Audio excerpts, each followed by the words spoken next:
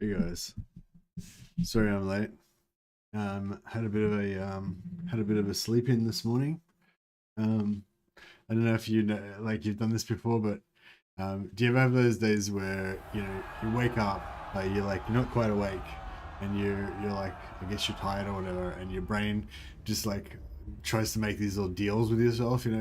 Basically what happened this morning was like I kind of woke up, my alarm went off, and then I was like, my brain didn't want to wake up. So, and then my brain was like, oh, well, sometimes you're like 10 minutes late and it's all right. So, you know, maybe if we just sleep for another 10 minutes, then it'll be fine.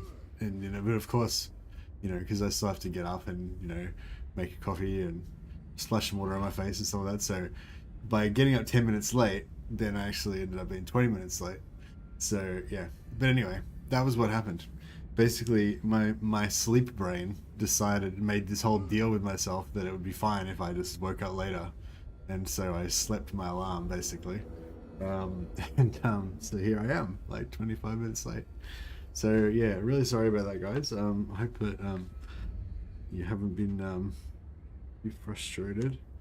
There's my pussycats come to visit. Hello.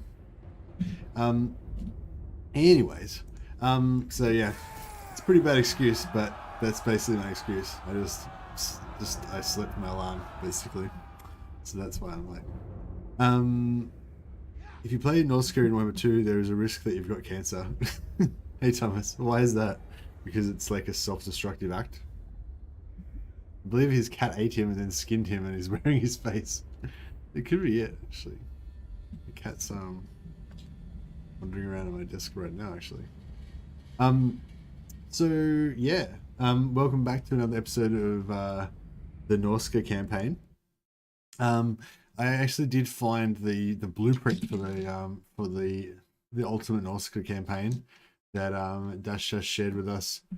I think it was a few months ago now. I'll bring that up on the screen.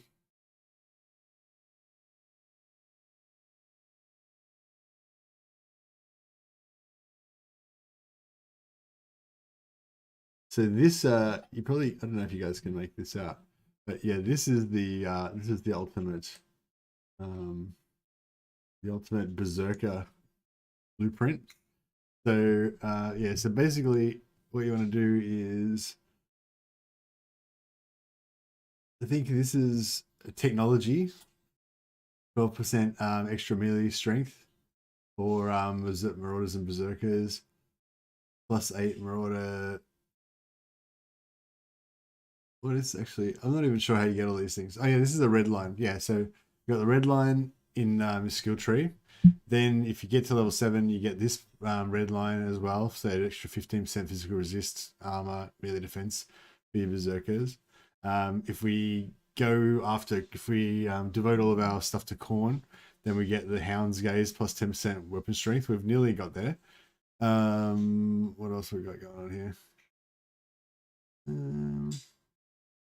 Is this yellow line still valid? Maybe we'll have to check the skill tree for that one. What else have we got going on? Oh yeah, Berserk they get naturally as part of their thing. So there's another when they're maxed out on Berserk, they got another 20% physical resistance, extra melee attack. What else have we got? Oh yeah, technologies. If we get Raising the Empire and Secrets of Steel and Magic, we get another +5 melee attack and +25% weapon strength eventually if we take over Altdorf. And what else we got? Miragliano gives us upkeep reduction. Secrets of the Deep, another 15% weapon strength. And Secrets of the Ancients for occupying Hexawatl, another technology that gives us another 10% physical resistance. And there's, how do we get this one? Slaughtering the Greenskins. Do we have to take over? Oh, we can just research that one. Get that 10% physical resistance. This is supposed to be only when you're fighting against the Greenskins, but it used to be bugged, and they used to be bugged and just always active. Does anyone know if that's still bugged? or is that fixed now? So it actually only works on greenskins now. Then we can potentially go back and get the 10% reduced upkeep through Slanesh as well as the Khorne's Hound buff, but we might not get that. And upkeep, yeah. But yeah, basically that's pretty much all of it. So all of the potential buffs that we could get for our berserkers. A lot of those buffs will apply to other units as well.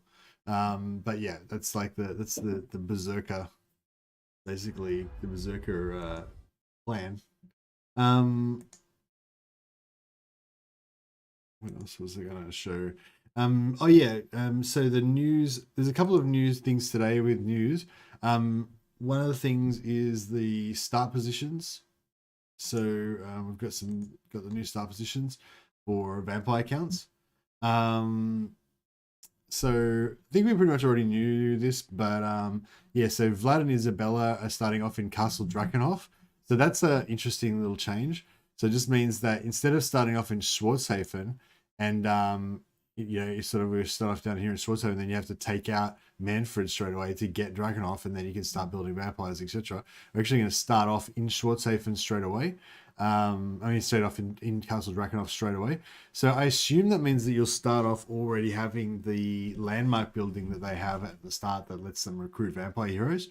But yeah, I'm not sure about that, and I'd be very interested to see if they rework that because, as we know, Vlad and Isabella are now going to be sort of a combined tag team thing where, instead of Vlad and Isabella both being lords and you're having two lords in your factions, two legendary lords in your faction, one of them will be a hero. So whichever one you start as, the other one will be a hero. So, and also the other thing about that is that if you're not playing as them, then there's no way to get Isabella's trait. Because Isabella will be a hero and she won't have her Lord Defeat trait. If you play as Isabella, then anyone that you lose to will get Isabella's trait. That is the regeneration trait. But yeah, that's basically the only way that it can still be in the game. If you're not playing as Isabella, then you won't be able to get her trait. So like, and in the AMA, Rich was saying that Rich was saying that they actually were not sure whether they wanted that trait to be in the game or not. And I'm just wondering, like, whether they changed other stuff about the Von Carstein start, because, like, the Von Carstein start for me is my favorite vampire start, because you can get into Castle Drakenhof and start recruiting vampire heroes like straight away from, like, turn 3 or 4.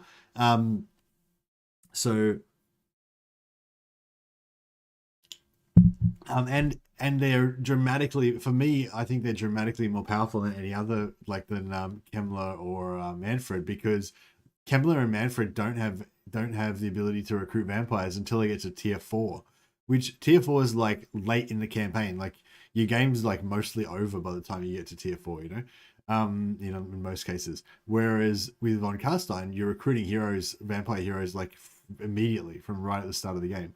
So I'm just wondering, like, whether they acknowledge that there's this huge difference between all the vampire factions, and whether they're gonna, like, make it so, like, I wouldn't be surprised if they change the vampire building to be like tier 3 or maybe even tier 4 or something, so that you don't get such early access to vampires as Vlad and Isabella, or maybe they're going to give everybody access to vampires a bit earlier, rather than, maybe make vampire heroes tier 3 or something instead of tier 4.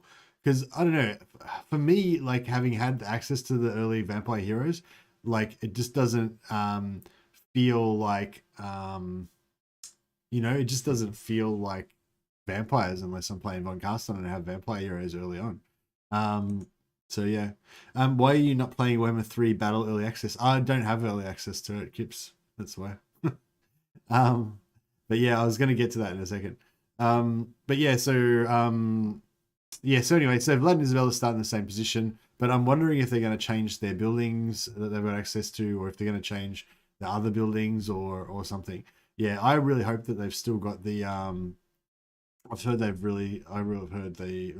really hope that they still have early access to that building, but no, we'll see how we go, I guess. Yes. So yeah, Heinrich Kemmler is in Blackstone Post, so he's basically just still in the same start position in those mountains in between Empire and Bretonia. But Helman Gorst is the big one that's moved to Haunted Forest. So that's way over here. So that's kind of weird. Right on the edge of the map, basically, because this part of the map is not active. Like, you can't actually walk into this part of the map here. It's just like dead zone. So so they're not going to be able to. So you're going to sort of, even though he's in the middle of the map, he's sort of got his back to the wall, so he doesn't have to worry about getting invaded from this direction. So that could be interesting if you planned as vampires. Plus, he's in this sort of totally different area compared to everybody else, kind of in this southern Badlands area. He's probably going to have Chaos Dwarfs to contend with up here, Ogre factions, stuff like that, Nurgle down here. So it's a very nice, very different start position if you want to, something like that. I don't know if they're going to do a rework on Gorst. I kind of suspect that, like, Grombrindal, Volkmar, and also Gorst, these are the factions that were originally like part of the main faction, and then they've got moved away. They've gotten given their own new start position and stuff. I kind of suspect those are getting a bit more of a look at compared to the other factions. So they've sort of said they've done a balance pass over every faction, but they have only done like reworks on a few factions. And most of those reworks are not to the level of a DLC sort of rework, but just like a minor sort of rework.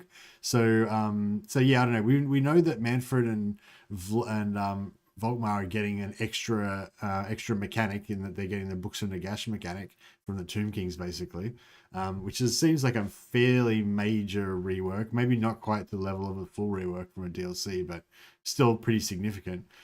So yeah, I'm sort of wondering whether Helman, Gorst, and Grombrindal will also get additional features on a similar level of, like, maybe just one extra mechanic or something like that, on a similar level to what Volkmar and Manfred are getting.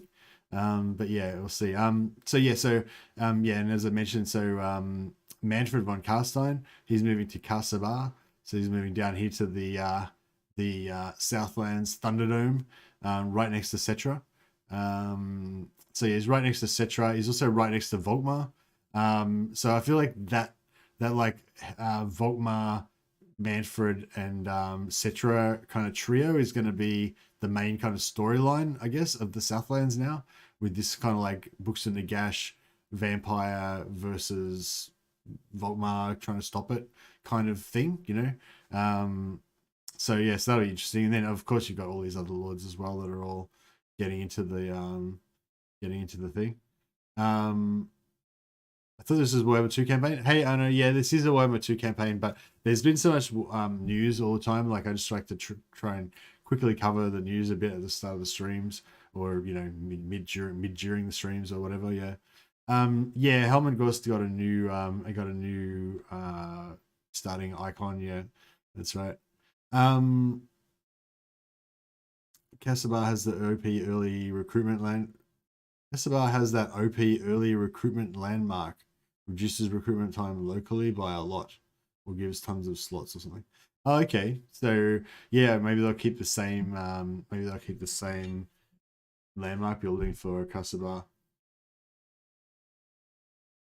Love that there'll be more VC campaign variety. Yeah, there'll definitely be more VC campaign variety. The VC was like one of the worst ones for that, because you had Isabella, Vlad, Manfred, and Gorst all starting essentially right in the exact same place. So yeah, so they've basically spread all that out now. So you've got, instead of one start location, you've got 3 for that group there. So that's pretty cool. Helman Gorst, Heinrich Kemmler still basically in the same place, but yeah, these 3 have all kind of changed fairly significantly. Even that change from Vlad being in Drakenhof instead of Schwarzheim, it's pretty cool. Schwarzhafen, whatever it's called. It's pretty cool.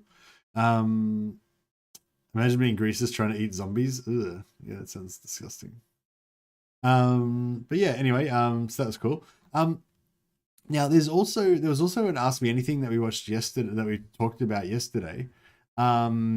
and there is some news. So yeah, so sorry, but with the early access thing, so the partners all got early access to be able to create some footage about like battles in Immortal Empires. So basically, I believe they're showing off footage of different units and stuff for all of the different Immortal Empires factions. But as far as I know, there's no new units. Like they're just showing the current existing factions that we know and love from Warhammer 2, but playing in Warhammer 3 engine. So yeah, if anyone's noticed, I assume some of you guys have watched some of that stuff. Like, so the other partner creators have already put out some videos for that sort of stuff. I haven't watched any of it because I only just woke up. But yeah, if there's any new information in there, if anyone wants to share, you know, what it is in chat, I'd be interested to know. But yeah, as far as I've been told, there's no new information in there. It's just showing existing factions that we already seen before, but just in the Warhammer 3 engine. There's a date now. Yes, there is a date now. So the official release date for Total War Warhammer 3 Immortal Empires big map is the 23rd of August. So yeah, so if anyone wanted to put that in your calendar, so just over a month away now, 23rd of August. I believe I will be getting early access a fair bit before that, but I don't know exactly when. So yeah, but I think a good maybe 2 weeks or more. I'm not sure exactly when we're going to get access, but I should find out in the next few days when exactly I get access. But yeah, there was another point somebody made here that was interesting. Oh, somebody said that NORSCA is going to get walls now. And what was... There's something else that somebody said, I think. NORSCA is going to have normal settlement. Oh no, NORSCA is going to have normal settlements now. Did you hear, Mercy? You said okay. No, I didn't. Okay, and I'd be really interested to find a source for that if you have it. If you could tell us where you found that information, so we can go and have a look at the original source for it. I'd be really interested in that.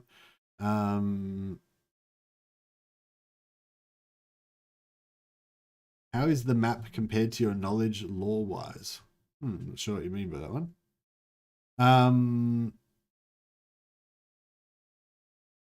Source for NORSCA news is the Total War vid released today. Oh, awesome! Well, the next thing I was going to do is watch the new video.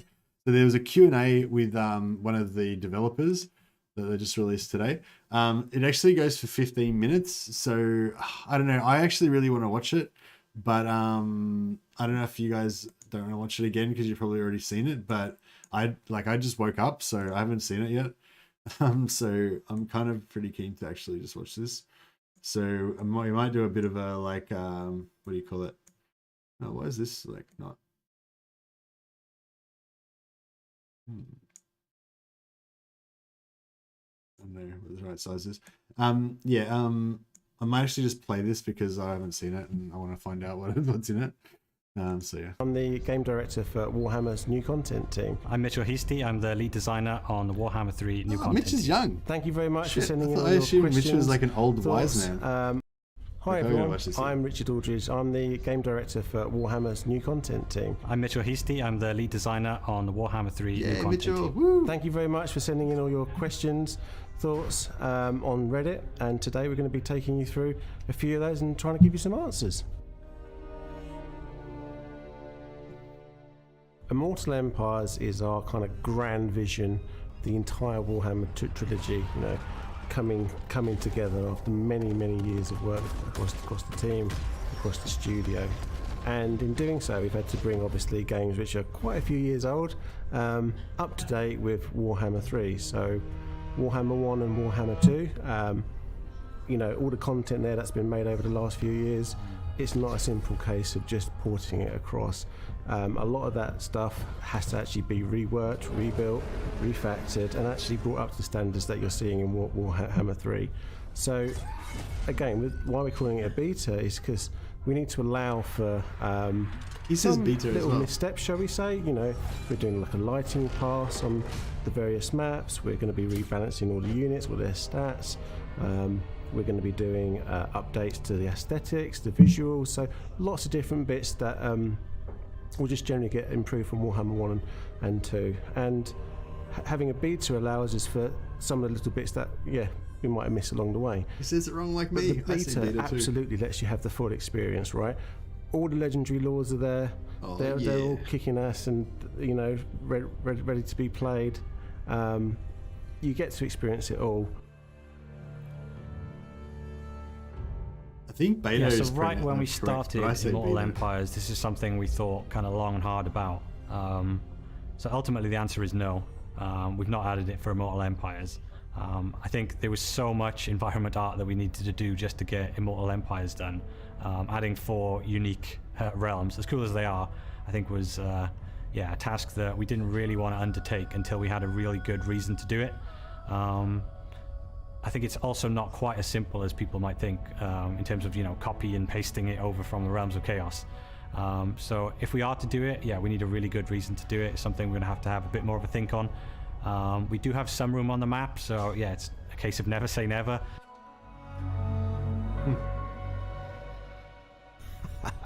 I think you can never say it's final. Just look at Warhammer 2, right?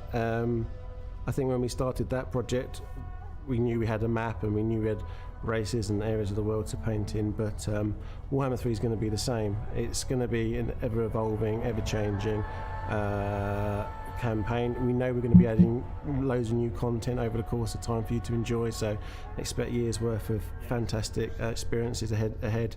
And I dare say we will change the map and who's in it and everything else along the way.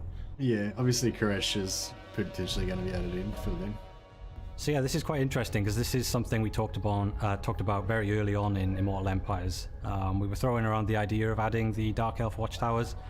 I think to some extent the answer was made for us just because of the gigantic amount of environment art that we needed to make for Immortal Empires. I think if we wanted to do the Dark Elf Watchtowers justice, we probably wanted to add some custom battle maps to go with them. I think that was a little bit out of reach for Immortal Empires. As cool as an idea as it would be, I think if we are going to do this, we probably need to have a really good reason to do it. And as the Chaos Invasion is gone in Immortal Empires, there's even less of a reason to add them. Chaos Invasion's gone. Yeah, as you guys will have seen in the past, we've added the Empire Forts in an update, so never say never. Yeah, I reckon it'd be cool if they did add the Dark Elf Forts. Any plans so when we first started planning out what Immortal Empires was going to be, we obviously went through all the different materials that Games Workshop had created over the years. We knew we were going to be adding Grand Cathay to the map, and we wanted to realise the world in its kind of entirety as best as possible. So obviously Grand Cathay lands to the south, which, as you mentioned, at Ind and Koresh, but they're going to be impassable territories for the foreseeable future. Dense jungle, and we'll see as time passes, but at the moment there's no plans to do anything else there. But there's plenty of other parts of the world to go and explore and enjoy. When utilising a sea lane, is it possible to have actually our first iteration of the sea lane mechanic that we've added? We did have events during your transition. I think ultimately when we played it and we kind of boiled down the mechanic to what is the main reason that we're adding this, and I think based on past experiences as well, I think players, when they want to go somewhere, they just tend to want to get there. So we're not going to release with any events for the sea lanes. That doesn't mean we won't do in future. I think this is one of the key areas that we're looking for feedback on, mainly because it's a brand new mechanic in Immortal Empires. Definitely looking to see what players think of what we've got, and particularly how long they want the transition times to be, and if they're happy with the mechanic as it stands. How long are the turn times in Immortal Empires compared to Mortal Empires or the So we've got an awful lot of content going into Immortal Empires. Numerous new factions have been added, so lots and lots of things for the AI to do and for you to process and to enjoy as you play. So they are longer. Just because of the sheer weight of content. But we are actively working on improving that, and we will be doing so throughout the course of the beta as well. Will Order DLC Lords and Factions be updated with mechanics on par with the so I think it's important to stress that when we talk about reworks for Immortal Empires, we don't really mean a rework in the traditional sense that you would have experienced in the past, the likes of which Beastmen, for example, was our last major rework. For Immortal Empires, we've tried to do quite a lot of little reworks, mini reworks. NORSCA is a good example of that. So we've now changed them so they're a traditional, fully settled faction. Gone is the outdated outpost mechanic. We've just tried to bring them up to speed for Warhammer 3. And really just across the board for Immortal Empires, we've taken just a little bit of effort everywhere to try and bring a lot of things up to date instead of just focusing on one major rework. We see additional landmark buildings for Warhammer 3 races and locations. Yeah, so naturally, Immortal Empires is huge. There's a lot of terrain, and there's a lot of settlements, and there's a lot of opportunity for us to add landmarks. So they are spread all across the world. I think with landmarks as well, these are things that we love adding in patches and future updates. They're quite easy for us to add, and we know that the community respond really well when we add them. So yeah, you can definitely expect to see quite a lot in Immortal Empires, and yeah, going forward we'll add more as well. Another interesting point on landmarks is that we spent quite a bit of work in Immortal Empires reworking the unique settlement system, mostly behind the scenes in the data, and this is one of the most hated systems for designers, so we've completely redone it, and this means going forward now we're much more capable of adding unique settlements, which is really cool. Now we can add them, you know, all the way from Nagaron to Zarnagran to the eastern coast of Cathay, so look forward to that in future. Oh, interesting. So they perhaps going to put in some unique settlements, unique maps and stuff? Yeah, so music-wise, in Warhammer 3 we actually introduced an ambient music generator, and that actually allows us to, in a campaign, real-time to put tracks together and change what you're hearing. So they're not the full campaign tracks for the various different races. That we've still got with some of the content, but not all of the content. So we have been going back through using this new tool and updating some of the mentioned races like Wood Elves, Beastmen, Dwarves, Bretonnia, but there's no brand new battle tracks or campaign tracks. But you know, that said, it's absolutely something that we'd love to do. So if the opportunity does present itself in the coming years or months, then you know we'll look to try and do that, because we all know that people love the audio in the game. You guys tell us more about how the victory conditions will be reworked. Yeah, so victory conditions, we've had, I think it's fair to say, a few stabs at those over the years. We've tried to rework them a few times in the past. Immortal Empires is no different. So this time around, we've kind of tried to reimagine victory conditions quite a bit. They're still based on short, long, and ultimate victories, but now we focused much more into being thematic based on who you play as. So for a short victory condition, for example, we now have factional victory conditions that are thematic to who you play as. So an example would be Lockyer. If you play as Lockyer now, then your factional victory condition, which is part of your short victory condition, is to go and capture the Cathayan ports along the east coast of Cathay. Then from there on out, you can kind of go on and advance towards your long victory condition, and that's where then you have racial victory conditions. So these are things that make sense for the race. You know, if I'm playing as Bretonnia, what does it make sense for the race of Bretonnia to try and work towards and aim for? And then from there, you can go on to achieve your ultimate victory, and that ties into the end games. So once your end game triggers, that's when you can work towards achieving your ultimate victory, which will be defeating the end game or just working around wherever the end game happens to be. Interesting. So actually from Mortal Empires and our telemetry and metrics, we can see that the AI actually were quite successful at taking 8 peaks. But that doesn't mean that we can't do more, and we have done more for Immortal Empires. So now, we've really focused in on the race for 8 peaks in Immortal Empires. And what that means is we've moved the start positions of Belagar, Queek, and Skarsnik. So they're now, much more centered in on 8 peaks. So this should, hopefully, be even better at achieving the fantasy the players really want to see, which is, all 3 of those really vying for the peaks. Very cool. How do you plan to improve the playability? This is a really complicated topic, something I probably talk about for hours, and we don't have hours. But one thing I'll say is there are a couple of things we've done for Immortal Empires. So namely the victory conditions, and also the AI balancing and the economy balancing. They're all factors that go into answering this question about how do we keep people interested in their campaigns and playing for longer. You can also ask yourself, how long should a player play a campaign for? That's an interesting question. And it's one that we're constantly trying to get the grips with and tackle. So in Immortal Empires, we're kind of aiming for you to play your campaigns for a little bit longer. That early game feeling that I think where people have the most fun in their campaigns, that's the bit that we're really trying to elongate and keep going throughout more time in your campaign. So you can expect more challenge for longer. And yeah, hopefully people enjoy the results of the work that we have done in Immortal Empires, and this is something that's just always going to be ongoing for us from here. I love that they think about that stuff. I love that they think about those subtleties. That's something that we've been looking at recently. We're not going to be tackling it for the beta launch, but do know that it's something on our radar and that we'd like to address as we go forward. Quite simply, no, they can't. So yeah, I think you probably agree that if the Wood Elves lost their settlement through this, it would be a little bit harsh. So we already have a system in place where we stop this happening for certain settlements, such as the Cathay Gates. So we've applied that now to the Wood Elf Forests. So yeah, there shouldn't be, hopefully, any broken mechanics like that. Skill trees be updated for legacy caster laws to reflect the new so magic we have a system. lot of skill trees in Immortal Empires, and when I say a lot, I mean a lot. So we've tried our best to go over pretty much all skill trees and address some really egregious examples of where things are outdated. That definitely doesn't mean we've covered every single skill tree. I think going forward, this is going to be something that we address not only in the beta but also afterwards as well. So again, another place we're really looking for feedback.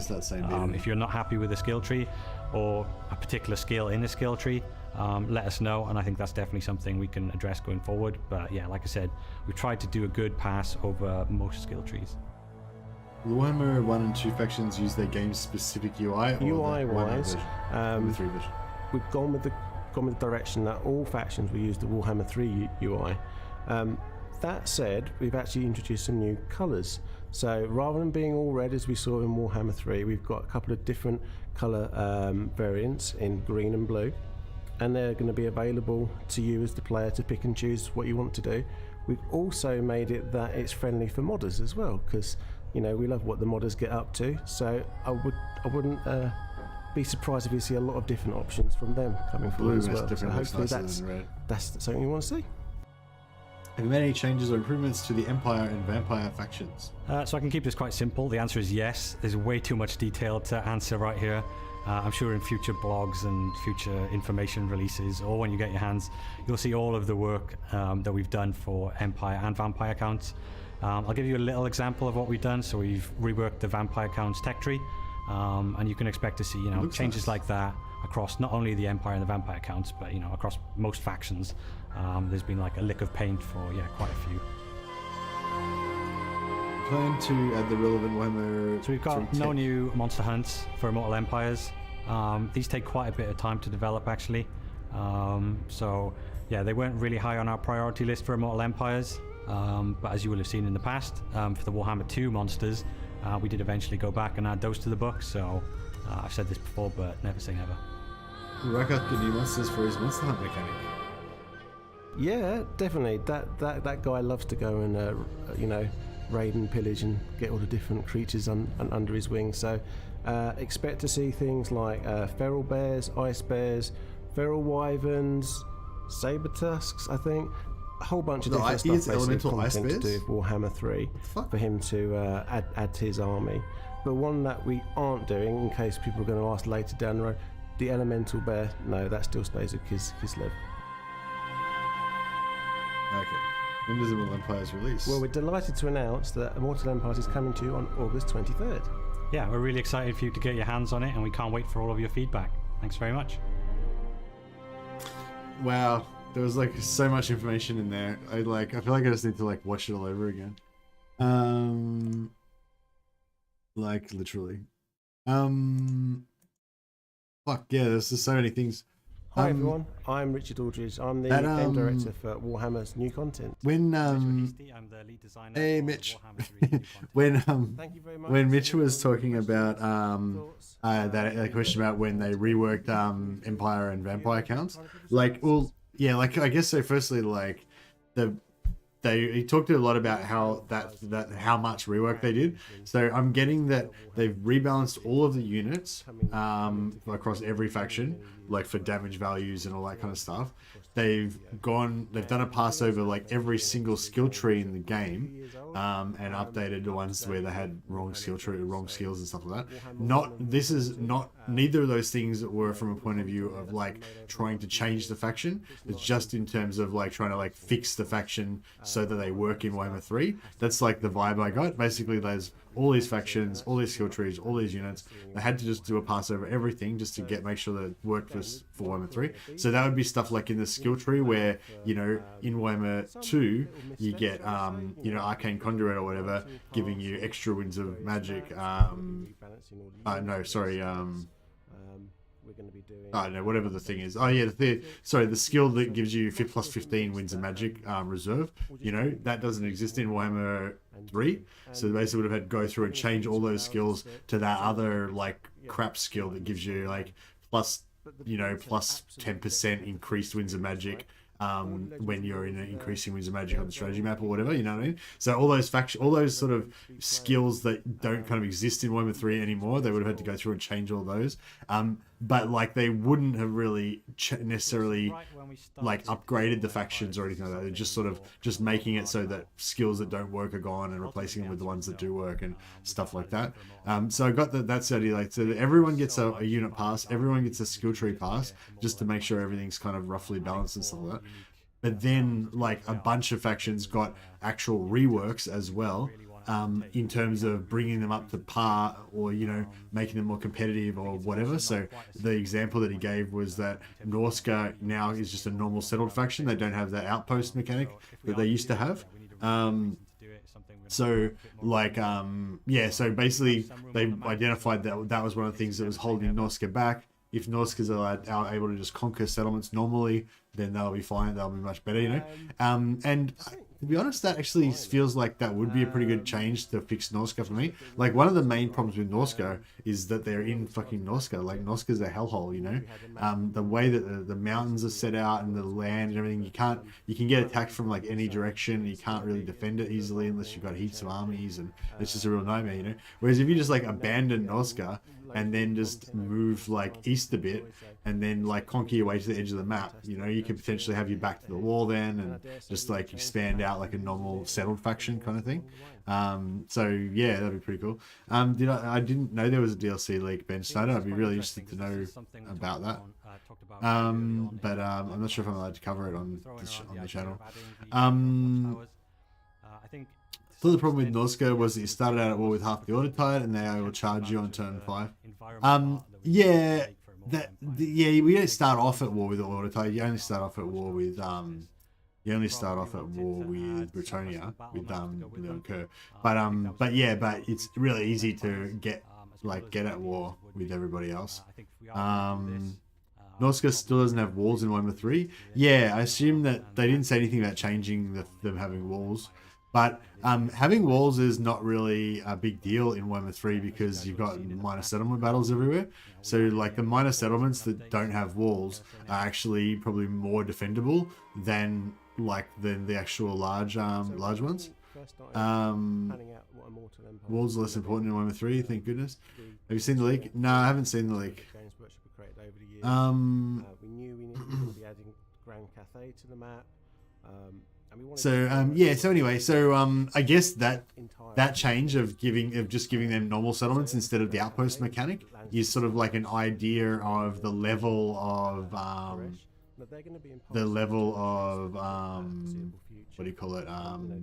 change, the level of update that factions are getting, you know. So, and there's a lot of factions that we kind of know or suspect are getting updates like that. So we know NORSCA's getting a change where they can conquer anything. We know Warriors of Chaos is getting a major update, but we don't know exactly what that is. But yeah, we know like Volkmar and Manfred are getting the change where they're going to have the books in the Gash Vikings thing. We know that Marathi is going to get an update that's going to give her Slaanesh corruption and possibly access to other Slaanesh you know, units and stuff like that. We're not gonna release Of with any course, events for Warriors of Chaos are going to get sea demons lanes. and That'll stuff be more access future. as well as I some think of this is the one of the expression key mechanic. areas Oh yeah, that there's the sea lanes mechanic there. So you can see the players, when they want to go somewhere, they I'll just find tend it. to want to get there. So we're yeah, not gonna release with any events for the, NORSCA isn't meant to be sea powerful. lanes. Yeah, I wonder if they'll keep it so that that NORSCA will always be, you know, like a difficult start, like it, because yeah, I think he was actually talking about that at some point about how like there's, you know, different starts and they want, and some are hard, some are harder, some are easier and stuff like that. But yeah, anyway, so this is the sea lane mechanic. You just sail into it and then you sort of go. I don't think you teleport. I got the idea that there's a certain amount of turns that you go missing, so you kind of like hit the sea lane, go to the other end, and then you just disappear, and then a few turns later you'll pop out the other end. But yeah. Yeah, somebody was saying there was does anyone know the timestamp for the thing that we were, the hidden thing in the video order? Somebody was saying there was a screen in the background that was showing like Chaos Dwarf symbol or something like that. Yeah, I feel like it's not really a leak. It's like they probably, you know, 100% intended it to be there. This is a leak? Oh right, this is just Legion of the Gore Queen. So there we go. So that's what's the name, isn't it? That's Valkyria the Bloody Earth. Is there anything else in there? Puppets of Misrule. Shadow Legion. The Fecundites. The Decadent Host. This is the Decadent Host.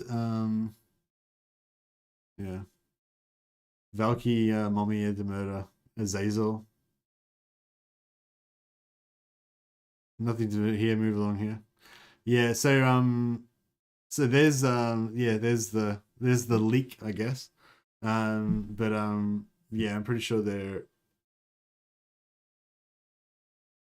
it's not really a leak. It's just a foreshadowing. But yeah, I'm really cool that Valkyrie is going to be one of the lords. Azazel's a demon, isn't he? He's not a immortal lord. So Valkyrie is a mortal lord. Is Azazel a demon or a mortal lord? And the changeling? Is the changeling a mortal lord? Who's the Fecundites? Is that an wait up. So these are Warriors of Chaos factions. That's cool. What's the Shadow Legion? That's Be'lakor, is it? Azazel is a demon prince. Oh yeah, I thought so. The others are mortals. Azazel is a mortal champion of Slaanesh. Wait up, so he's a demon or a mortal champion? Festus. Oh yeah, and is Festus a mortal hero? So anyway, so these are Warriors of Chaos, right? So that's really cool. So all three of these are Warriors of Chaos factions. 1, 2, 3, 4, 5. Is the other one what's the Decadent Host? Demon Prince, so he's an ascended mortal. Okay, fair enough.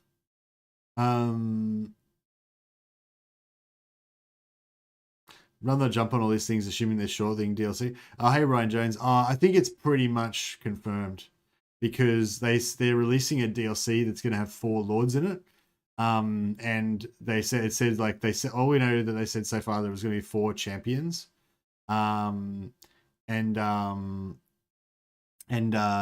we can see here there's like at least 4 Warriors of Chaos factions here.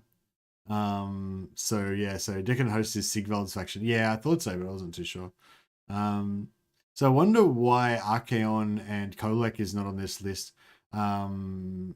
Yeah, because there's only like the only one I recognize from here is Sigvald's Decadent Host. Those factions should have some info tomorrow. Yeah, we're gonna see the Warriors of Chaos start positions tomorrow. I wonder if they're going to they are on the list just further up. Oh, okay, Archaon's a bit further up. Okay, cool. Yeah, that was the other thing they said. Mitch said that there's not going to be any Chaos Invasion anymore.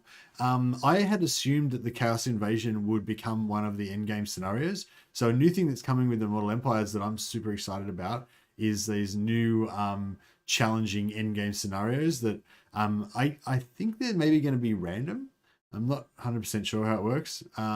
So you could get one where it's like an undead endgame scenario, or you could get one that's a green skin, like, you know, giant war boss that's like risen, that taken, you know, united the tribes and created a really scary endgame scenario, like Battle Brothers. Exactly. Yeah, I've been asking for this for a while. Like, I'm not asking for it, but I've been saying for a while that this is the, like, one of the things that the game really needs to just like capstone it off to make it like a, you know, the perfect game that it should be, you know. So yeah, so we yet to see how in depth the mechanic is.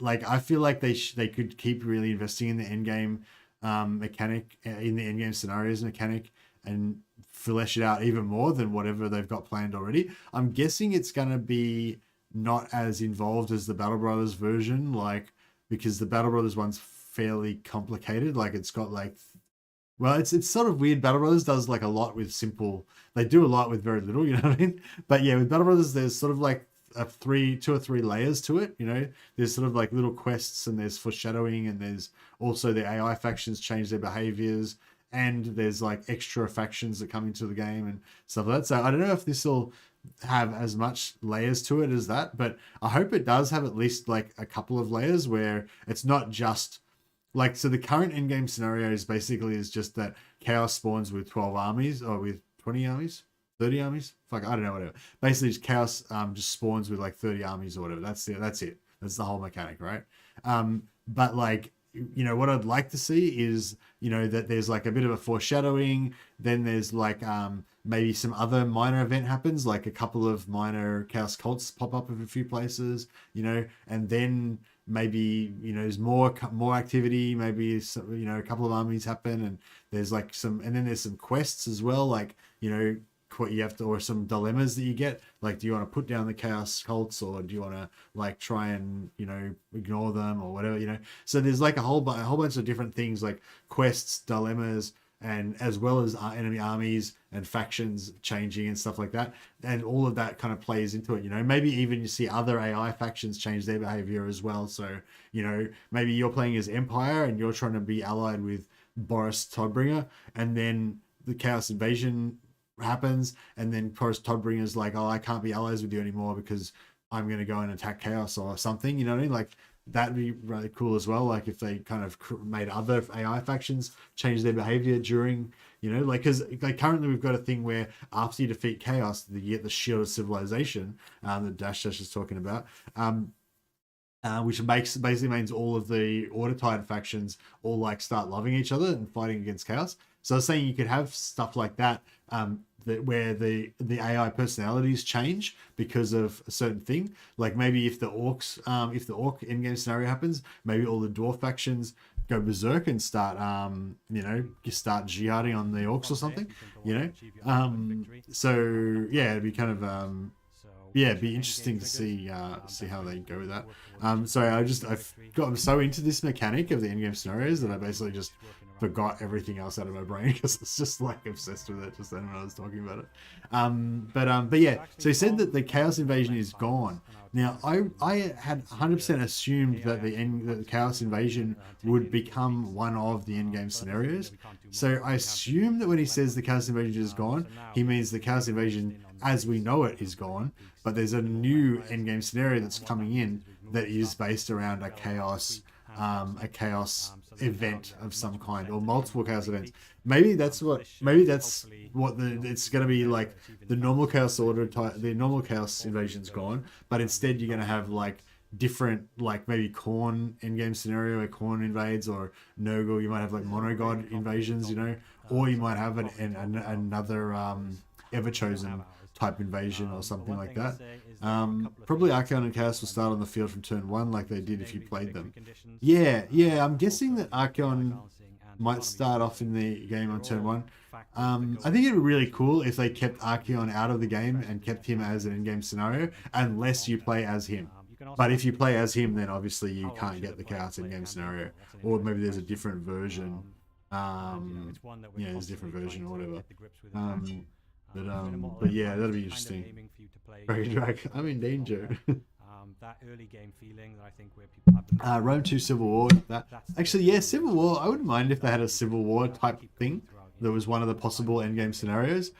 Like I think like for longer. what Mitch was talking about when he was talking about the pacing of the game, basically, This is something that's and how like I thought that was really interesting. The stuff that he was saying there was basically saying, oh no, I don't know if we could find it. That we've been looking at recently.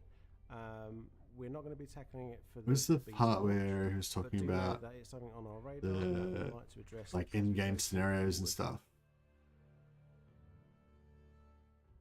Quite simply, no, they can't. So yeah, I think you probably agree that if the Wood Elves lost their settlement through this, it would be a little bit He hard. might have talked about it as part of a different. Oh, here we go. Prone to improve the playability of the late game. So just listen to what he says again. So this is a really complicated topic, something I probably talk about for Mitch. hours, and we don't have hours. But one thing I'll say is there are a couple of things we've done for Immortal Empires. So namely the victory conditions, and also the AI balancing and the economy balancing. They're all factors that go into answering this question about how do we keep people interested in their campaigns and playing for longer. You can also ask yourself, how long should a player play a campaign for? That's an interesting question. So how do you get them playing longer, right? So he doesn't actually talk about it here, I don't think, but one of the things they're doing is end game scenarios. So basically, once you get to this sort of later game period, we don't know when or how. Like maybe it could potentially be turn 80. You know what I mean? With the Chaos Invasion, it happens about turn 140. So I'm sort of assuming that unless they've changed their idea of how it works, end game scenarios will happen around turn 100 to 140, and they'll be replacing the Chaos Invasion. That's sort of what you would logically think. But maybe they decided that it's different, like they should change it and make it different. So yeah, the idea of how long should a campaign go, that's so some people like to play to turn 200, and they don't really enjoy the early game. They really like that strategic kind of moving pieces around on the board style play that you get more into with lots of auto resolving in the later campaign. And using all of the in-game Death Star type units and stuff like that. Whereas a lot of players, and myself included, really enjoy that sort of early game, sort of zoomed in kind of feeling, where maybe you've only got like one army, or even I really love that really early part where you haven't even got a full army yet, like those first few battles where you've only got a few, you've only got a handful of units. The unique starting units of each lord really play into the flavor of it, if you play like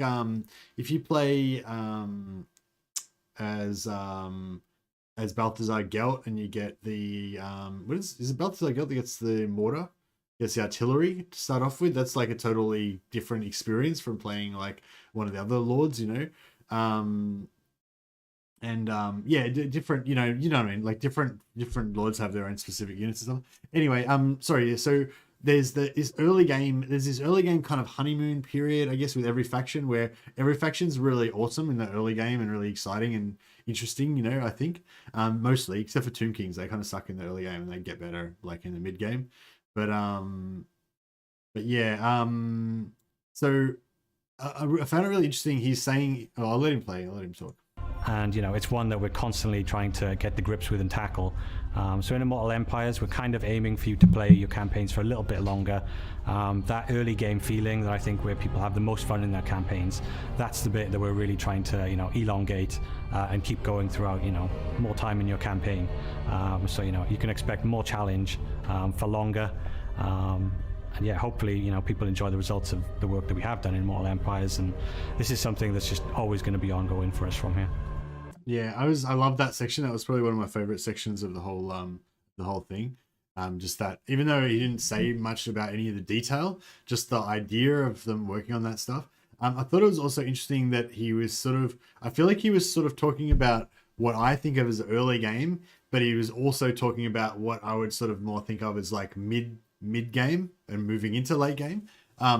So like, I guess like late game or post late game for me is sort of like turn turn 140, 150 onwards, where you've achieved, once you've gotten to tier 5, you've unlocked everything that you can possibly get in terms of units, heroes, and all that kind of stuff. You're still going to get maybe more of it, maybe more money, more armies, all that, but you've kind of got access to all of the tools that you're ever going to get, basically.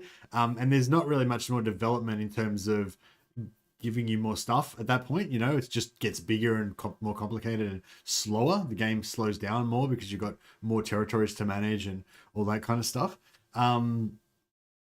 So he was like, I think he was sort of saying that, yes, I think when he's talking about early game, he's talking about kind of all of that period up to like turn 120, 140 or whatever, where you're still on that upwards arc of like getting more powerful abilities and units and stuff like that. And all of that being the part that people most enjoy. Whereas that part, once you've already kind of unlocked everything and then you're just doing the business of conquering the world kind of thing, that's where people like kind of drop off. So yeah, I think, I don't know, I'm doing a lot of interpreting here, but I think that's what he's saying. So although I really like the very early game, like turn like 1 until turn like 40, turn 50, like that really early game where you've maybe only just got one stack, at that stage in Warhammer 2, probably going to be different in Warhammer 3. But yeah, I think he's talking about extending that mid game, or what I would think of as early and mid game, which is cool. I felt like the pacing has always been pretty good in these Warhammer titles, even from Warhammer 1. Like it varies depending on what faction you're playing, but I found the pacing. I still remember being super impressed in the pacing of the Empire campaign. It was like that early game challenge of fighting against the Separatists was really challenging. Then, oh my god, the orcs, the Skull Smasher orcs have invaded, and oh my god, that's really scary. And you fight that, and then you've just sort of solidified the Reichland, and then you realize that the vampires are kind of coming out and being a big threat. So you go to war with the vampires, and that's kind of scary, but you take them out, and the Empire's safe now, and you've confederated a couple of factions or whatever. And then you realize that the orcs have wiped out the dwarfs, and they're about to come through Blackfire Pass, and it's going to be just like the old battles of olden times. And so you fight back the orcs, and then you think, oh, we're safe now. And then Archaon invades, and you're like, oh shit, you got to go north and defend Chaos. And and it was like, for me, that first Empire campaign was almost like, although the game was much more in a Neanderthal kind of stage compared to what it is now, it was nothing like the game that it is now. For what the game was at that time, I felt like the pacing of that first campaign, maybe it was partly luck, but it was beautiful. It was just like perfect. I felt like that tension and danger the entire time through the entire campaign, from like turn 1 all the way up to turn 150. And I was getting stronger and getting access to more units and heroes and everything the whole time. So, do you know what I mean? Like, the game just kept being fun and exciting and dangerous all the time. And I feel like that's basically like the holy grail of what you're looking for with this kind of pacing stuff that Mitch is talking about here. And yeah, I don't think that's the experience you always get with every faction. But yeah, I'm really excited to see what they do with that. And I'm super excited about this endgame scenario thing, obviously. Was there some other things that people, excuse me. Is there anything else that people are pointing out that I should have a quick look at? Question. And it's one that we're constantly trying to get the grip. Most difficult thing is to make people feel strong in endgame because of progress in the campaign, but it's also not easy. If you're too strong, it's boring, and then too weak, it's annoying.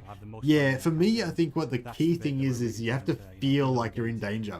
Like, I've had some really fun times just building armies and reinforcing my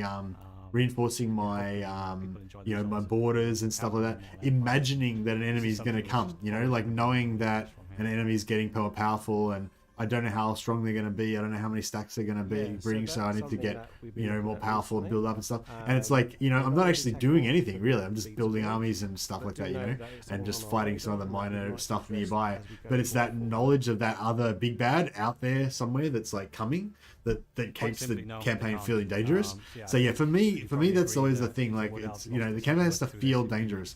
As soon as you don't feel like there's any threat anymore, that's when you kind of just immediately lose interest in the campaign. For me anyway. I don't know, sometimes there's some completionist kind of fun where you just want to like play around, kill more enemy lords to collect their So we have a legendary lot lord defeat of traits skill and trees, stuff like that. in Immortal Empires. And when I say a lot, I mean a lot. But yeah. So we tried our best. Hey, to go Beta, over how you going, man? all skill Welcome, trees welcome. And address some really like Bollocks to niche danger. I want examples fun. where things are outdated. Yeah, I want That fun as definitely well. But doesn't mean I feel we like covered fun every and single danger are skill both tree. kind of I think, intermingled. going forward, this is going to be something that Let's see. we address So yeah, not so I don't only think in the future, Manfred's but also Manfred's skill afterwards tree as well. hasn't changed So, considerably, again, but I think if you another look place at some of we'll be those looking for skills, but you'll also know afterwards that as well, you'll with things that around they've That been definitely doesn't mean we've covered reworked every and stuff like that. single skill tree. So like this I one think, here, going forward, this is magical gonna be something- reserves. Like magical reserves in Warhammer 2, magical reserves gives you plus 15 wins of magic, but in Warhammer 3, magical reserves gives you, I think it's like plus 10% wins of magic reserves increasing. So so that's like that's the sort of change that we'd be talking about. What are we watching? Oh, we're watching the Ask Me Anything. This is a link to, I'll put a link here. CA developer AMA. Yeah, I'll just put a link there in the chat. So if anyone wants to check it out. No one asked about the Winds of Magic revert changes. Hey, Kill Notes. No, people did ask about the Winds of Magic changes, but they didn't cover every single question in the video. They just only covered, the ones that they wanted to cover. I did a video yesterday, I think it was, or a stream, basically talking about a lot of the Ask Me Anything questions that they did on the Discord, and also at the start of the I did it at the start of my NORSCA stream. I talked a bit about the Twitter questions, but yeah, this is like a they've just picked out some of the questions they wanted to promote, the answers to, I guess, or whatever.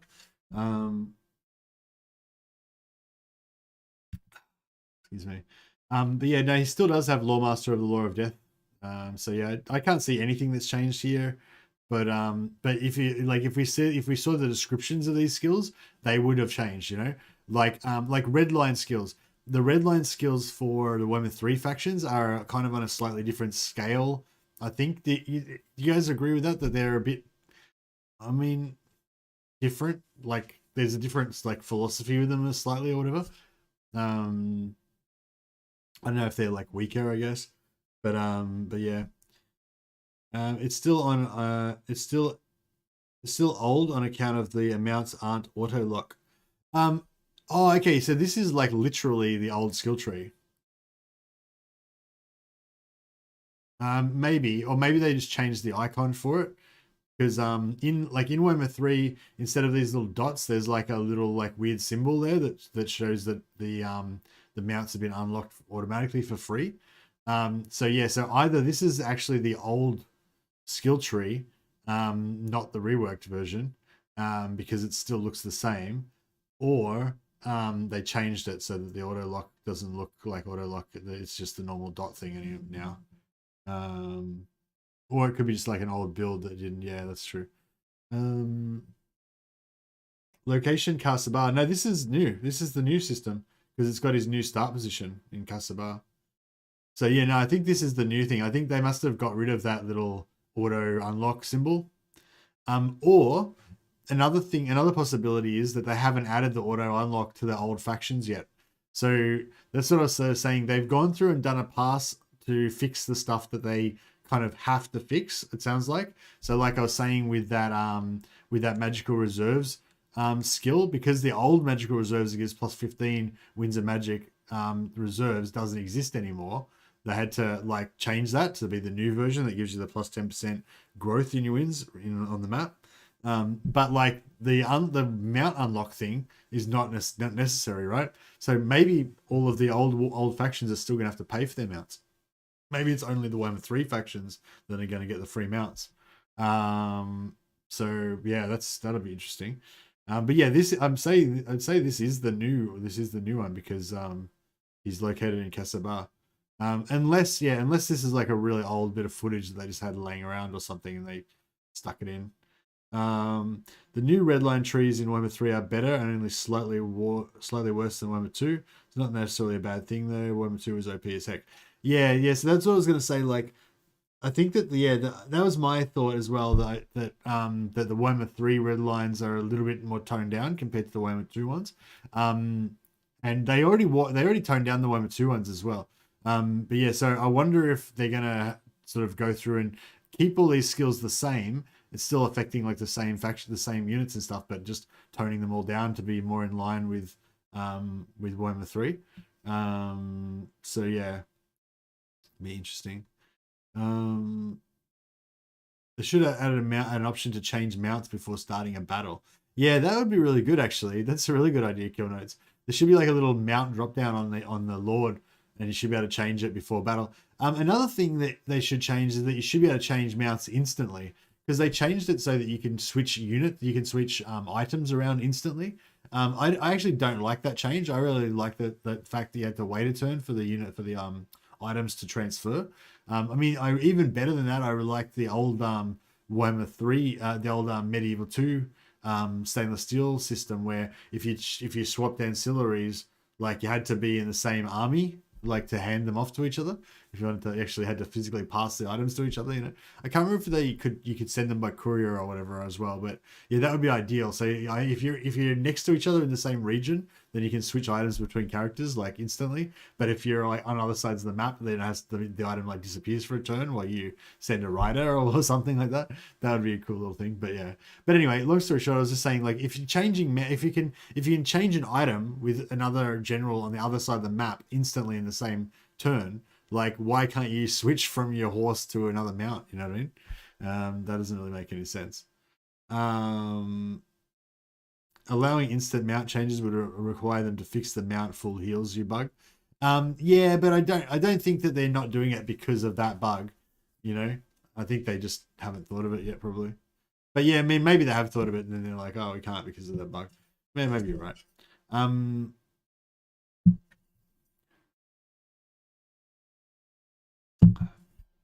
Map is too big for this transfer item system, though, in my opinion. Well, if you're operating on opposite sides, but I feel like realistically, like, why should two armies on the opposite sides of the world be able to switch items between each other? I just checked. Manfred doesn't have greater arcane conduit in Warhammer 2. Oh, okay. So yeah, so that's another confirmation that this definitely is the Warhammer 3 skill tree. So you're saying that Manfred's got here, he's got normal arcane conduit here instead of greater in Warhammer 2.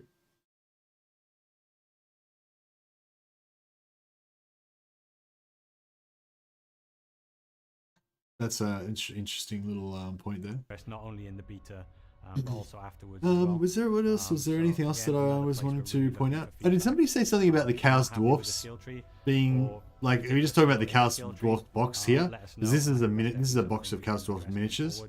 It's interesting what they've got down here actually. Chaos Dwarfs, Chaos Demons. I don't know what the other one was there. UI wise, what's that one? We've gone with the Skaven. All factions we use the Warhammer 3 UI. What's that one? Is that Head Knights of Slanesh? Or that's like Slanesh Riders, I think? So rather than being all red as we saw in Warhammer 3, there's some like Chaos Demons. Can't quite make out what it is. In green and blue.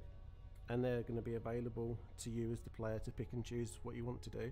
We've also made it that it's friendly for modders as well, because we love what the modders get up to. So I wouldn't be surprised if you see a lot of different options from them coming forward as well. So hopefully that's something you want to see.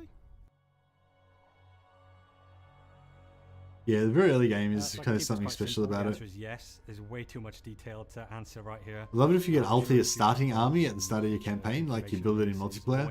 Certain lords have access to certain units, you can build your starting army off that pool. No, I don't think that's necessary post Sumo. I understand like the appeal, but and you can expect. But no, I think it's fine. I think it's cool that each faction has their own unique starting army, and that's part of what makes that faction unique, and then if you want to change it, then that's what you play the game to change it. You have to build the things that you want. But yeah, that's a cool idea. But yeah, no, I think I like it the way it is. Yeah, so this is the new skill tree for the vampires.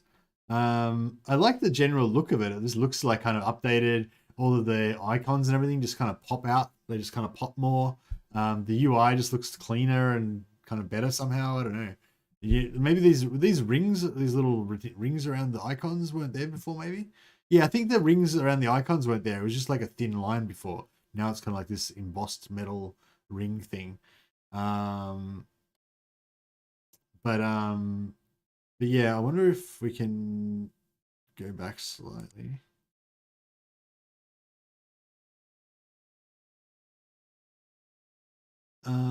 So Defiler of the Ancient Barrows, is that the one that gives you the free skeletons? So it looks like it's still basically the same. Somebody said so somebody earlier said something about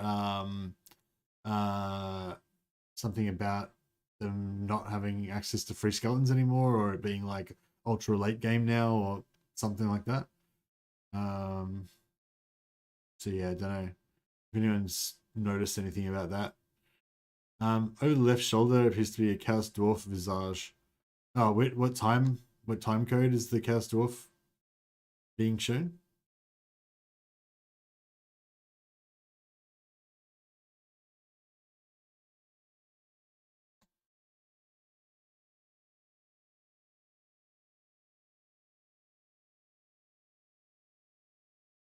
On the tech tree is the info about research rate. It should be in the top left corner.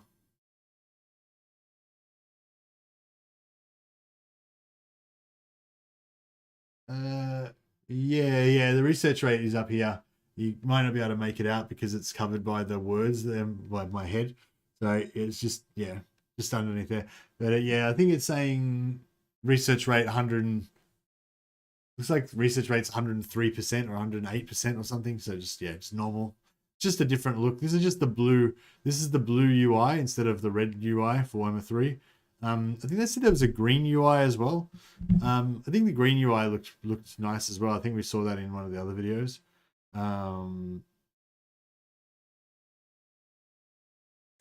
Tech tree, and you can expect to see changes like that across not only the Empire accounts, but across most factions. There's been like a lick of paint for quite a few. Apparently this is Mitch's last thing that he's working on. That was the green one, yeah. No new Monster Hunt. No, that was the blue one, sorry. Empires. Yeah, maybe you're a bit taken quite a colorblind, bit Rob. of time to develop actually. But yeah, apparently this is Mitch's last project on Warhammer. So I don't know who's taking over we did eventually go back the DLC team, but yeah, I'm really sad to see Mitch go. But I'm guessing he's working right now to try to along with the rest of the team, obviously, to try to get a framework in place for all the DLC. So I think that before they if you could just tell us what the changes are in dot point post humor, that'd be great. I'm probably going to wrap this section up pretty soon. But yeah, Zerkovich is a great creator. He's definitely taught me a lot about the game. Highly recommend Zerkovich's channel. What was I going to say? Well, we're delighted to announce. Yeah, so Mitch's apparently this is Mitch's last thing that he's working on with the Immortal Empires with for Warhammer.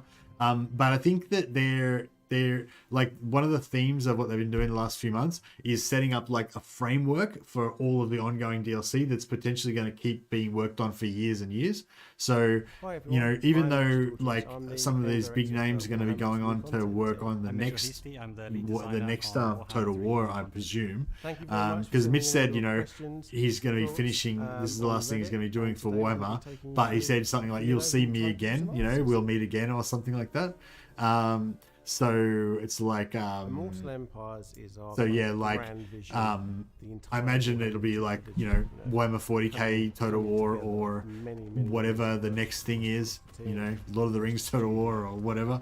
I assuming that's what Mitch is going off to work on now, and we'll see him again when when that new game gets released or when that new game gets announced. So yeah, I thought that was a little exciting tidbit as well. But so we'll be looking forward to seeing when and what we see Mitch again. But yeah, like I think like that's a big theme of what they've been talking about the last few months. I think they're not just working on the content for Immortal Empires. They're not just working on the first DLC, Chaos Warrior DLC.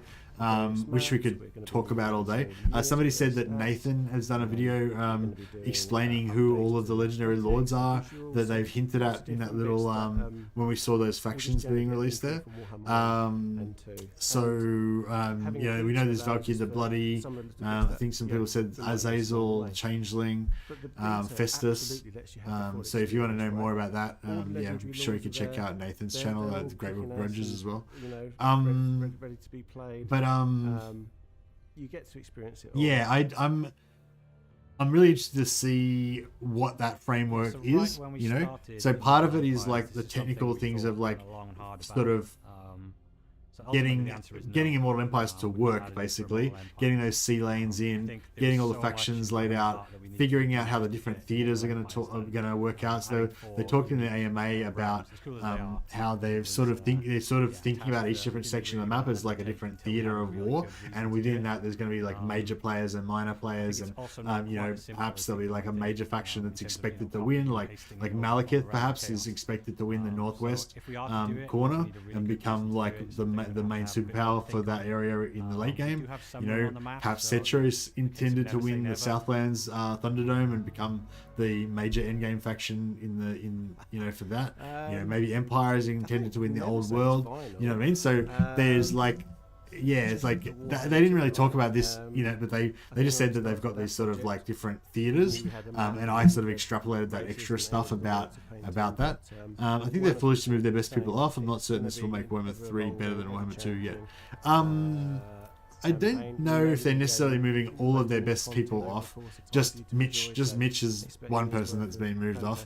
But you know, I think you can't really judge that until, you know, history will judge it. You know what I mean? Like 20 years from now, when we see the next game that comes out, you know. So yeah, this is quite interesting. Like, I mean, obviously we don't want Warhammer 3 to be cut short or missing anything or not given all the love and attention that it needs to bring it to that final place where it needs to be. But that's what I'm just talking about now, is like that's what they're doing right now, you know, like, and I think like even though Mitch is going to be moving on to another project after this, like the work that he's doing right now is to set that up so that he doesn't need to be there anymore, you know, or not just Mitch, but you know, what the whole team is doing is setting it up so that all of the major stuff is kind of done, you know, and then it's just a matter of just keep working, churning out that more content, you know, because like if they get everything right, like if they fix the minor settlement battles thing so that every fucking battle isn't a minor settlement battle, if they you know, get this sea lanes thing right so it feels correct and stuff, you know, like if they get all that stuff, all the basic stuff down, you know, they fix all the balancing, the pacing, they get the Winds of Magic, the new Winds of Magic system still is, you know, getting tweaked and stuff, you know, if they get all that stuff right so that the game is just, you know, perfect basically, then all they need to do is just keep creating content, you know, bring out that Empire DLC with the more legendary lords for the different elect accounts, you know, bring out that Koresh and Ind, you know, DLC that unlocks these other map areas, you know, bring out like the Jade Emperor DLC for Cathay, you know, and like none of that stuff like fundamentally changes the game, you know, they just, once they've got all the basics down, they just keep plonking new factions in everywhere, adding new units and stuff, just beefing up the game more, you know. So, you know, so yeah, I don't think they need to necessarily keep all of the like high level design people, I guess, like they're off to design the next game, you know what I mean? I think based on, you know, past experiences. But yeah, no, I understand. I get, like, I also am really worried about Mitch leaving. Like, I feel like Mitch seems like one of the dudes at CA that really fucking knows what's going on. He knows what time it is, you know. And I mean, I'm sure there's other people at CA that also have a really good handle on it as well. But yeah, Mitch is definitely impresses me whenever he talks. Transition times to be. And yeah, if they're happy with the mechanic as he's a free man, can't hold him hostage. Yeah, I think he was always probably a free man, but I mean, if you're a free man but you have the opportunity to work on the Total War franchise for Total War, Warhammer franchise, like, you know, I think most people would probably happily enslave themselves to that horse for a while, you know, and yeah, it sounds like Mitch has been working on this for like 8 years now, so I understand that, you know, even like despite like even apart from what Creative Assembly presumably need him to, whatever job it is they need him to work on, or they want him to work on, I assume that he, you know, he probably is excited about starting a new project as well. And you know, I wish him all the best. You know, that's the thing. As much as we might want him to stay with us in Warhammer, like we have to also recognize the good work that all of the guys at Creative Assembly have already done. You know, they've already won a lot of our gratitude, I feel like, and they've given us a beautiful thing. So we should let some of them go off and live their lives now. Not all of them though. Most of them have to keep staying here and slaving away to give us more Warhammer 3 content. But we can let a few of them off to live their lives now, I think. For Immortal Empires, we've taken just a little bit of effort everywhere. To try and bring a lot. It's time for NORSCA Axes. Yeah, I think it's time for NORSCA Axes. Yeah, was there anything else that anyone wanted to talk about? Yeah, so naturally, Immortal Empires is huge. There's a lot of terrain, and there's a lot of settlements, and there's a lot of opportunity for us to add landmarks. So they are. You couldn't make dot points out of Zerkovich's 5 changes post-humor. Things that we love adding in patches. Yeah, I don't want to go through another like hour-long analysis of videos and stuff. So. Yeah, I might leave it at that for now. But yeah, thanks. Thanks for those of you who are just here for the breakdown of the AMA. Thanks for tuning in.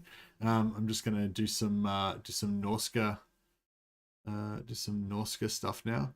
I wonder if we should start a new stream again, maybe just to break it off from the AMA stuff, or if we just keep going. Now I might just keep going, but I'll put like a timestamp in afterwards or something like that. That might be the way to go.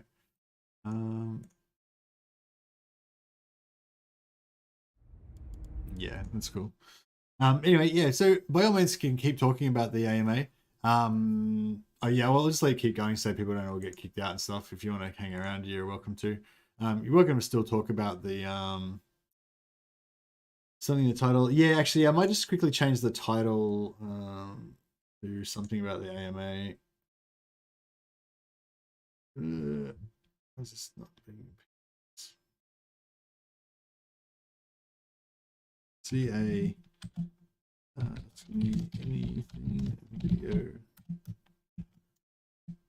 Oh, it's like one character too long.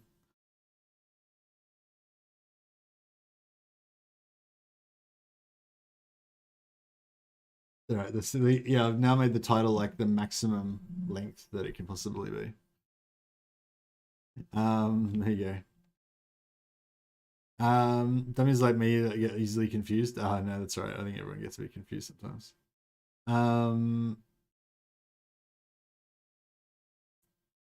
They cannot screw it up so badly you don't get your money. Yeah, if you already like Warhammer 3 as it is now, then you're pretty much happy. You're pretty much set. It's only going to get better, I'm sure. Wow, I like that was such an in-depth, like, deep dive into that Ask Me Anything that I now cannot remember at all what we're doing over here now. Berserker follower, weapon strength plus 8. Oh, nice.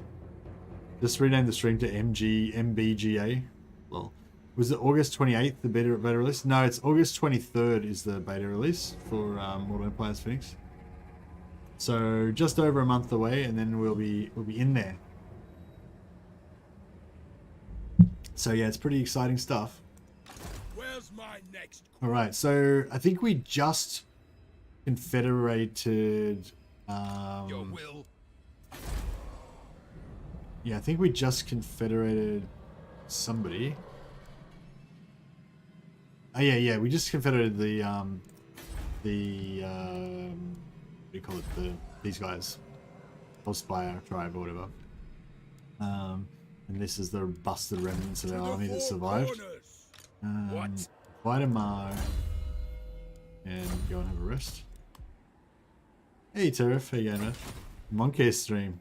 Indeed. I watched your I don't normally watch your videos much, Turf, because I don't have a sense of humor. I don't like to laugh. But I watched your one with Rakath and Malekith fighting over their start position and stuff. That was pretty funny. I mean, not sorry, Rakath and Lockyer and then Grombrindle going in and stuff. I thought that was pretty funny. Tarif, you are a genius. That's right. Tarif is a genius. The meme lord of Total War.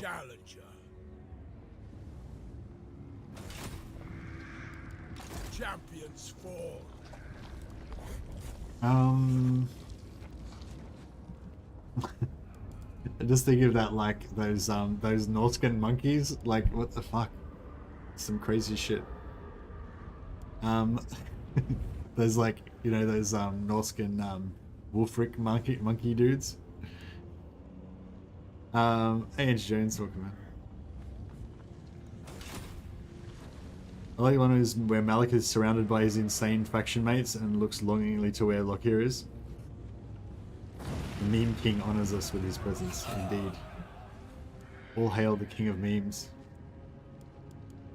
Yeah, I kind of feel bad because, like, I don't like, yeah, same with, oh, who's that other guy that does lots of memes? Okoye as well. He does, like, a lot of, like, meme style stuff. And, like, I don't really get into that sort of stuff too much, so I feel bad, but, like, yeah, but I don't know. Sometimes I do. I did spend, like, 15 minutes watching one of Okoye's videos of, like, this blue frog jumping across the screen with this weird little techno song going in the background. But, like, I hated myself afterwards, but I did watch it. Undeniable.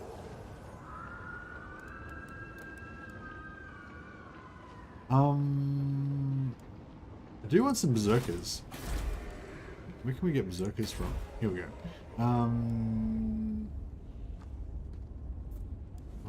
Do I want to waste money or do I want to waste turns? Aisling Conclave. Aisling Conclave's tier 3 as well, so I feel like we could pretty much go after Lockyer and Rakadjo was hilarious. Good work. Yeah, I thought it was good work as well. They're saying, yeah, even though I like, even me, and I don't even watch that kind of stuff normally, I did actually watch that one and I thought it was pretty fun.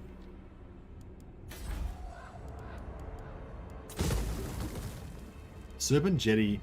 I feel like I don't really want these walls, and I don't reckon they're going to make much difference. But then I feel like as soon as I get rid of them, like, we'll get attacked.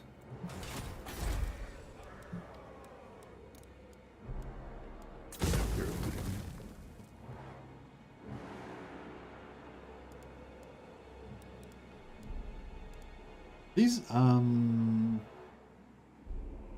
don't need that, do we?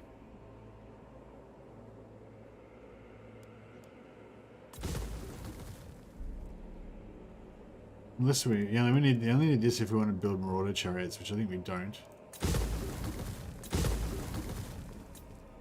I think I already did this the last turn, but Ice Pack Bay. Fuck, I feel like we need to send our army over to defend. Where's my next quarry? Otherwise, we're gonna lose all of our precious things.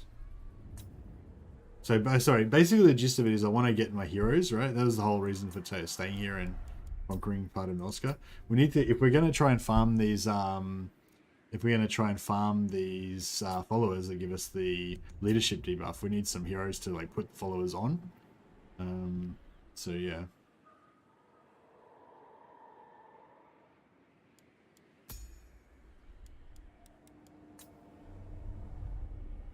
We need more money as well. Snaga the Terror. Oh, that's right. There's Chieftain Snaga the Terror.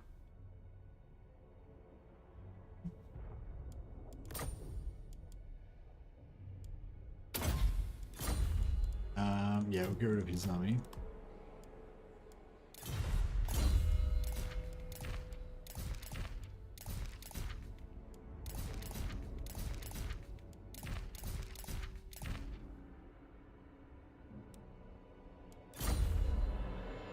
Just a quick reminder, what settlements can you even take as NORSCA in Warhammer 2? Oh yeah, so in Warhammer 2 as NORSCA, you can conquer all of the Norscan settlements, and you can conquer any one of these settlements that has this little postal settlement icon on it. Yeah, ports and racial capitals. So there's only one capital per race. So you'll notice, well, can't really see, but you'll notice that Hellpit's not it. So we can't conquer Hellpit. We can conquer Kislev and Altdorf, there's the human one, and Drakenhof is the vampire one. Yeah, so you only conquer the actual racial capitals and any port settlement. But they're changing that. We just discovered that they're changing that for Warhammer 3, and you can actually settle any settlement for as in Warhammer 3 if you're playing as NORSCA. So that's pretty awesome. I think that's a good change, although it does like kind of take away some of their uniqueness as a faction. It also I am the wanderer.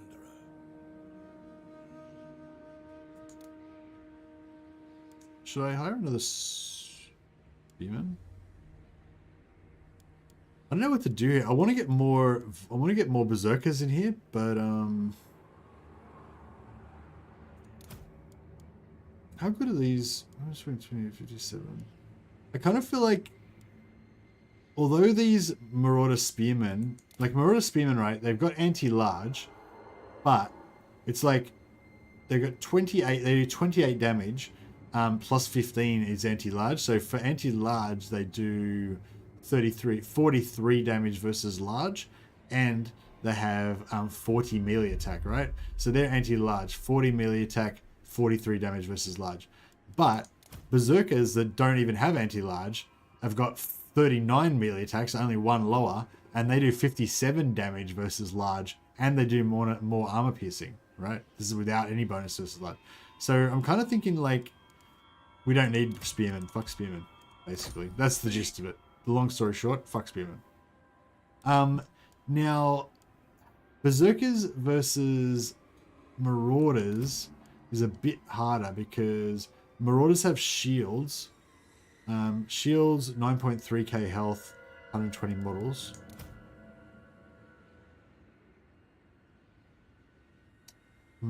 So they've got less models, more hit points, so the individual models die a bit less. But they don't have any shields, and they've got, yeah, they don't have any shields, basically, that's it. They've got less melee defense, but not that much less melee defense. And they've got a better version of this. So this gives, have they got a better version? Or are they the same? Yeah, they got a better version of this. So these guys get 10% physical resist when they're maxed out on their Berserker Rage mode. Whereas these bad boys get 20% physical resist and 13 melee attack when they're on their Berserk Rage mode. But they rampage. So yeah. Berserks have rage, yeah, but they have a better version. Don't Marauders lose 1v1 versus practically every other unit in the game? Yeah, that's right. Marauders are not really there to win battles, though. The Marauders there are to get shot. They got shields. But yeah, maybe we don't need them. Eternal challenger. I want to get some Berserkers, but how many Berserkers are we going to get? 1, 2, 3, 4. We could potentially get 4 units of Berserkers. Or maybe 5 if we're lucky. So I could just keep one slot open and just keep using that as like a suicide unit of Marauders and keep replacing them every turn or something like that. Yeah, no, we'll see how we go. Marauders do win battles once you collect enough buffs. Yeah, well, let's think. If we can collect a bunch of these melee buffs, we could potentially make our Marauders pretty badass by the end of it. I wonder, do you think that these 3 settlements, these 3 ruins here are going to create any sort of buffer for Tower of Crack? Maybe anyone who's played NORSCA, do you know how the AI kind of operates with that? Like, are they likely to just storm straight past these settlements and not even care and then just attack Tower of Crack? Or does this kind of give me a bit of a buffer here? Because what I want to do is basically defend Pack Ice Bay until we can at least get the Werewolf dens up so that we can get some heroes. And then we want to hit tier 3 and get some more mage heroes as well. My challenge? They will buffer you until they get occupied. Okay, thanks for that, Dash Dash. That's good to know. Are you here to negotiate? Or to be speared like a pig? Now, this guy better not declare war on me. Non-aggression pact. Yeah, that's cool. We want to be friends with Clan Mulder. They're our only natural ally.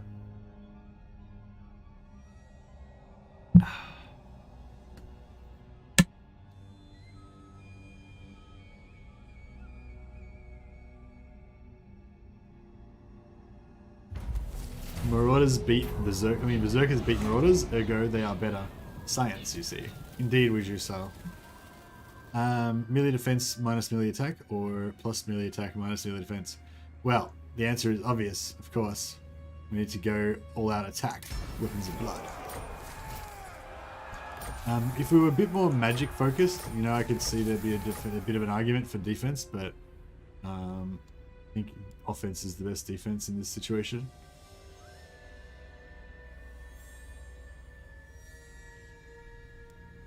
To the four corners.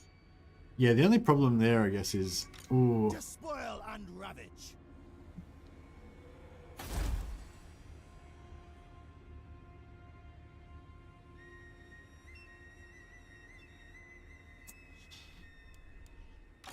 Tribesmen, gather. I think the right thing to do is to. Where's my next quarry?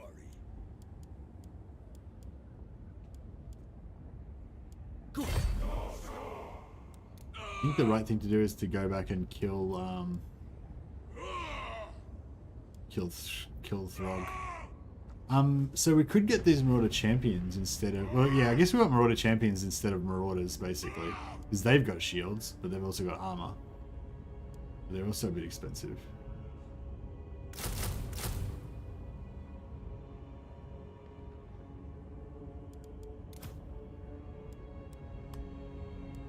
A challenge? 1, 2, 3, 4, 5, 6. Is 6 too much? Hunters? Too many hunters? I don't know. Hey Johan, I just want to know what your favorite faction is. Personally, I'm a huge Dowie fan. I'm also a huge Dowie fan. Yeah, Dowie are pretty awesome. Not gonna get any argument from me there. Historic Fjord. Okay, so we're at tier 3 here. We can try and farm for another mage. I think that might be the way to go. Serpent Jetty. You go for a mage? Or...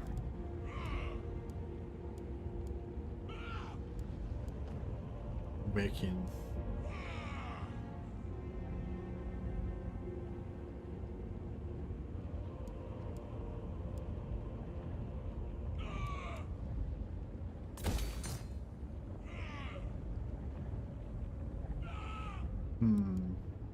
The problem is you can't really afford to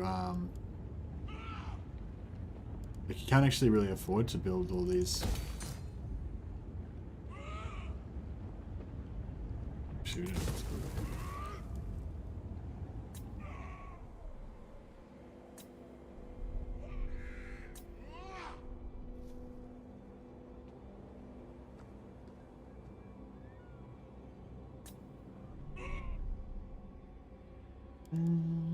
We could maybe upgrade Doom Keep.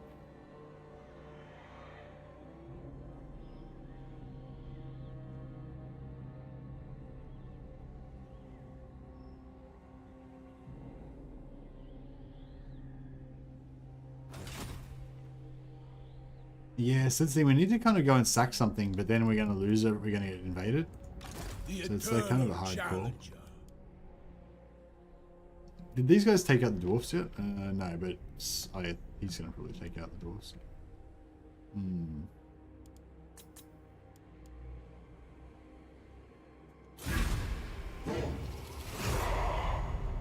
Yeah, I think we need to go after Throgg first. And then we kind of need to go and... we don't really need to sack Corone, do we? I mean, we need to defeat Corone, otherwise they're going to come after us, basically. But He's going to declare war us? Yeah.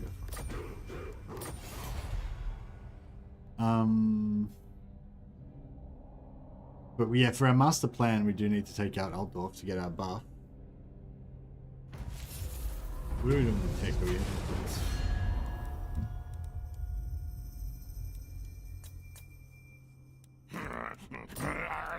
What want? No! Doomed! Sort of Kane claimed. Yeah, nice. Yeah, Champions of War, we get this, and then we need that one.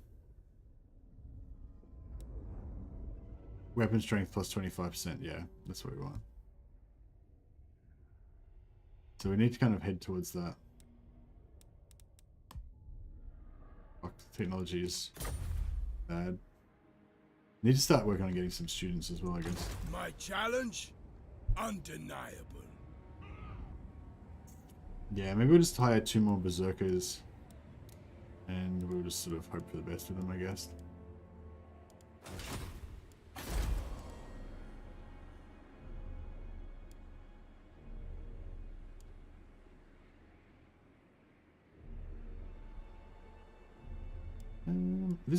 It's gonna be what, 6 turns till we get to tier 2 to get two growth for this.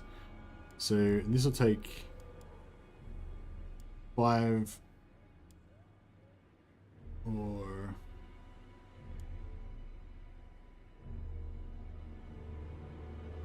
this will take 5 turns plus 2, 7 turns to pay for itself.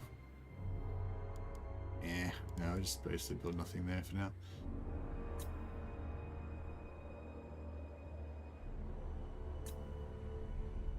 Silent Campment tier 3, perfect.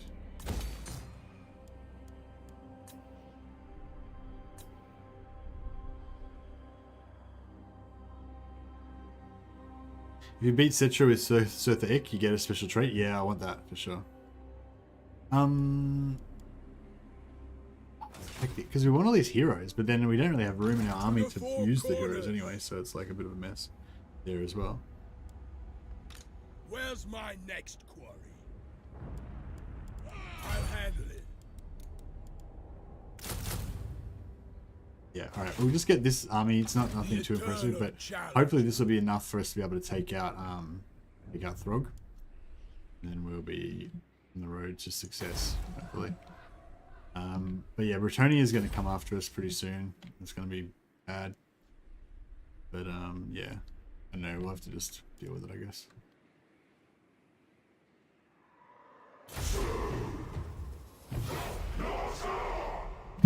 Have to keep an eye on rebellions as well.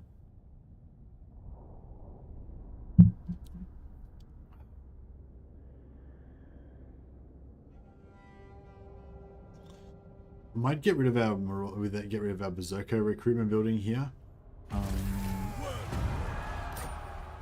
and I think that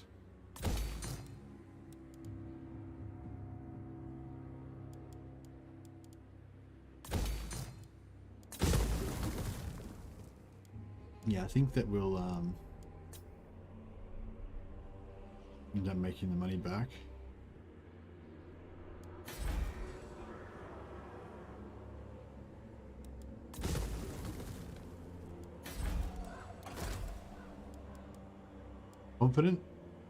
Confident's pretty nice, but I probably would have preferred the other one. I'll take confident anyway.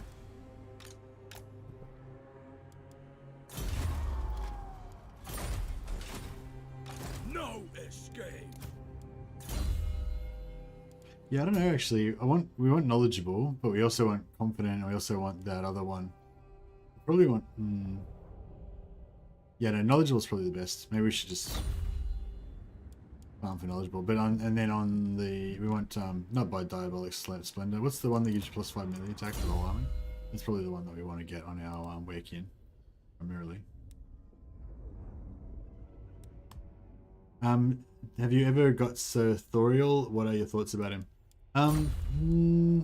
No, I don't think I've gotten Sir Thoriel, not since like Warhammer 1. I can't even remember what he was like now. But basically my thoughts were I don't care about him. But it's nothing to do with his mechanics or anything. It's just because I don't really like demons. Like I'm just not really interested in demon lords, demon characters, you know. I feel like demons make great like enemies, they make great monsters, they make great kind of like you know, seer type characters that you go to like commune with, to get like to learn secrets and shit like that. But like having your actual hero as a demon, it just, I don't know, I just don't identify with them, you know what I mean? Like that's why like another problem I have with all of the Warhammer 3 factions, you know, I just don't really like demons as my character. So I just don't really get into it. But yeah, if you mean in terms of their combat effectiveness, don't know. I can't even remember what he does or anything. I'm listening.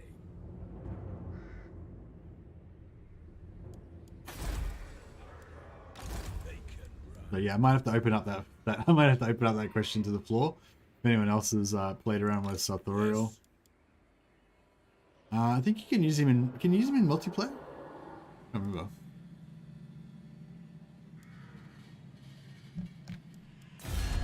Oh yeah, we're gonna get invaded by these green fuckers.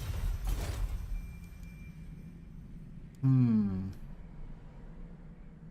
are we gonna do this? Maybe I should invade. No, so I can't really invade the Dark Elves because I want to invade Altdorf. Yeah. What? Yeah, okay. We'll stick with the plan. We'll go over here, we'll find Throgg, we'll try and gank him, and then we'll come back and deal with everything else.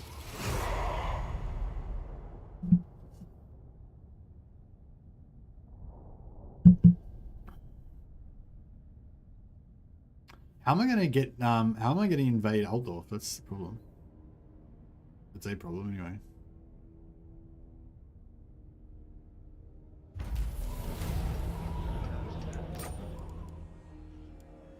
Let's fight. An unstoppable force. Advancing.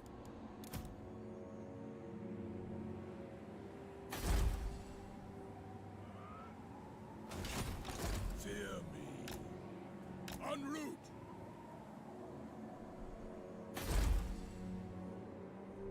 I've got no idea where he is. He could be anywhere. Yes. It's really annoying. Without doubt. More headway. Probably shouldn't have parked him next to that settlement.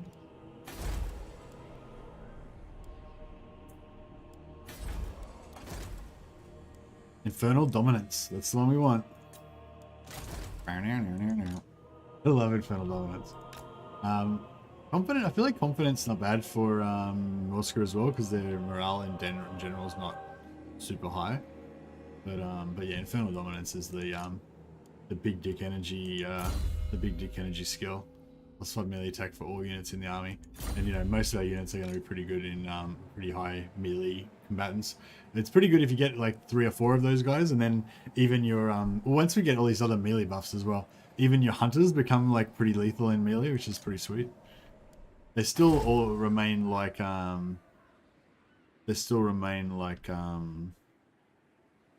cannon, but yeah.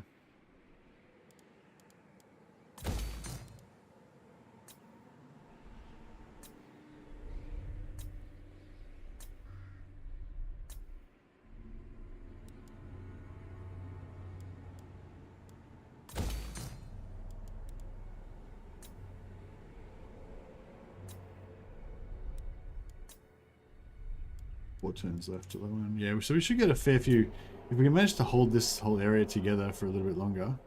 What's up? We need to keep an eye on our rebellions as well. 86 -3. Yeah, everything's looking pretty shitty. 8 turns.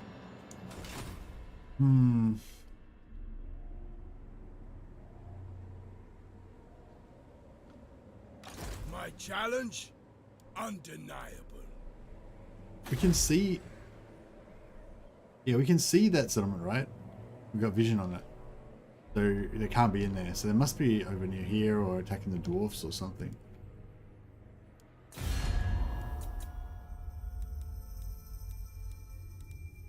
Don't care who you are. Bloodthirst, a timely arrival. Take what's... We are both their puppet. One of these factions before just randomly confederated with me for no reason. For the bloodthirst. You want to die now? I wonder if we should try and get a non-aggression with the Agar. Like, I don't think they would take it anyway, but... Oh, they did. Fuck, I was expecting them to say no. So I was just gonna still think about it some more. Oh well, I guess that's... Yeah, alright, cool. Well, I guess that's good because at least we don't have to worry about them invading from here. I don't know if there was ever a chance of that happening. But yeah, I'm still worried these guys are going to sail across and attack here. They did just declare war on me last turn. So, yeah. What do we got in Trollfjord? Trollfjord is not that important.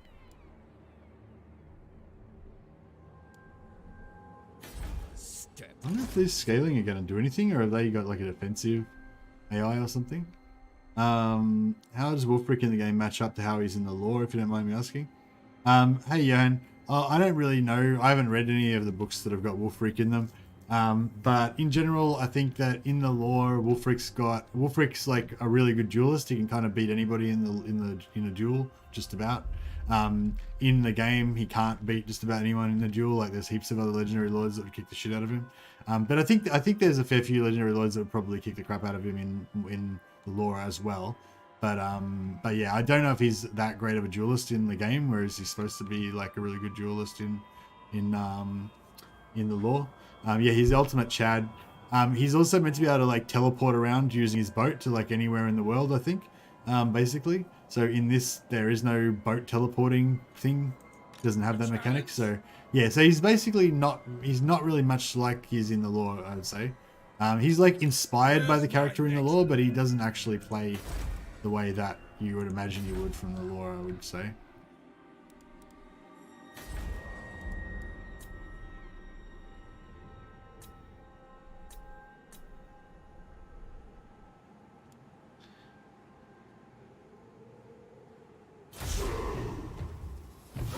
So we're starting to get low on money now as well. As soon as once we kind of finish doing all this, we're going to need to really go ham on sacking the shit out of everything. So we need to try and have a decent army. I don't know if this this Norscan thing's going to work out. This Berserker thing's going to work out that great. Maybe I should lose some of my chariots and crap. I don't know. It's like we want to buff our infantry more. So the more infantry we've got, the better off, you know. Don't want the growth reduction.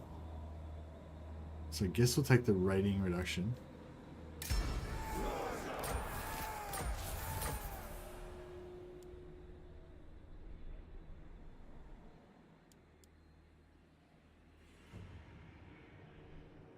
Yeah, it'd be really cool if they did give Wulfric some sort of teleport mechanic. I wonder if we'll see teleport mechanics kind of pop up a bit more in Warhammer 3 Immortal Empires, because they've already said that... oh, which faction is it that they already said is going to get the teleport mechanic? Oh yeah, Be'lakor. They already said Be'lakor is going to get a teleport mechanic, right? So, you know, we already know that that's on the table, that some factions can get it. And I wonder if it's going to be more of a prevalent sort of thing, you know, because they're... Where the fuck is he? I don't know where Throgg is. We need to find him so we can kill him and take all of his shit.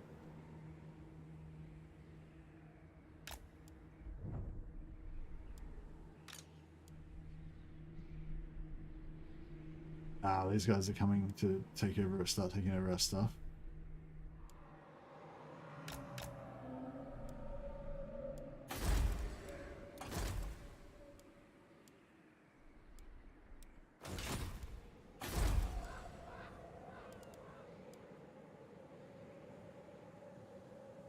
$900. We get that back in 3 turns, so we may as well just leave it there, I guess, for a bit longer. And hopefully these guys will take 3 turns to take it.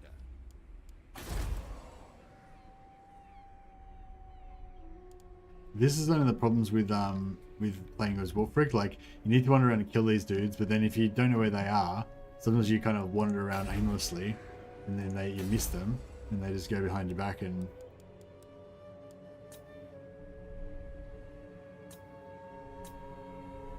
just wandering around like an idiot.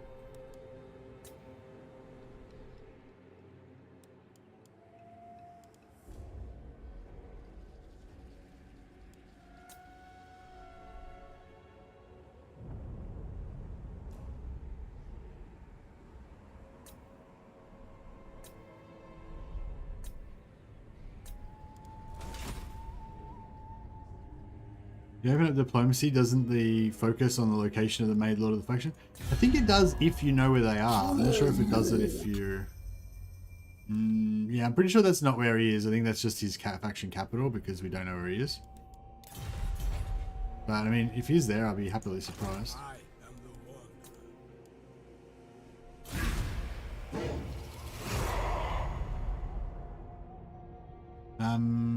Wulfric encountered a vision of Hashut, the god of Chaos Dwarfs, and immediately challenges him into a duel. What a badass. Indeed. Yeah, he definitely needs a world roots copy paste mechanic. Yeah, for sure. I think like if they bring in more Norscan lords, then like, well, I think they could give it to him anyway, but like, well, weapon strength or armor. Now we'll go lost armor. Screw it. Who needs armor? It's all about offense.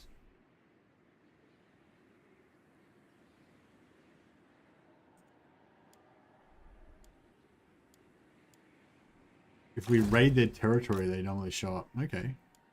I can raid. Raiding works well for me.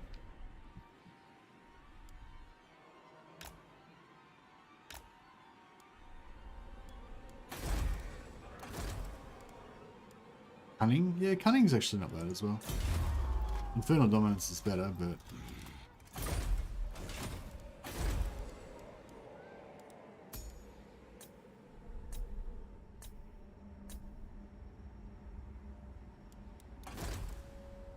Infernal dominance. Yeah. But we don't really want death.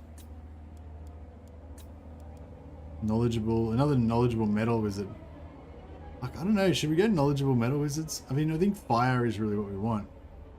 But, I mean, knowledgeable is good also.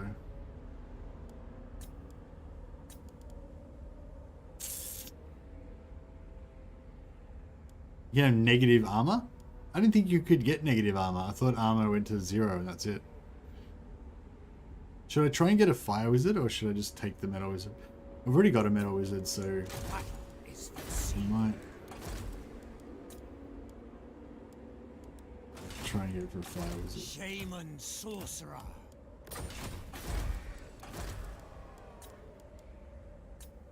War inevitable.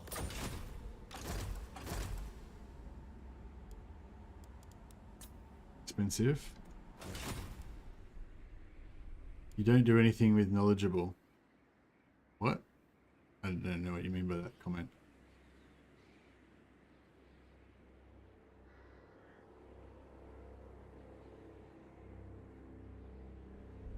Wizard should be only death and metal because of title of stream. That's an awesome idea, Thomas. That's makes sense. Yeah, I normally go for Infernal Dominance as well, come to think of it, but I just decided that we should go for yeah, knowledgeable to get a bit more on the move. yeah, that's not Throgg.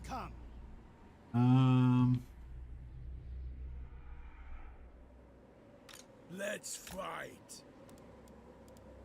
The correct path. Let's just sit here and start raiding, you reckon? Let's see how long it takes Throgg to turn up.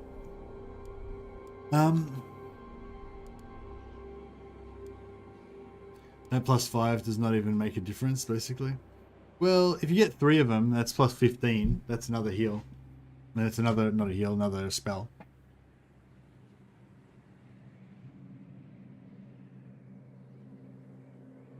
+10, +5 melee attack on the other hand has significant impact. Yeah, that's true. That's true. No. Oh, he went the other way. Fuck. That's where my hero capacity's at. I don't want to lose that.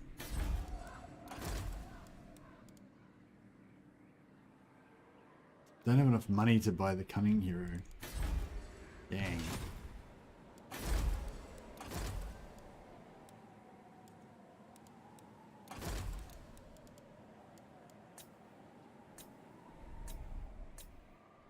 Oh, we'll have to wait. We'll have to lose a turn of.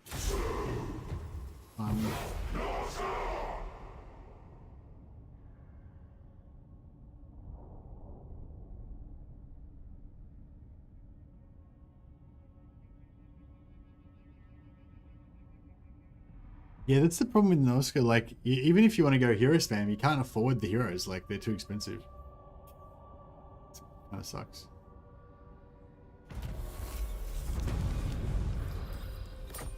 And I find with putting heaps of plus melee, like heaps of infernal dominance heroes in the armies as well, like that is cool. But then, like,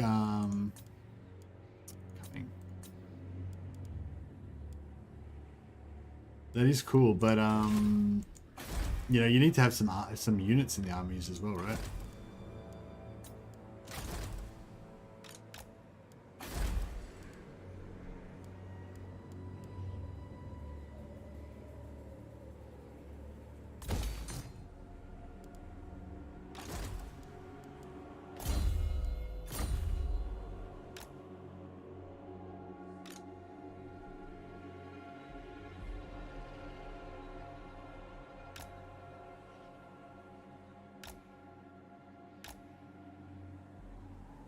Slaughter the sheep. Marauders all.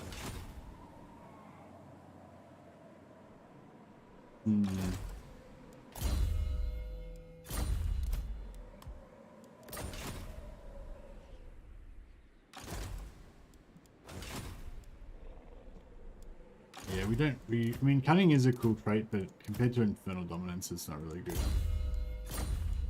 Stick with Infernal Dominance or Discipline, let's say. With Infernal Dominance obviously being the one that we really want. Tech that gives 1 turn wound time recovery for all characters is pretty sick for hero stacks. Nice, that sounds pretty good.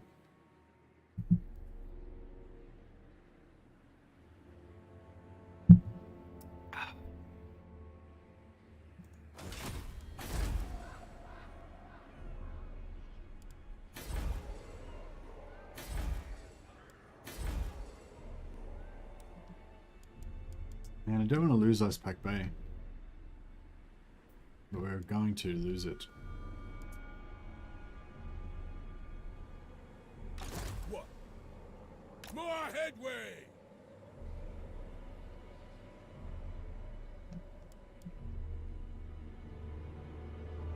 You could do like half cunning, half ID. Yeah, you get like having like at least one guy with poison is pretty good. I don't think you can get poison on anything else except for those shitty wolf dogs, which are not. I mean, they're good early game, but they're not going to be something you want to have in your like doom stacks later on.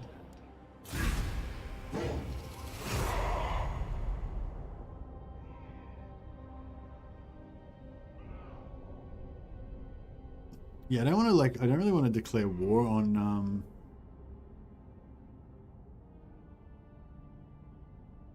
I don't really want to declare war on. I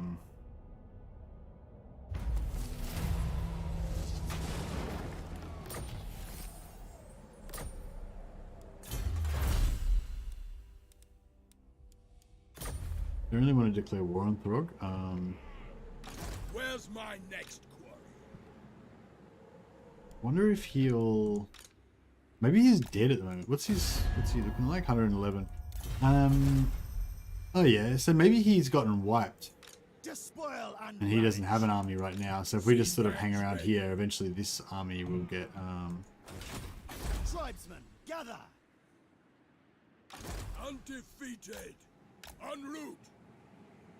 Embarking! maybe he'll eventually take over this army. Wulfric!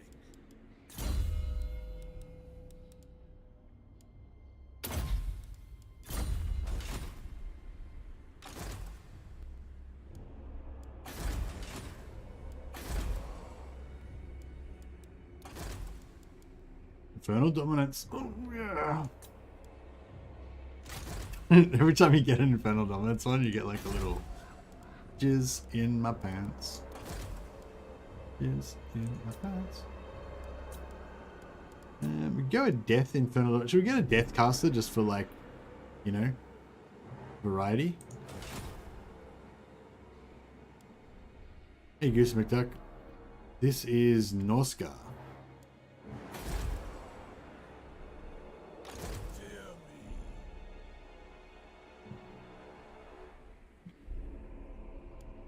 So the reason why I'm going knowledgeable on some of these dudes is because like they're not. I don't want them all to be in my armies, like because I can only really have like, you know, a few armies, but I can have more than that in terms of casters. You know, like at the start I can only really get I can only really have one army, you know, but I could have probably 4 wizards, you know. So yeah, that's kind of why I think that knowledgeable is kind of better.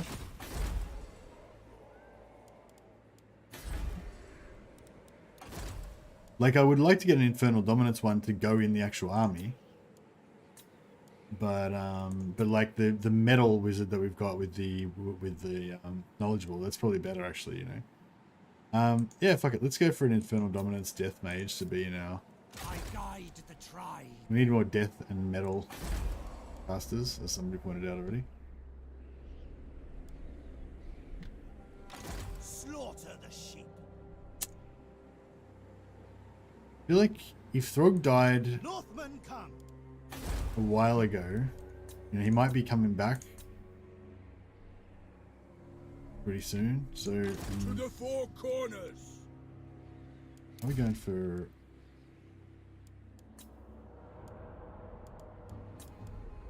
no, fire. Okay, we're about to lose that to rebels. I am the wanderer. Executing.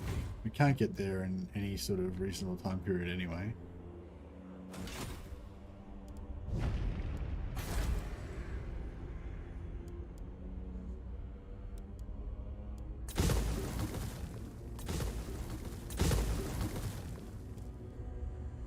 We could... suppose we could stop taxing it.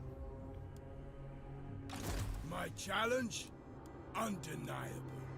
It's pretty harsh though.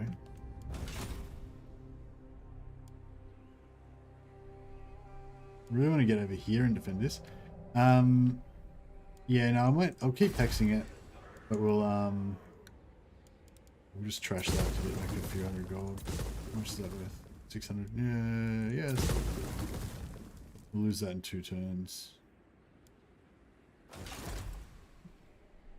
The eternal challenger.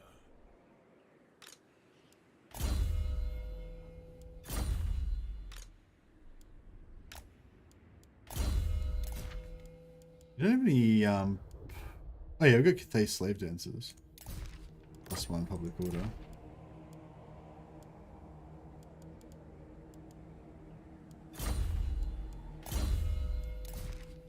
If you put a +5% movement range on a hero, do they actually get their movement rate or not? Champions fall. Wandering. Alright, we'll see if we can make it down here to defend Aspect Bay. I feel like it's like way too far away though. It's not gonna happen. This is my essential problem with NORSCA's starting position. Like, you just have shit going on every end of your empire and you just can't possibly defend all sides of it. So it's kind of like, yeah.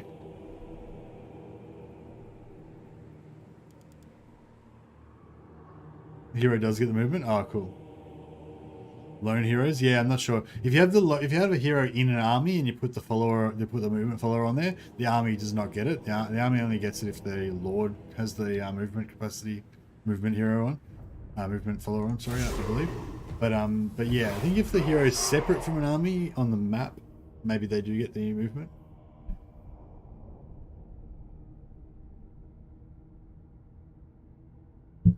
I feel like there's so many things where like we've looked into it in the past and confirmed like what the deal is, but now it's like so long ago that I can't remember, you know? Fuck it. Yeah, there's no possible way I can do that. So. I assume that's their new faction leader, so we can possibly like...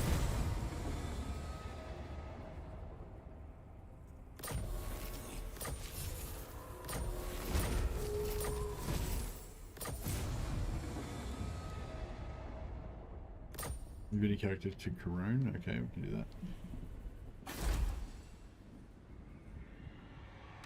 World Walker. Shaman sorcerer. I might leave this guy here to try to find Throgg, War. and we'll just carry on with no wizard. Ahead. A battle is foreseen. Take their treasures.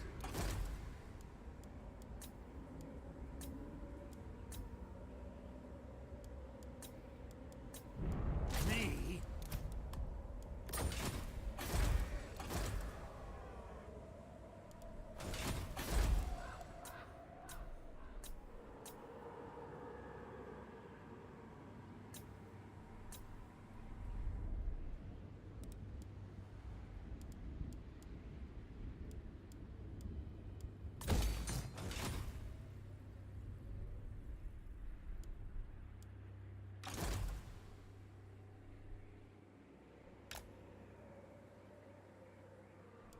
We've already got too many. I'm listening. Yeah, I might bring him back as well. We've already got too many Sea fangs units in ready. here, right? What do we want to get rid of? I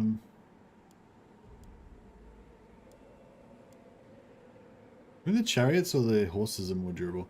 I feel like the horses have got missiles though. Oh, but they've got missiles as well. Yeah, we'll get rid of the horses. To the four corners. Then we can get another lord. We got another hero in there. Then we still want to get rid of another one. Yes, we could get rid of one of these. Where's my next? 4 javelins is enough javelins? Yeah, that's true, yeah. My challenge. Probably get rid of another javelin later on. Undeniable. Want to hear the hottest take for Total War Warhammer of all time? Alright, is this going to be a dad joke or what?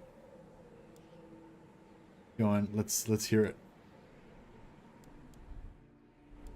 Get ready for some controversy. Andrew Tobias is about to drop the hot take.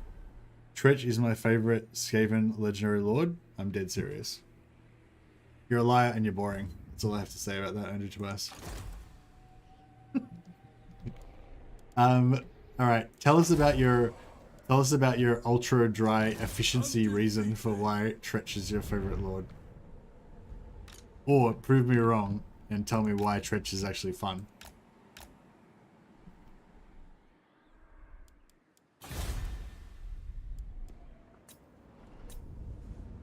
I always wanted to make like a halberd, storm vermin Tretch army. I don't think I ever actually got around to it. I think I came close. I think I like recruited Tretch. Should I stop this rebellion from happening? I mean, I could just not make it. I could just do that and make it not happen.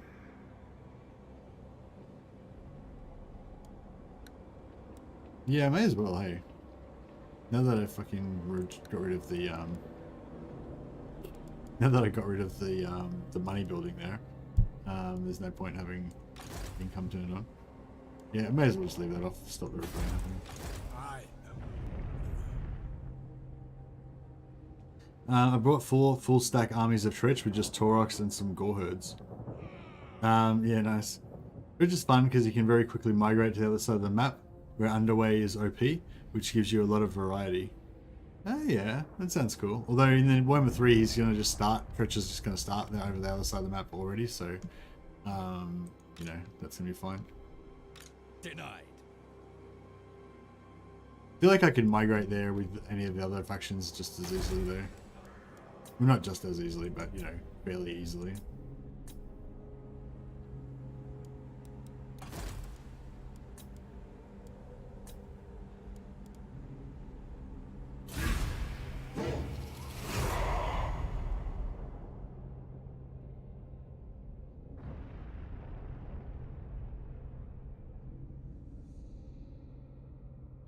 He was talking about why he was good in Total War Warhammer 2.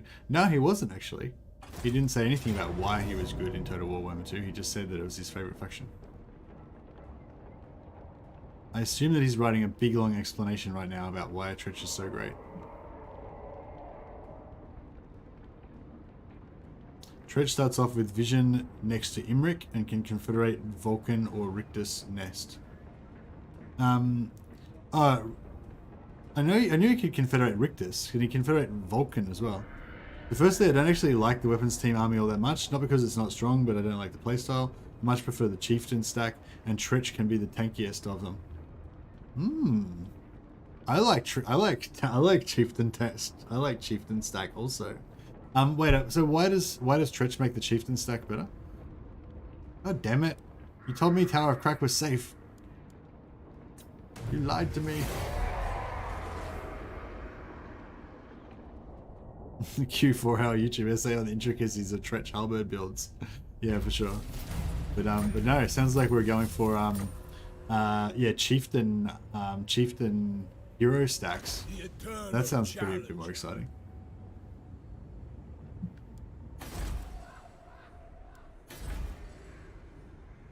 Okay, that wasn't actually too bad losing getting that sack. Did they occupy the regions though? Oh, they did. Oh, they did. You're right. Fuck, as soon as I saw Zoyshink go, I should have known. It's okay though. I wonder what's gonna go on here. Younglings Gathering. Troll Fjord we don't really care about. Ice Strike Fjord we don't really care about. So this is actually fairly safe here. We don't really need to worry about that right now. To the four corners. So, given that, maybe we should actually get down here. My challenge? Undeniable. Did you Where the say fuck is something? Throgg? If he's gone over here somewhere, that's going to be really inconvenient. I go. I'll be there. Point the way. Where the fuck is he? We need to find Throgg and beat the shit out of him. He's being really inconvenient.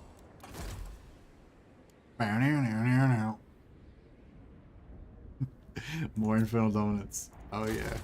Like when you get a run of Infernal Dominance heroes, like for the Awaken, it's just so hot.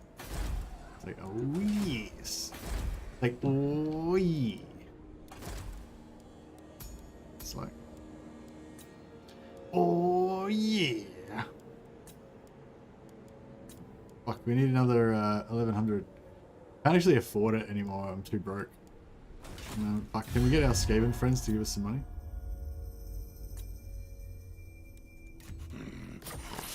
Yes.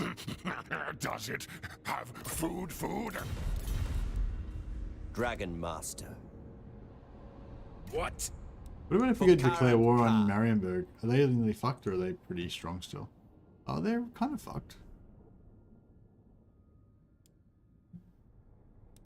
Yeah, fuck it. Alright, we'll I fight. should put We'll a collar join around war your against neck Marienburg and saddle upon your back. if you'll give us 600 gold.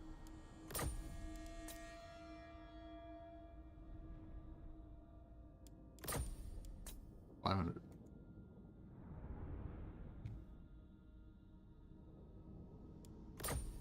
Absurd. I mean, I can't go to war with a faction for 300 gold. I mean, I'm tempted, but yeah. Who is the most OP in custom battles for Immortal Empires? Hey, Leonidus. Leonidus, that's pretty cool. Yeah, I've got no idea, man. I don't know. I don't really do that kind of stuff. Probably, you want, yeah, Inticity or Zerkovich. They do a lot of Zerkovich, especially. That's kind of like one of his main things that he does is like compare units and stuff and compare factions in custom battles. But I know Inticity does a lot of that stuff as well. A lot of the multiplayer guys do that sort of stuff because they like to understand really efficiently like which units will beat each other in 1v1. Because a lot of time in multiplayer, you know, you're just sending one unit to take out one other unit and stuff like that. But it's a bit, yeah, it's not really like that in campaign play. So it's like, yeah.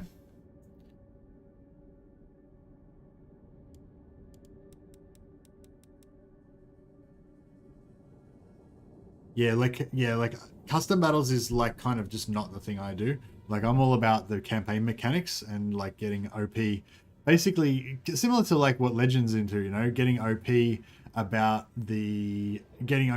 on the strategy layer basically in order to make it so that you can be OP in the battles. Whether that's recruiting the right units or getting the right buffs or you know, just having all heroes or whatever. I find it funny that no one asked CA how magic will affect factions like VC. Are you sure that nobody asked that, or just maybe it was just that they didn't answer it?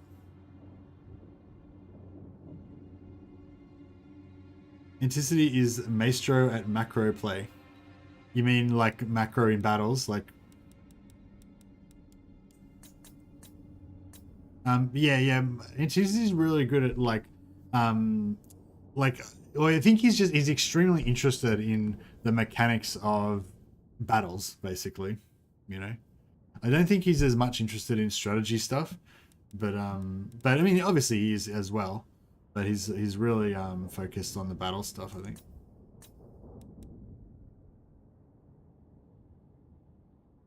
So yeah, anyway, long story short, Inticity or Zerkovich, I can recommend both of those guys for that kind of stuff. I don't care. Don't ever really use custom battle stuff, you know, it's not, yeah, I don't play custom battles really.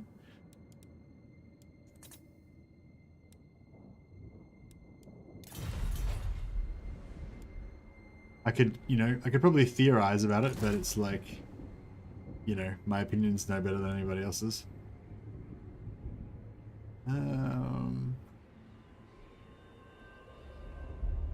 I don't want to send this guy down here to keep an eye on this, but I don't know. Maybe I'll go over here and do some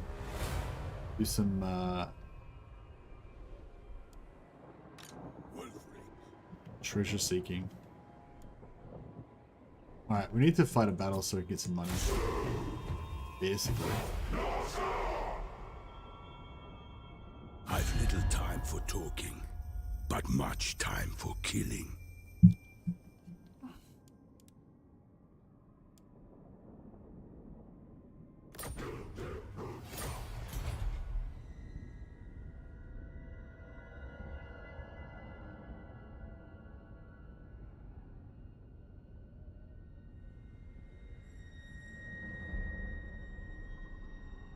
Choose your words carefully, or I shall choose. One my thing I've blade. noticed, one thing about Anticity that he's really good at is running a fucking YouTube channel.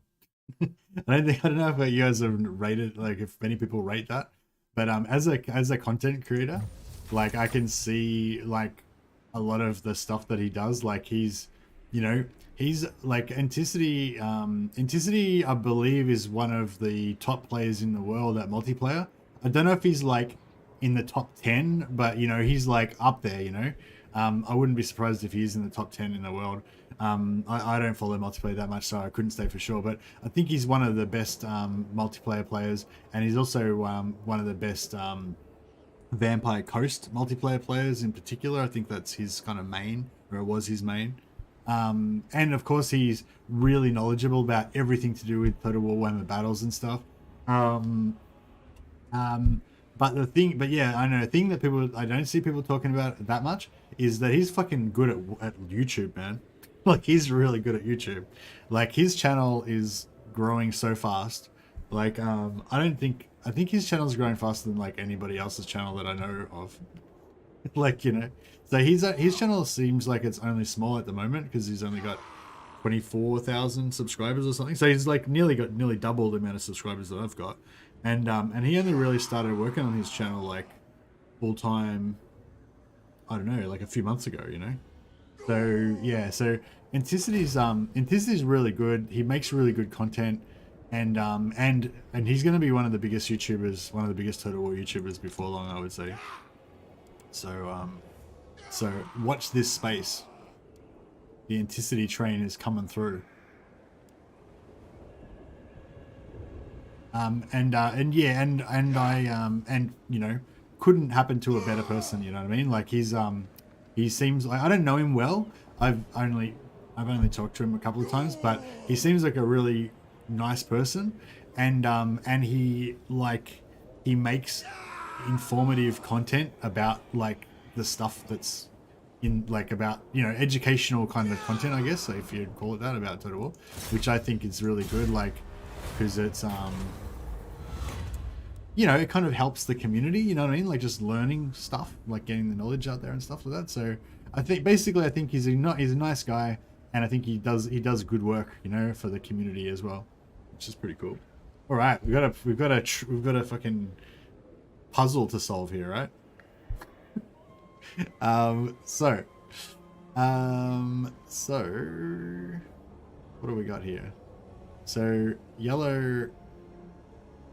So this one can't be purple or yellow.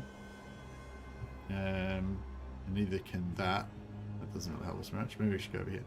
So this one's yellow. That one's purple. So if that's yellow, that's purple. That fucking doesn't help us at all.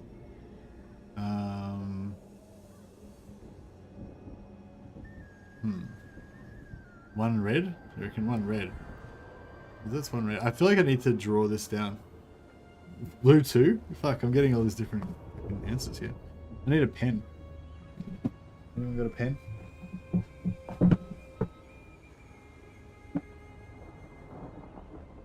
Yeah, I can't do these in my head. I always need a pen.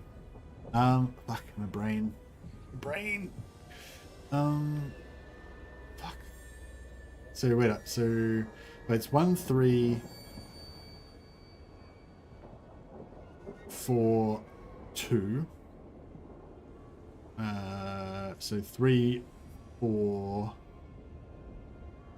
3, 4, 1, 2. So it's definitely 2. Now, is it red 2 or blue 2? Now it's red 2. Yeah, red 2 could be good. Fuck it. Red 2, you are correct to trust this. Well done. Dash actually said it first technically. Red 2. Although he said it wrong, he said 2 blue first, so trust this says trust me. Yes, you are correct.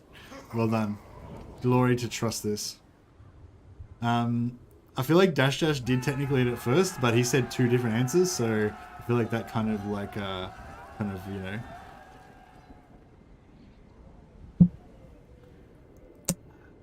know, since you have 2 different answers, that sort of nullified his rightness, so I think trust this takes that one. And it's just assault or armor. I mean, we want both, but we'll go for this one first. I said 4 different answers, says Dash. Did you? Oh, you did say all 4 different answers. Okay, well that completely nullifies your entry then. So trust this is the one that wins.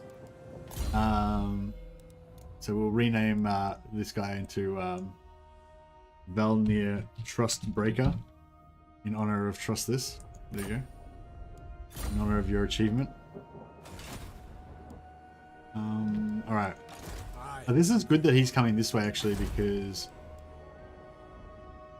He may not. He's probably going to go into our sweet heartlands and ruin all of our shit.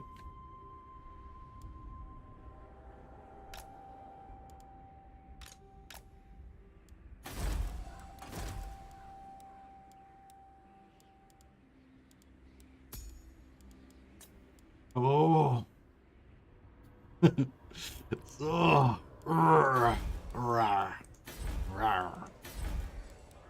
Sorry, that's my oh yeah, jizz in my pants. Speak. Fuck, I feel like we need to get in here and wreck these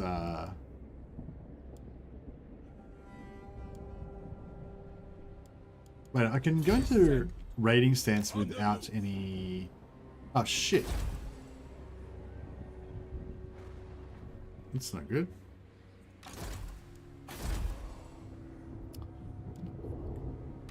Eternal challenge. So I have to go into raiding stance in order to not run out of money. But then we're gonna lose our we're gonna lose Silent Encampment. Fuck. Are they gonna attack straight away?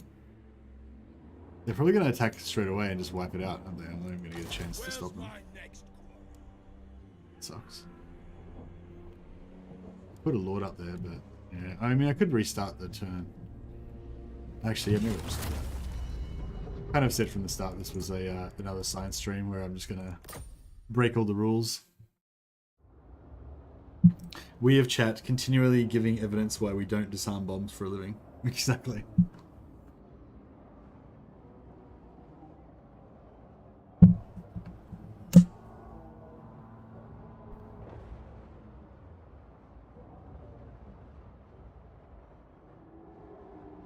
Hey Kosovus, last time I saw you stream you were dressed up as a Lithanar. Are you doing a ginger-dyed Wulfric cosplay soon? Hey Kosovus, I was actually thinking about doing Wulfric cosplay, but I was thinking maybe I should save that for Warhammer 3. I'm looking forward to playing NORSCA. I'm really looking forward to playing NORSCA with once I get early access to Mortal Empires. Oh, did we? Oh, this is like we've gone back in time. Play that out the same way as last time.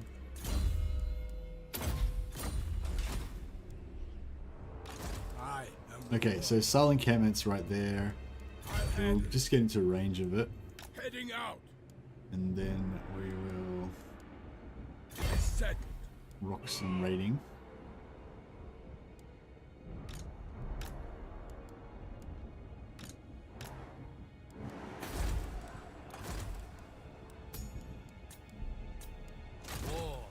Cool. Yeah, so we've got two Infernal Dominance casters. which I think is reasonably enough. Should call them tech streams or research streams. Science streams sounds a bit soy face. Soy face? I don't know what that means. Interesting. Guess you could farm followers by searching ruins all day. Yeah, it's pretty weak. It's pretty weak source though, getting followers out of a ruin. It's like, bro, give me some decent shit.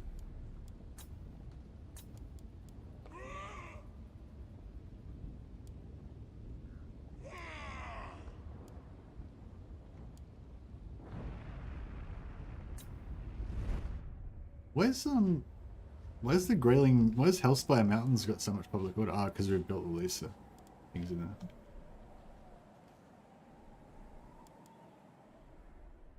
Yeah, I think that all of this is going to fall apart pretty hard now. We actually, we kind of want a Norscan faction to take everything over. So it might be a good idea if we try to sort of stay out of these guys' way and just like kind of let them take everything over. We just need to get as many heroes as we can before that all happens. Maybe I should also leave Throgg alive as well, so that there's two factions. So basically Throgg and Sal can kind of fight over NORSCA, take half each, and then we and then we just go and do some raiding and sacking and killing, so forth. That's fine. We didn't want to keep that going.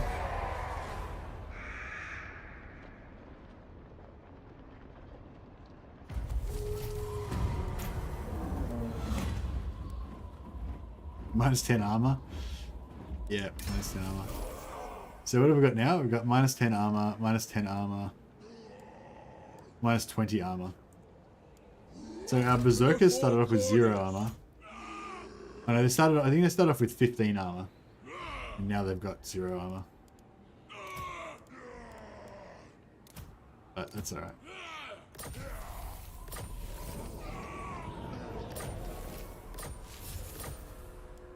Alright, we'll cancel this technology for now. Then we get some students. Let's fight.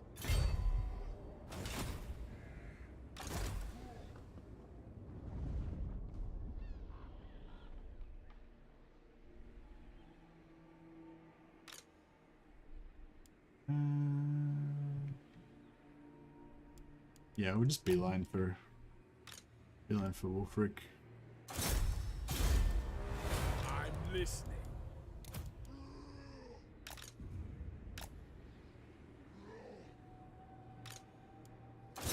Do they officially have? Do they have a free follower that you get for just joining and leaving? I can't remember. Where's my next quarry? Undefeated. Voyaging. Did you say something?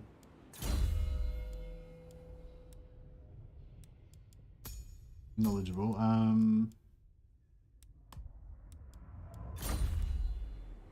Yeah, we'll join this guy in just so he's got a chance of getting a level out of this battle. From the shadows. A battle is foreseen. We're gonna have to go back into.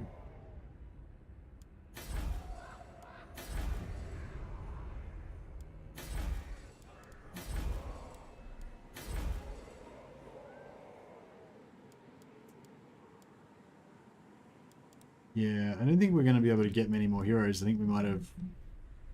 Remember the Trust Breaker? Oh yeah, sorry bro. I forgot all about the Trust Breaker. Where is he? Here he is.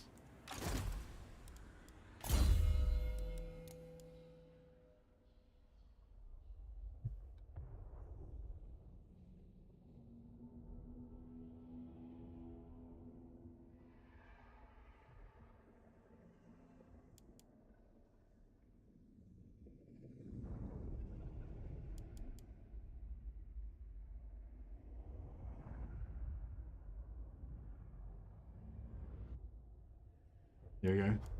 This near a Trust Breaker. This near Trust. You gotta roll the R. It's like This near Frostbreaker. Or something like that. Alright, nice. Yeah, thanks for the reminder, trust this. Well done. A challenge? We'll fight this battle, just even though it's like a non-battle, just so we can just exercise our boys. Our boys need to like work out a little bit. Need to like shake out their giant biceps. Honestly though, the Munch 4 leadership follower doesn't really feel like a real strat to farm for. No one is going to sit around all day and port cheese farm for them. Yeah, I think that was basically the whole sort of aim of this stream was basically to try and get the -4 leadership follower. But I think that we've determined through discussion, didn't even really need to try and do it. We've sort of determined through discussion that it's pretty much a waste of time. It's a bit of a like a vanity project. Like if you're gonna play an extremely late game NORSCA campaign, then what you can do is what was it Hamza was originally did, which is that he just had a sack city where he just kept like every turn he would just keep fighting and losing battles against the settlement. So he didn't do the port cheese. He basically just dedicated an army to just losing battles over and over again. So he had like a reverse sack city where basically he's like sacking. He keeps like sacking the sit. He keeps like attacking the sack city, but then he goes into battle and then just loses the battle, retreats, gets a loss, and just keeps doing that over and over again for like 200 turns. So it was like, it probably wasn't that boring for him because that was just one thing that he did every turn. He just did it once per turn in between his other stuff. It wasn't like the port cheese where you do it like a million times in one turn. But yeah, I don't know. I mean, I think if you did it, yeah, no, you see, you got to do it for like an hour just to get like one follower basically. So it's like if you're doing the port cheese.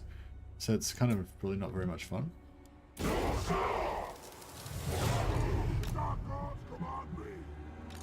Yes, Lord. Ha! Shaman sorcerer! Quickly now!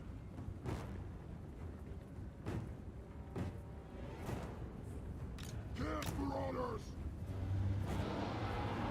Carnivores!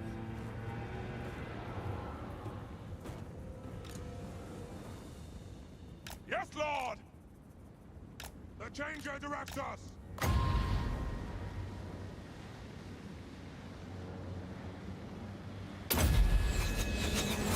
Panic! Die! Very well! Moving out! Death manifested! For chaos! Now is our time! Yes! Yes, marauders! Very well! Faster! Obey Tanga! Now! The gods demand it! Kill them all! Shaman sorcerer! Chaos marauders! For the Blood God! Ha! So be it! Yes, marauders! They will succumb! Chaos marauders! Faster! Now is our time! Onward! Yes, marauders! Cross to it! What? For the Blood God! Mortal fool! Slaying. Yes, marauders! Charge! Maneuvering! Prepared!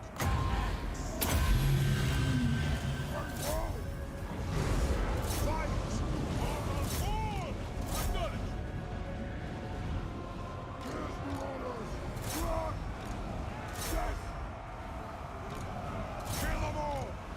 Yes, Lord! My God's gone! Berserkers are spreading the damage fairly nicely around between them, I think.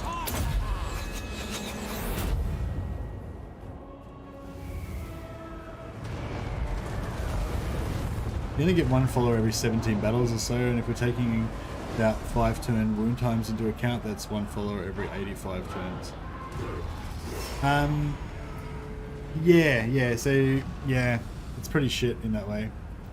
But you can stack city the army in between, you know, so you can like, no, you can't really, can you? Yeah, you can. So you can like lose versus their leader, then. Oh, sorry, no. If you're doing the losing method, then yeah, you can just keep attacking and losing every turn. So you don't need to wait for the 5 turns because you don't actually kill them. Yeah, I just realized you don't have to wait the 5 turns because you're not going to kill them. Because you're losing. The master's puppet. Your will. Kill them all. But yeah, those guys all. Siege stack, put a stack next to the town to stop them from getting lured, and repeat.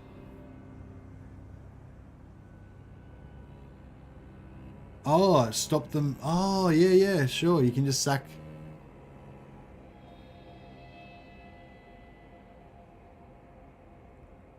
Only let them equip before confederating.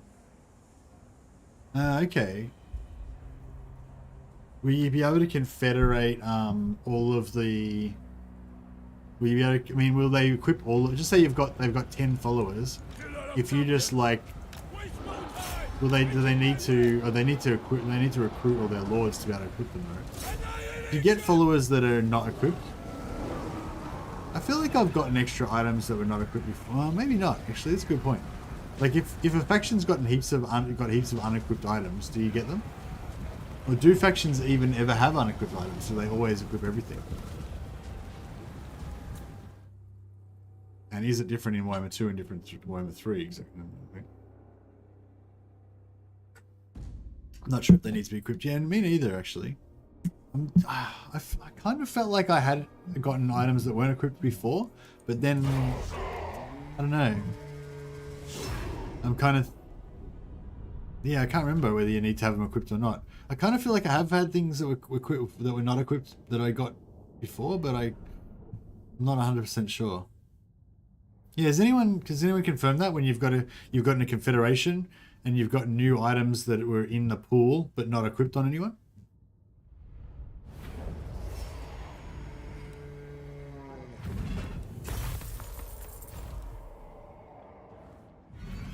Yeah, if anyone's like, yes, if anyone's ever gotten an item when you've confederated and you've gotten a new item that you definitely didn't have before and it's in the pool already when you confederate, not on any lord. Has anyone ever gotten that? If you confederate Marathi with the Sword of Cain, you don't get her unique sword if she's already unlocked it. Actually, yeah, that's good evidence. Actually, I don't know, unless unique weapons are different somehow. But that's kind of good evidence that, you know that she's definitely got the unique sword. But that might be that, or it might be a bug with the Sword of Cain. So I don't know if that's like 100% proves it.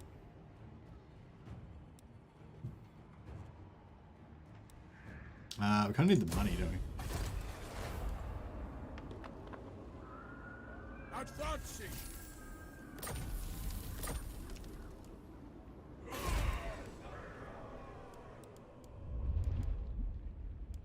I don't know if I should try to keep, I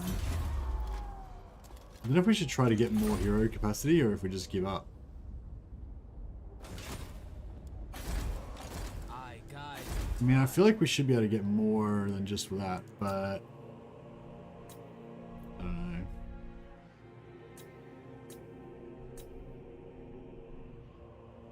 Grayling Moot we can hold.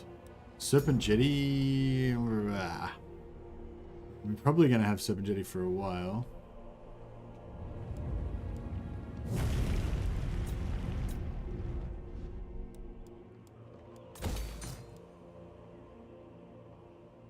eternal challenger.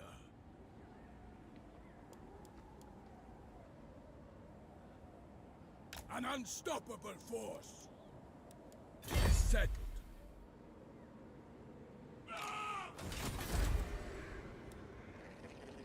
You fool! Did you say something? Yeah, basically we're just trying to, what we're trying to do is just get as much hero capacity as we can before we lose everything. But I do want to lose everything because we want, basically we want either Throgg or Scaling to take over everything in NORSCA, build it all up, and then we can like return one day in the future as victorious champions and just claim everything already tier 5. But I don't know if it'll actually work that way, because probably if Throgg takes it over, he'll then later on get wiped out and lose it all. So it's like, meh. Hey Kirill, there you go, man.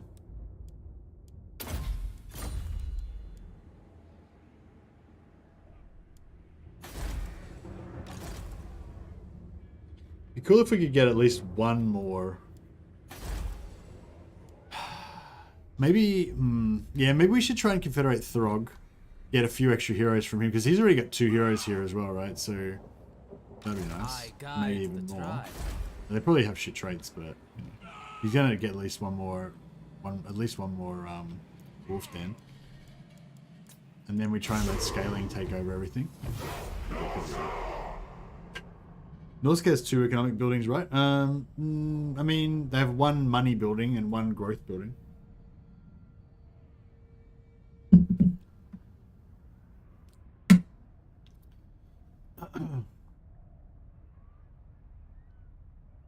Wulfric the Chad, indeed. That is his official name.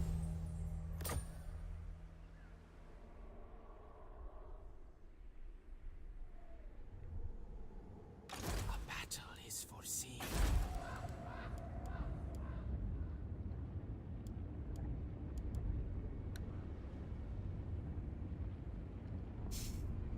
We can get this 200 gold again for a few more turns, and then we can abandon it again.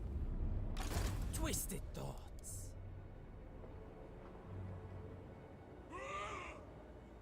See fangs ready. The correct path. A challenge? Check out these assholes that are like blocking me. We'll give this guy salt as well. I am the one.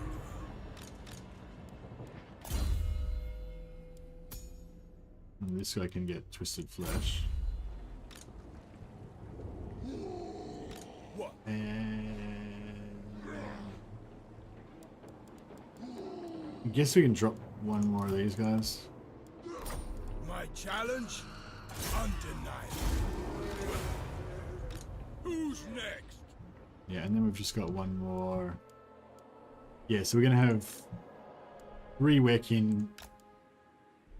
Ideally, I'd like to get 4 in the army, and then we're gonna have 2 map hero wizards. But the thing is, it's problematic with the map hero wizards because they won't level up unless they're in the army. To the 4 corners. Yeah, whatever. I'm listening. It is what it is. Cancel this so we can try and get a student. Where's my next quarry?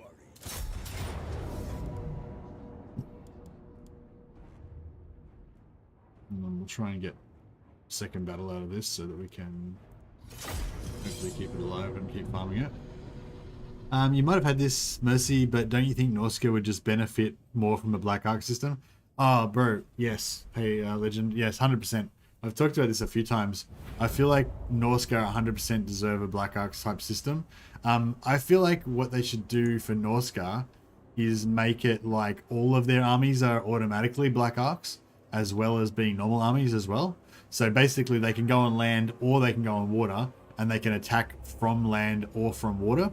So like if you attack a port, then instead of sieging, you'll get the blockade port option, you know? But yeah, I feel like they definitely should get that, because I feel like currently, currently I feel like Dark Elves are the only faction that actually feels good as like a like pirate sort of faction. My wife's just got the hairdryer going. Yeah, like I feel like the only like the Arkel's the only faction that actually feels like a pirate faction with their Black Arcs. You know, all the other factions like the Vampire Coast and the and NORSCA, they don't feel like pirate factions properly, I don't reckon. But you know, I mean that's just my take on it, I guess. But yeah. Ah! Close on the sheep. Moving! Quick! Quick! Very well. Kill them all. Give us courage. That's what the masters mean. The gods demand it. Ah! Johnson, get them. Kiss marauders. Eat your souls.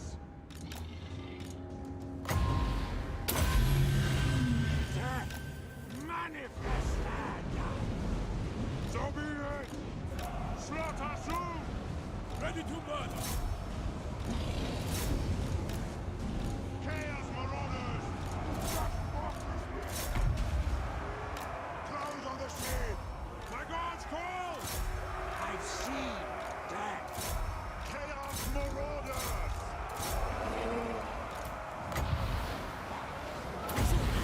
Charge them. They will succumb.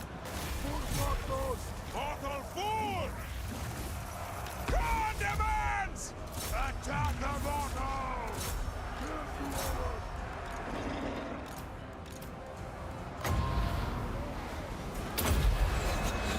Wings to me!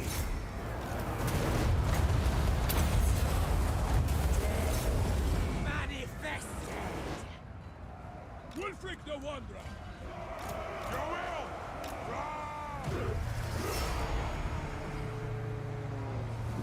Right, we'll leave those guys alive, I guess. Ravage them.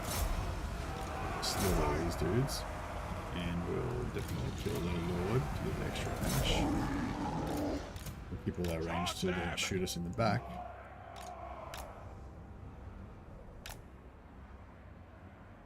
In SFO they made it, as you say, about Black Arcs for NORSCA. Oh, that's really good, Thomas. If they did that in SFO, then hopefully that gives it, like, because I feel like CA is definitely aware of SFO and what you know they do in SFO and stuff. So I don't know how much they're influenced by it. Like, actually, that's a good point. Does anyone know of any examples of previous things that were introduced in SFO that CA has gone on to later on, you know, introduce into the main game? I know they've definitely adopted others, like some other stuff that modders have done in the past. I know they've definitely adopted some of that stuff, but I don't know if they've adopted anything directly from SFO. And SFO, it wasn't Black Ark, but rather Vampire Coast shipbuilding, and only for Wulfric, if I recall correctly. Oh, okay, that's totally different then. That's not what I want. Yeah, what I want is the actual Black Ark mechanic of being able to attack from the sea. I feel like it just makes sense because in history, like that was kind of like the whole thing of why Vikings were so successful, right? It wasn't, you know, I mean, the fact that they were good fighters and everything was probably, you know, a big factor, actually. So yeah, that is also a big factor. But the other factor that was really big was just their shock ability to just attack quickly. Any coastal settlement, basically, they could attack quickly and just be gone before anyone could really do anything about it. You know, like, unless there happened to be the country's standing army just sitting there in this coastal town, you know, there's nothing they could do about it. Any coastal town, the Vikings could just turn up with no warning, instantly just, you know, rape and pillage and steal all the shit from that village, and then just be gone, you know? And then a few hours later, when the local garrison turns up, too late, can't do anything about it, you know? So I feel like that sort of Viking style raiding and stuff should definitely be a part of NORSCA's thing. But, you know, that's big. I'm basing that on Vikings, which is not really what NORSCAns are. They're not really Vikings, you know? They're inspired a bit by Vikings, I think, but maybe that's, you know, maybe my idea that they should be like that based on the fact that Vikings were like that doesn't really hold up because they're not really Vikings, you know what I mean? But anyway, just from a gameplay fun point of view, I feel like it would be fun and it would make the Norskins more of a unique faction if they had that. My challenge? Undeniable.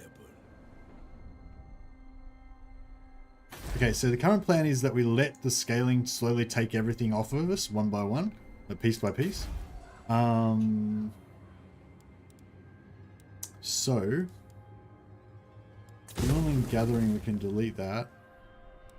I don't need that because we're never going to get to tier 3. We can leave it there for a moment, I guess. Oh, actually, no, they're already halfway there. If they go to Grayling Moot, then that sucks. If they go to for buildings gathering, that's good. So we'll hope for the best. Grayling Moot, fuck, we really need to get over there and defend it if they're going to be attacking it.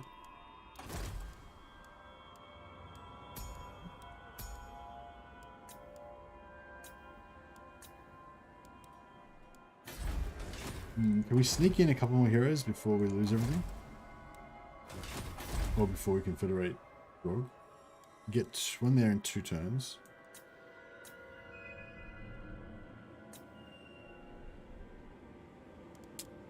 Can't get anything here unless we upgrade that.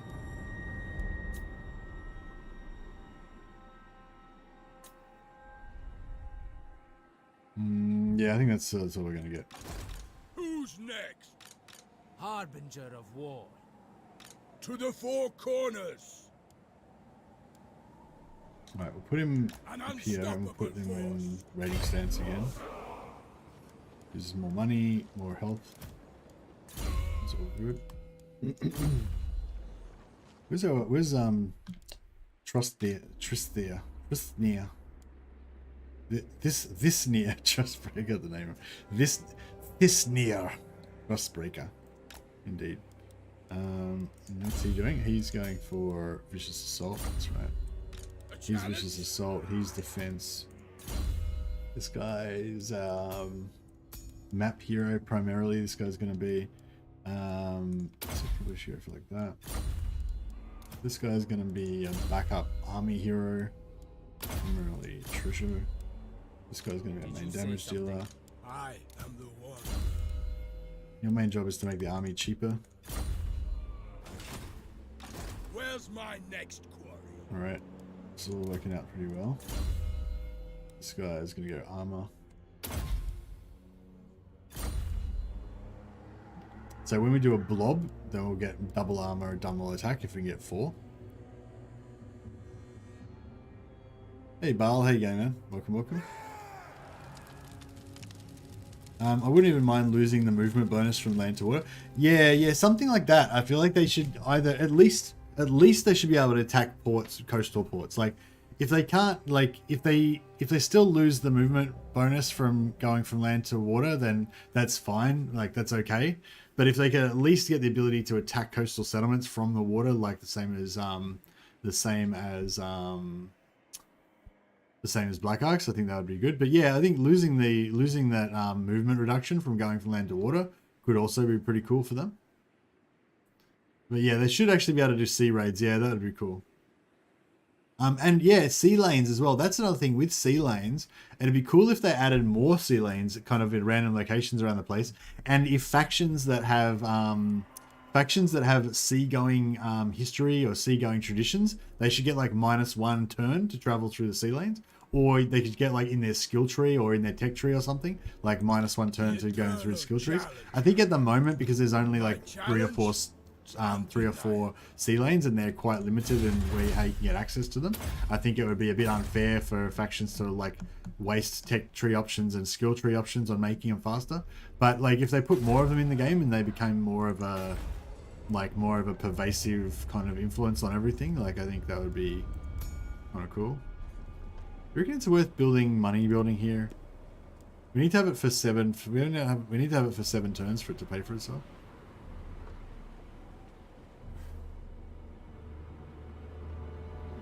I mean, I feel like there's a chance we might have it for 7 turns.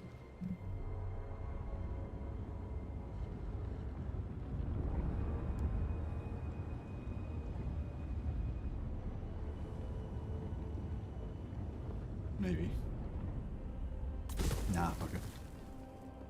Me?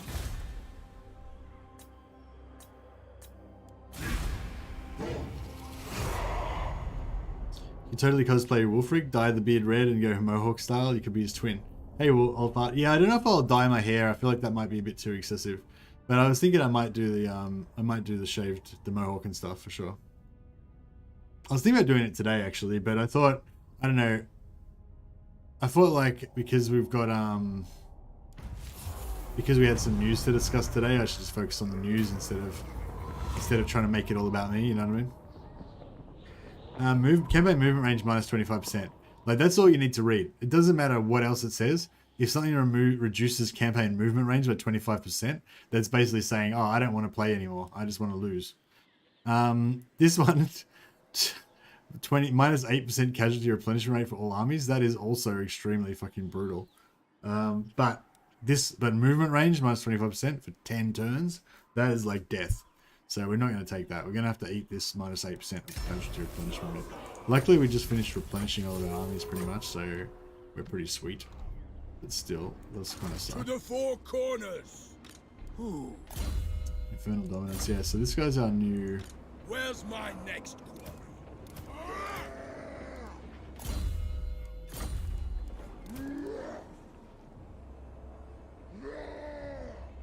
Journey. Bringing it down. Healing technology. That's kind of good. Finders, keepers. Isnira. Join us. Ah, crap, we went the other way. Ah, well, we might have seen the last hero that we're going to get then. Unless we can, like, peace out with him somehow. We are both their puppets. But the... No. Fuck it. It's yellow. We could potentially do this.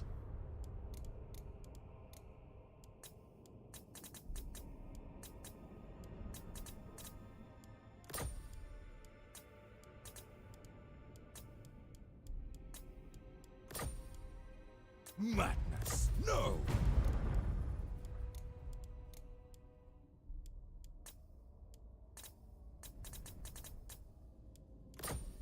Refused.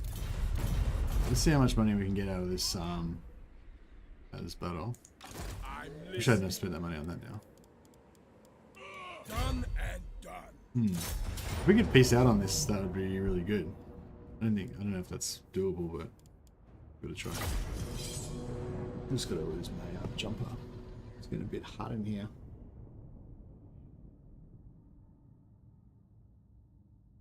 Can you meet Vlad the Dad? I mean, I could. I mean, I'm gonna go to Altdorf. I'm not sure. I don't need to go to Sylvania, but I mean, I could make a trip out there if we really needed to. Legend Merc lives about 3 miles from where Ragnar Lothbrok was buried. That's cool.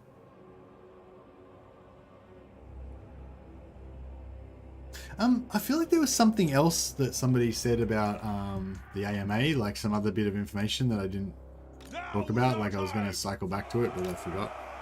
Can't remember. Maybe something about Warriors of Chaos or about NORSCA or something. So there was the thing that NORSCA now can settle any region. They can, it's not just coastal settlements and racial capitals. Now NORSCA can just settle anywhere. But I think that's a pretty good change for NORSCA. I really want to know 100% whether they're going to keep the 4% supply lines or not. Because I had a bit of a horrible thought, because I'm really enjoying how there's only 4% supply lines penalty in Warhammer 3. I mean, you could say it makes the game too easy, but I feel like I've hated supply lines for a long time, and yeah, I'd really kind of like it if they just fucking got rid of supply lines entirely. But I recognize that they need something to slow down the endgame steamroll, you know. Yeah, I just hate supply lines. I kind of wish if they have to do something like that, I kind of wish they would just go for like a corruption type mechanic, you know, instead. So it's based on the size of your empire instead of how many armies you have. I know that like you know, I don't think that the corruption mechanic was particularly popular. So I don't know if that's like something they should really go for, but yeah, for personally, like I think I'd rather, even the corruption mechanic that a lot of people didn't like, I'd probably rather still get that than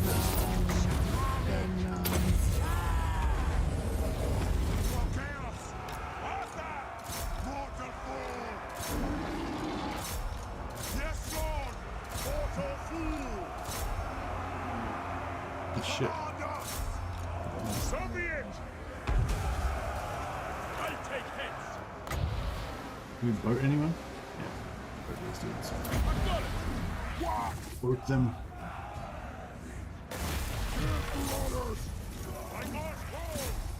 Yeah, we got our javelins fucked with these dogs. Chaos Marauders. That's what the masters bid. Kill us, Taloners. Very well. My God's call!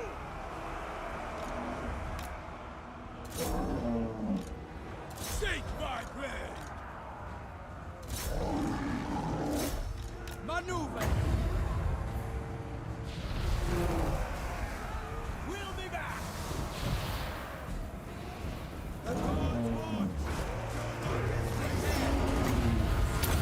Work.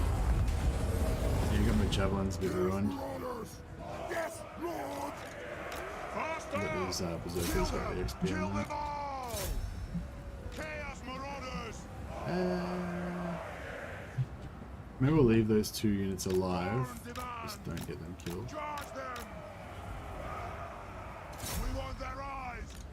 We want their eyes! We want their eyes. Why are they obsessed with eyes? Does anyone know why Wulfric's so obsessed with taking people's eyes? I like Warhammer 3's corruption. It kind of did a kind of favor to untainted rapes. Oh no, I didn't mean corruption like the Warhammer 3 corruption. I mean corruption like Medieval 2 corruption.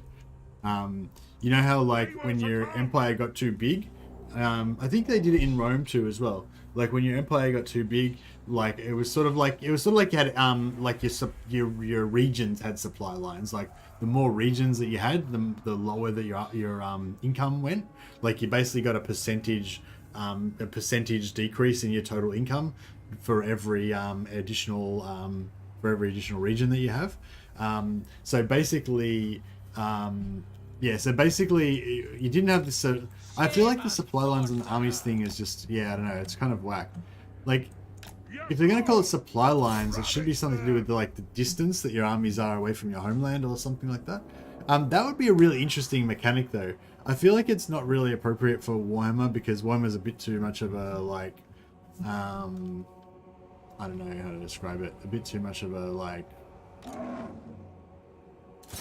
fantasy game, I guess, you know what I mean? Like it's not like that, something like that kind of a hardcore realism mechanic would be a bit out of place maybe in Warhammer. But if they do the next historical war they did, like if they did like another, like an Empire 2 Total War or something like that, I feel like supply lines, like an actual supply lines mechanic where your armies need to be within a certain distance and blah blah, that would be pretty cool.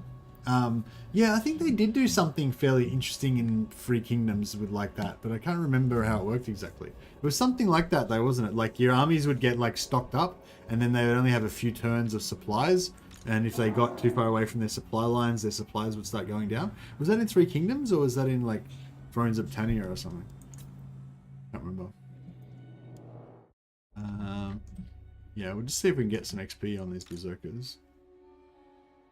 Come on, bros. Get the charge. Fucking hell. How come they're going so slow?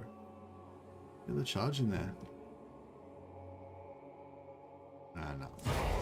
Never mind. Three Kingdoms, but I don't think it impacted economy. Oh, okay. It didn't cost you money. Yeah, it doesn't actually really make sense, does it? Like the money-wise, it should cost the same amount, really. Like it shouldn't matter how far away your armies. Oh, actually, no. I guess it would cost. It would cost more the further they are away. Yeah, logistics would put people off the game. Yeah, I don't know. It depends. I think they could possibly do something, maybe not hyper realistic, but something that kind of represents it. That's interesting to interact with. like basically I feel like like every mechanic that they add to the game, like it's a potential to have the player be able to interact with that mechanic, gain and you know, to a certain degree kind of game the mechanic.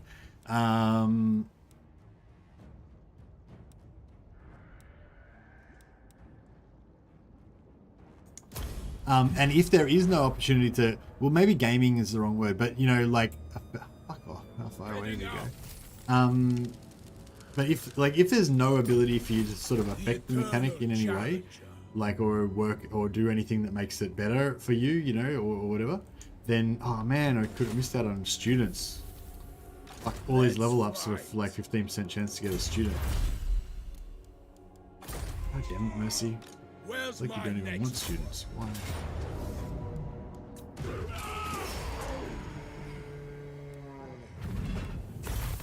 Yeah, we finished killing him. A challenge? Embarking. A battle is foreseen. Settled.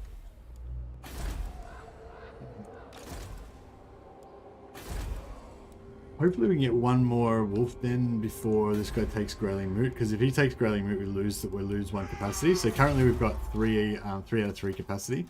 If we can get if we can get that built before he takes this, then we can potentially get one more. But if we can peace out with him and get a few more turns, that would be better. I've been looking forward to this. Prepare to be ripped to shreds. Come on, bro. 6,000 gold. You povo Norscan bastard is more money than you've probably ever seen in your whole life. Take it. In agreement. Alright, nice. Okay, so we've held off losing our settlement here for a bit longer. That's actually kind of cool because that means he's still around and he still kind of hates our guts, but he's just temporarily at peace with us. So that gives us enough time for us to like, oh yeah, I should have kept this. Which means I should have kept this and kept building that up, but whatever. Means I've got time to get a few more heroes. But yeah, we need to find Throgg, kill him, take his heroes, then get out here. Helman Gorst. Wouldn't mind killing him to get his vampire stuff.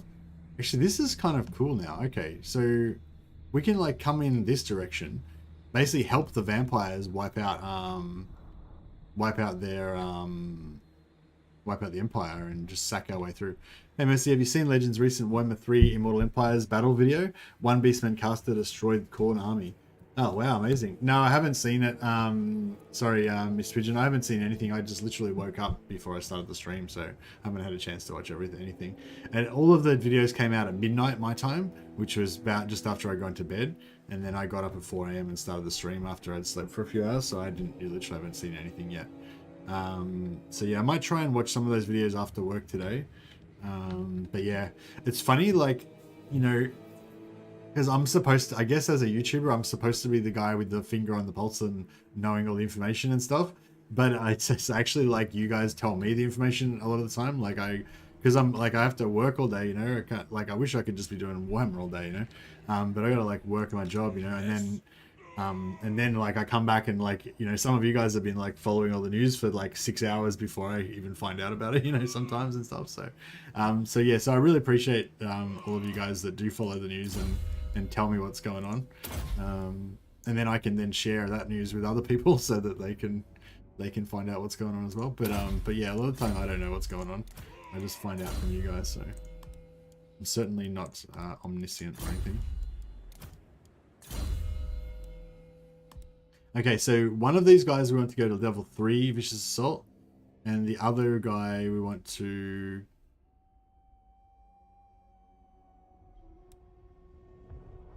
Wait a second. Passive ability, Vicious Assault 3.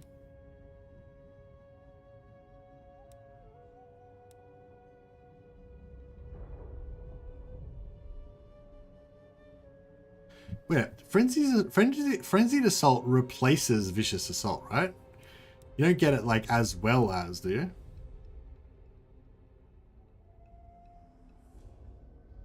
Seems people have already realized who the DLC lords will be. Great Book Grudges did a video on it. Yeah, somebody pointed that out earlier, Mr. Pigeon.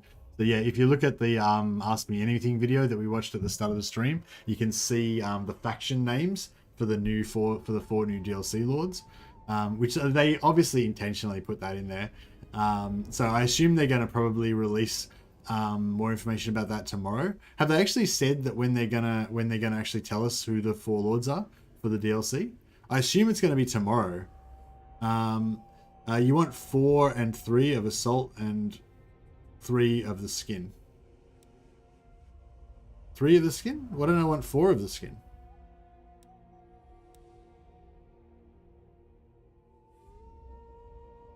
Wouldn't I want 3 and 4 in vicious assault and 4 in the skin?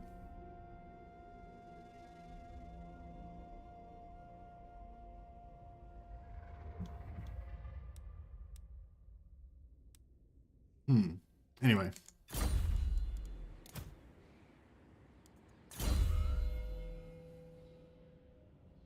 Three or 4 skin? Isn't 4 like clearly obviously better than 3? I don't know. I'm not sure where you're going with that one.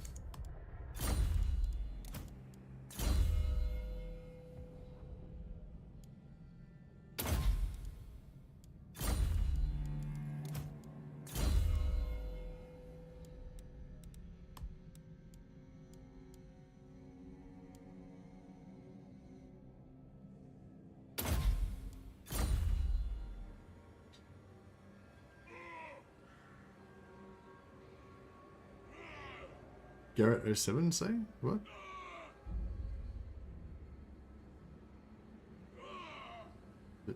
What? I think we sometimes want to hear your... I think we just sometimes want to hear your opinions about the newer stuff, that's all. Oh yeah, hey Garrett. Yeah, no, I want to give you my opinions about the new stuff. It's just sometimes I don't know what the stuff is because I haven't seen it yet, you know? But as soon as I've seen the stuff, I'll definitely give you my opinions. Sometimes I don't think it's worth doing a video about it or doing a stream about it entirely. Like, the battle videos, like, I'm sure that video of Legends where he's defeating Chaos with his Beastman caster and shit, I'm sure that that's, an entertaining video. Like, Legend always finds interesting stuff to make his videos about. But it doesn't really create, it's not any new content, you know what I mean? Like, the Beastman casters we already had in the game, you know, probably the interesting thing to know about that would be if they comment about how the abilities have changed, like the skill trees or the in-game battle abilities and stuff like that. But it's all the same units, right? There's no new units that have been released that are being shown or anything. They're just showing the existing units, you know, fighting against Warhammer 3 factions, basically. So yeah, so I figured that, you know, I could like recycle all the content of the other creators and like watch their videos and then make videos about their videos and shit. But it's like, basically there's nothing new anyway. So, you know what I mean? Like, that's kind of my thing. So yeah, I wouldn't, if it was something like really, if it was something really big, I might cover it again, but I felt like I didn't really need to cover that. So yeah, all of the, video, what am I going to say? All of the partner level content creators, so Legend of Total War, Stotech, Great Book of Grudges, Indie Pride, and now Dame Offensive and Anticity as well. All those guys have got access to the battle stuff, the early access to the battle stuff for the Immortal Empires factions. So yeah, I'm not going to cover that because I don't have early access to it, but I yeah, definitely recommend you go and check all that stuff out directly if you want to find out what the go is with it.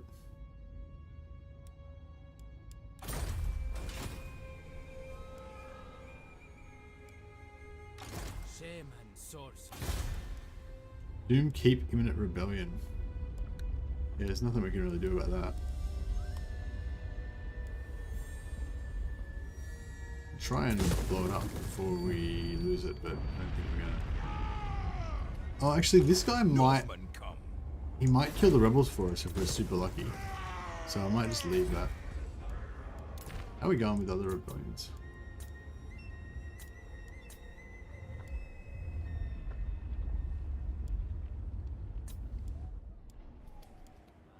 Yeah, we're pretty sweet everywhere else.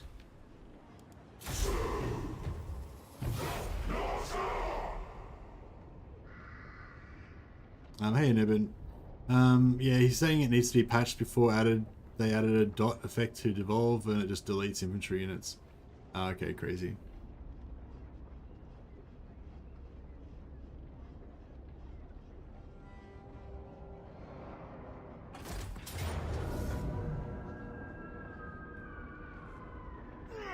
If I recall correctly, they were going to release the new lords along with the start positions of Warriors of Chaos tomorrow.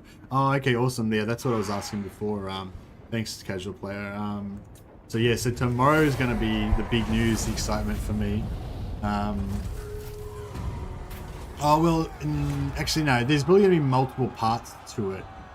Oh, actually, do you want raiding or sacking? I feel like sacking is going to be more valuable, but I'm not sure if I'm going to do any sacking in the next 10 turns because I've got to fuck around trying to find Throgg.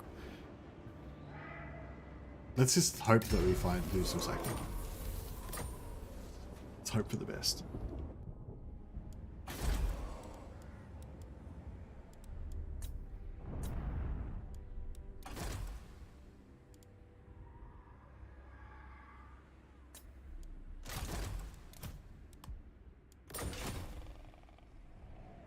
I am the Wanderer. Who's next?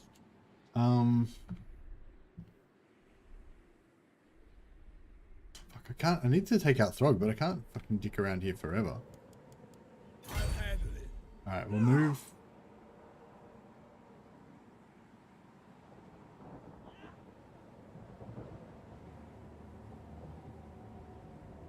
More headway. We'll move here, we'll get the replenishment. I want to get 2 more working in here. We can drop one mage out eventually.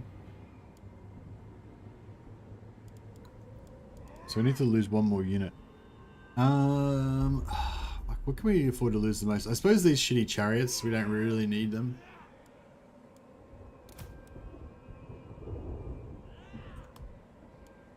My challenge? Undeniable. Yeah. And Thisnir, get on in there.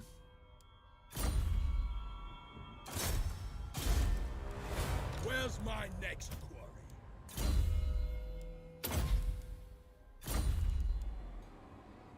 Did you say something? I guide the tribe. Journeying. Where are you, Throgg, you dick?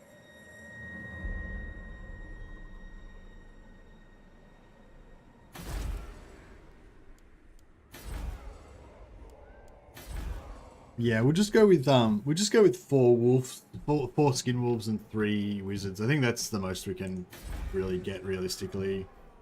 We try and get more greedy than that. It's going to be hard to manage.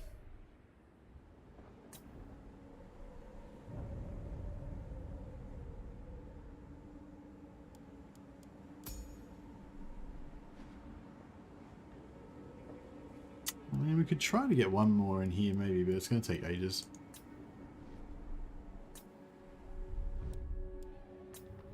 You reckon we'll hold this for another 7 turns? Yeah, we probably will. We could probably build another income building there.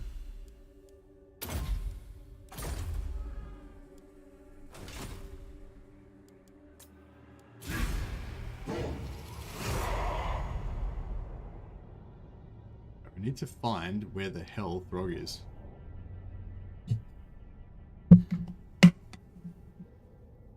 Do we see him anywhere?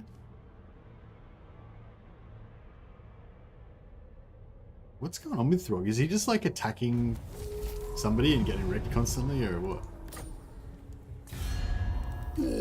He's at war with. Oh, he's at war with the Skaven. Okay, that explains it. I see where you're going wrong, Throgg. Don't be at war with the Skaven. That was a mistake. Now we just need to hope and wait for Red Duke, Boris, Gorfang, Rotgut, and Sarthoriel. Considering you get Red Duke, Boris, and Sarthoriel for being 1/1 and the Beastman Wood Elf campaigns. Yeah, I'd really love them to be added as playable legendary lords. You know, like to start with start positions and stuff like that. The 4 DLCs have leaked, so I hope that motivates them to share lots more information to it.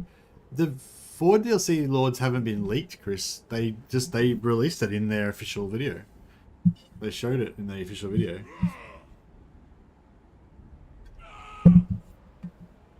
I'm pretty sure. I mean, I assume it wasn't an accident. Like, To the four corners! I mean, maybe it was. I don't know.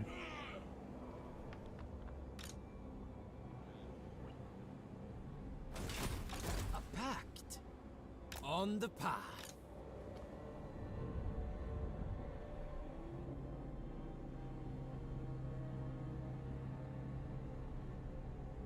Despoil and ravage.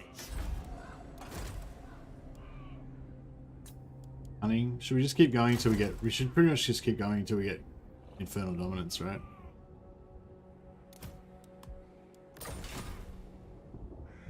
Undefeated!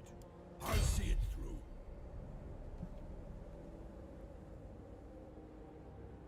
En route! Good. Twisted thoughts. Making my way. How many settlements has he got? Don't care who you are. He's only got 3. So yeah, so this is all he's got. These 3 settlements here, right? So if we've got vision on all these 3, then he can't basically get away from us. So if I move down within range of that one, then we should be able to get him. I feel like CA is showing off way too much. There's no surprise about anything. Oh no, there's like so much stuff to be shown, Ash. Like I don't think there's any danger of them like running out of things to show us. Despoil and Like ravage. yeah. Oh, they just settled this ruin, Maraud is all. so it's already paying off for us.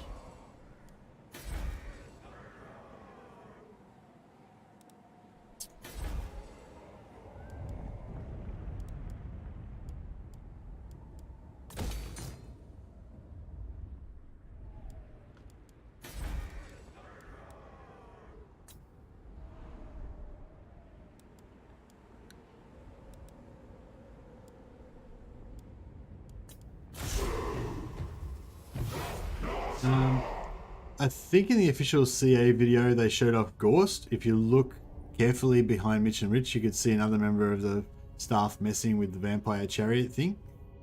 Oh yeah, yeah. Oh, so that's what I mean. Like the fact that they had that guy in the background with his back to the thing, like showing some like playing some stuff on camera. I feel like that's the sort of thing they would intentionally put in the background so that people can theorize and guess and make stuff up about what it was and all that, and that's the same reason why I think that they put those factions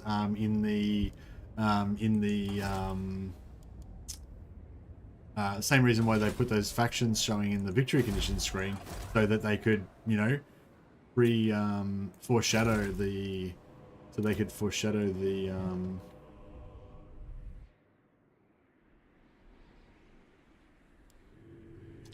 the Chaos Lords tomorrow. So yeah, I really want to know like what the mechanics are going to be for those factions and stuff like that. I wonder how long it'll be before we get to find out that stuff. Where's our other? Oh, we haven't got our other one yet. Maybe I'll send this guy back here so he can just keep vision on there. So we just know as soon as Throgg kind of arrives. I go. Tribesmen, gather! I'm listening. An unstoppable force.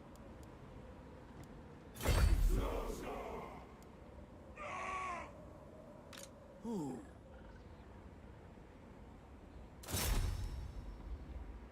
Turn it to rubble.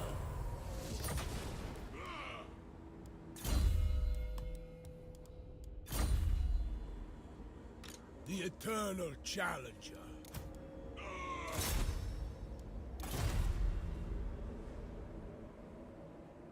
Did I see correctly that Manfred no longer has Wind of Death?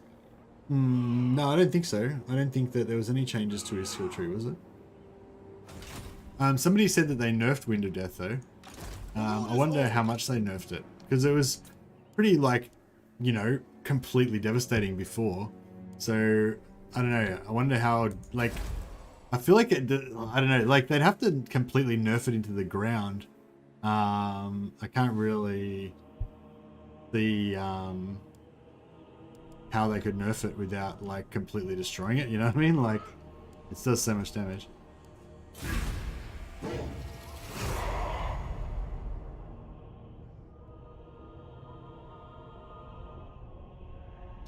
I saw Sotek streaming, but maybe he didn't scroll very far along. He's in the same campaign. I thought that the partners weren't allowed to show the new stuff. They're only showing custom battles. I don't know, the CA told me that the partners only had custom battles, not campaign. So I assumed that he'd be playing the old Warhammer 2, not the new stuff.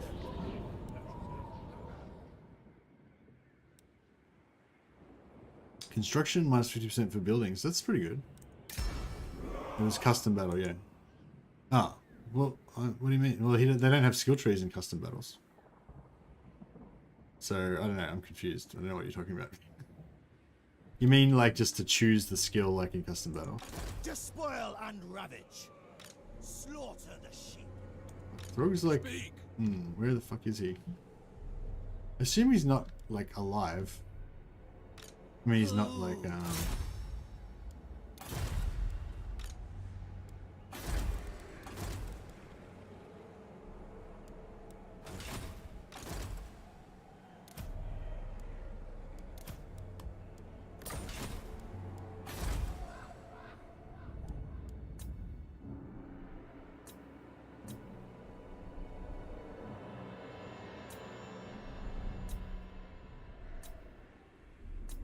yeah, I feel like Björnsling's Gathering, we could potentially tear it up and get another one there, but I think I'm just going to try and confederate Throgg, and then whatever he gets, we'll just go with that.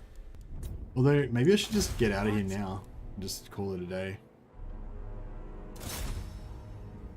Demonic destruction.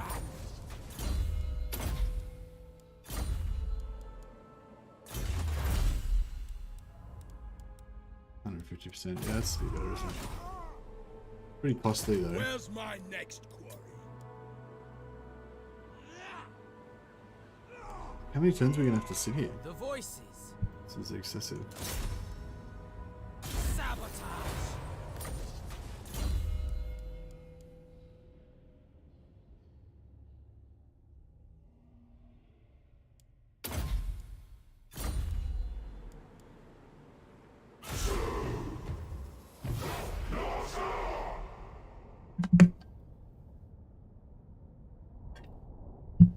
How many turns have we been watching him now already? Like 3 turns?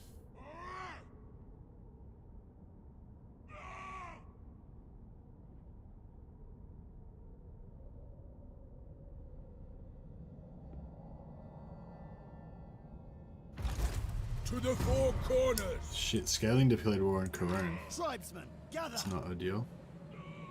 I am the Wanderer. My challenge? Undeniable. On the move. The correct path.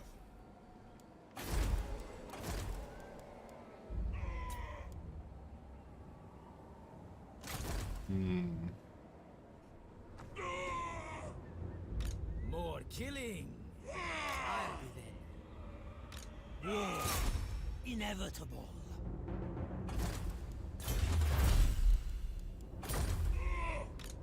Cancel that so we have a chance of getting student, which we did not get.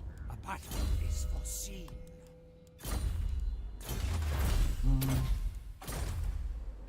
Now, The eternal challenger. yeah, we can't quite get him Done this and turn. done. Next turn we'll get, we'll go for Throgg. He's gonna have a pretty solid army in there. That's why we.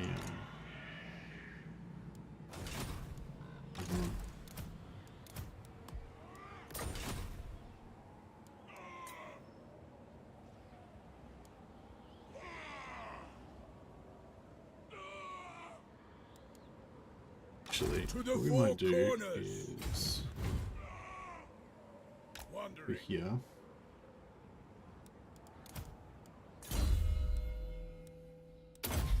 Just force march like an absolute Chad. Hopefully, we won't get killed. Tribal seat.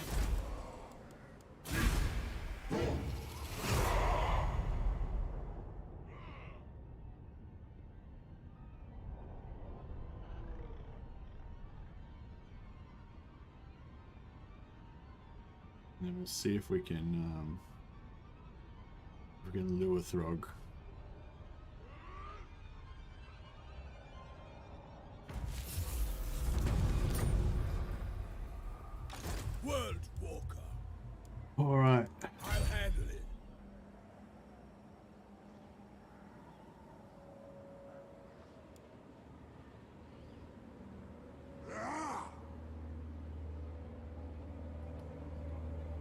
Advancing. The voices. What's this one? This is the death one. Yeah, put him in the army. Take their treasures. So if we put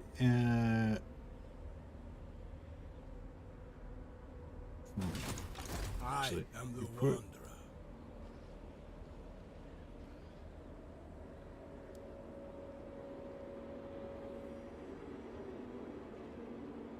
Voyage. yeah, we put Wulfric in ambush stance.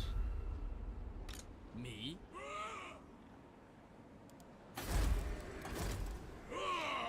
Tough.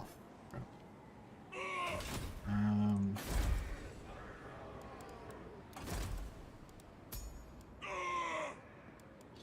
we put this guy. Slaughter the sheep. Yeah.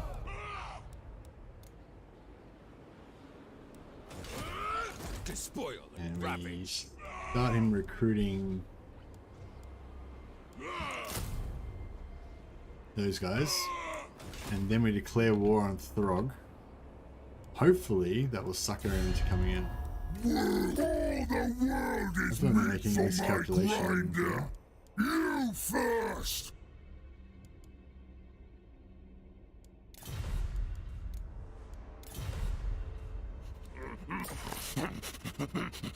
Does it have food? Give to me now! I'm too smart But to don't really live join off war of against this powerful enemy that you have, and they won't give us a trade agreement. that. Ravenous must feed. What's your opinion on the best monster unit? I don't really think about it in terms of best monster unit, because like, how does that really come into it? Like, if you were gonna have some special tournament where each faction only used their monster units against each other, so it's like dragons versus hydras versus mammoths and shit.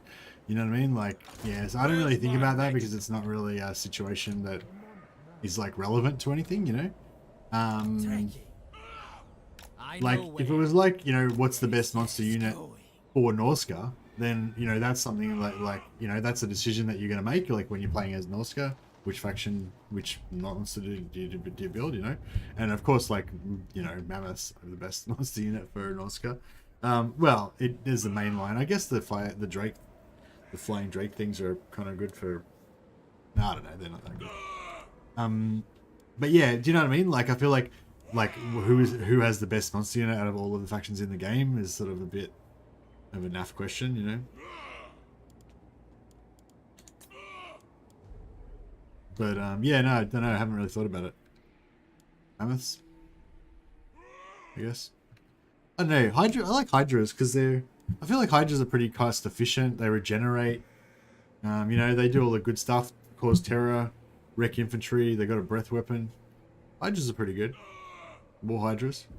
But I mean, I'm not really thinking about it too deeply. What, like, yeah, toss out some other monster units. What's another good monster unit that we could compare with the Hydra? What? Like, I definitely wouldn't rate dragons. I don't like dragons at all. Northland come. For any of the factions dragons. Yeah, do you reckon this global recruitment is going to sucker Throgg into coming in for an ambush? Hope so. Champions fall. Then what faction has the best monster units? That's the same question, Goose McDuck. It's the same question.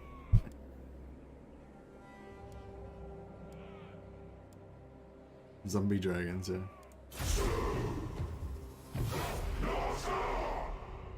So, like, you know what I mean? Like, what's the point of the question, I guess? So if you're saying, like, if the question is like, oh, I really like monster units, what faction should I play if I want to have fun playing with monster units? You know what I mean? Or something like that. Then I'm like, okay, that makes sense. Cool. Let's think about what faction's the most fun to play, you know, with monster units. Or what faction can you play with monster units and carry, you know? But do you know what I mean? Like, if it's not really like a competition. Enemy failed to spot your ambush, blah blah blah, ambush, yeah. This worked out pretty well. We get like we get to ambush attack them, and we get like all of our armies to be involved. I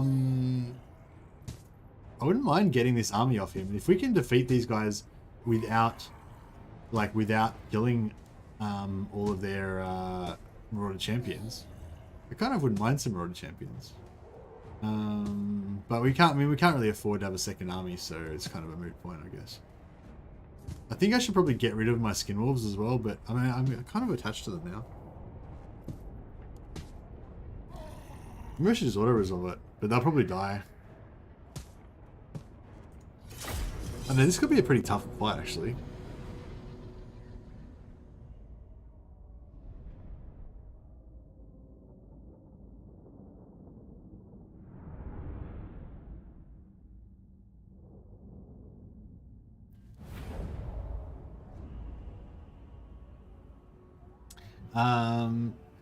Now the first one was single units, the second one is the overall monsters within a faction.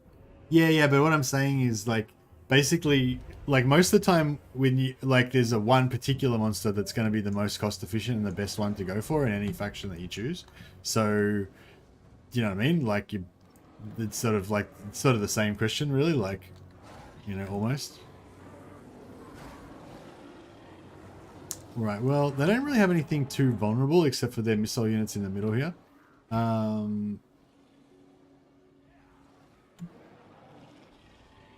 But they have a lot of mobility in terms of these werewolves, skin wolves. So I was sort of thinking if we just bum rush the skin wolves with our berserkers straight away, it's not going to be super fun for the berserkers.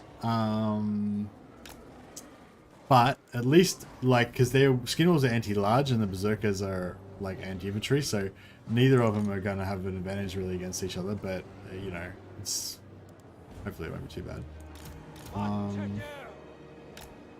But yeah, my thoughts are that we can try to shut down these skin wolves. And we try to shut down these dudes. Mobility. I don't really have any anti-large, so yeah, these guys we don't care about, so we can get rid of them. These guys can tank, sort of, because they've got regeneration. So maybe they just go into the pile in here. Love to get this mammoth just fucking rampaging through their shit. That would be sweet. Scouts for my armor.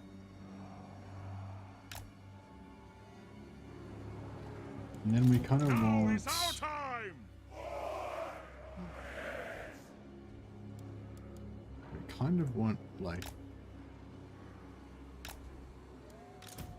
Chaos Marauders. I don't know, just doing that kind of thing, I think.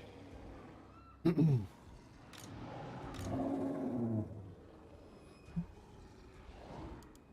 my taunts. We'll try and boat them down the line that direction. Yeah, I mean, we could always just set up way over here and then just... These guys are all fairly elite infantry, so... I don't know, this might not really go that well. I think this stream may be the premier source of more Empire content soon.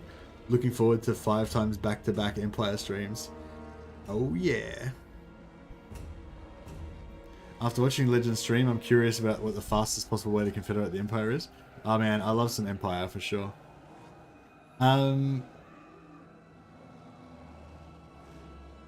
Yeah, I'm still trying to answer your question, Goose McDuck. But I think you might have to help me out. You might have to narrow down the field a bit.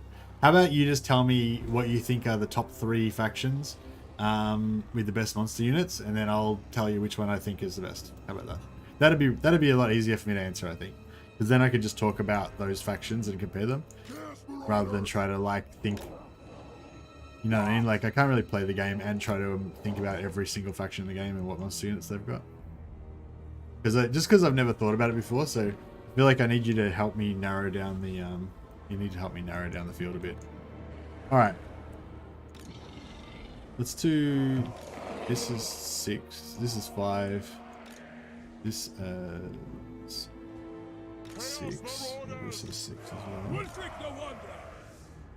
And we'll Marauders. lock these groups for now. We'll unlock them again, obviously, as soon as we get into the game. I'm going to try and lock down this mobile shit here. And then we've got our reinforcements coming on from here. So the reinforcements, basically, I'd say, are not even going to get into the battle. Okay, so say NORSCA, Chaos, and Vampires, which have the best cost-effective monster units. Ooh, see, that's the thing. When you bring in cost-effective, it also... Because those 3 factions all have completely different economies. You know what I mean? So it's like... You know what I mean? Like, if you're talking about custom battles and multiplayer, then I can't really comment because I don't play those things and I don't think about it, you know? If you're talking about campaign though, like, I feel like cost effective, it's kind of a bit meaningless because the way that the economies are, you know? Alright, let me fight this battle first and then we'll come back to that question in the next little lull. So be it.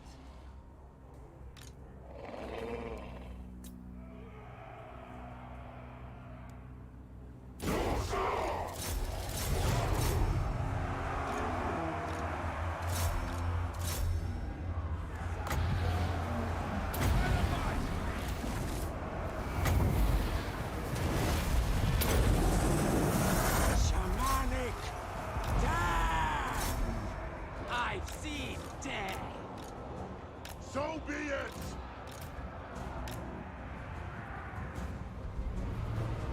Let's fuck shit up! Basically. Oh man, my berserkers are taking some damage.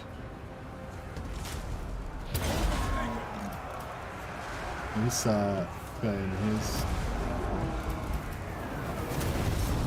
No, he's the anti-large versus those guys. That's I've seen victory! what are we doing here? We've got some Quick. Going happening. now! Right, these guys can just get in here. Oh, actually, let's just get in there for starters. Wulfric's gonna fuck up. Oh yeah, Throgg's in there. Shit. Get the fuck away from Throgg. Holy shit. Oh my god. Oh my god. Wulfric, get away. Oh my god, Wulfric.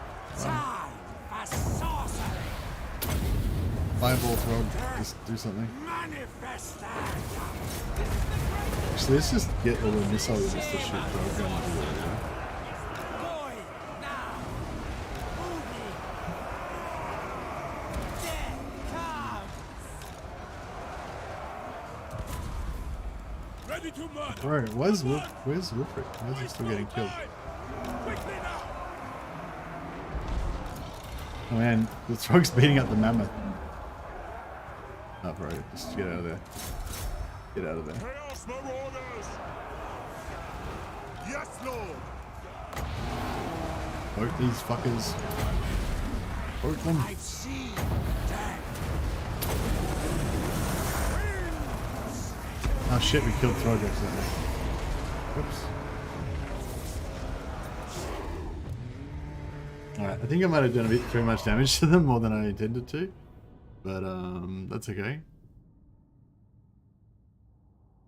These wolves might have actually been nice to keep, but we can't really afford a second army, so we're gonna have to disband everything here anyway, so I guess it doesn't make too much difference. But yeah, no, thanks for reducing it down for me a little bit. That makes it a bit easier, Goose McDuck.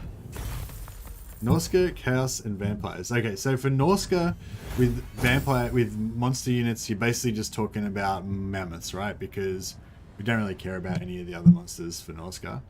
For Chaos, you're basically talking about Shaggoths, Dragon Ogre Shaggoths, right?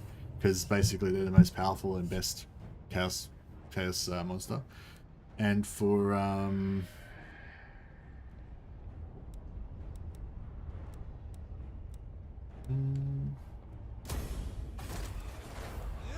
that's beautiful.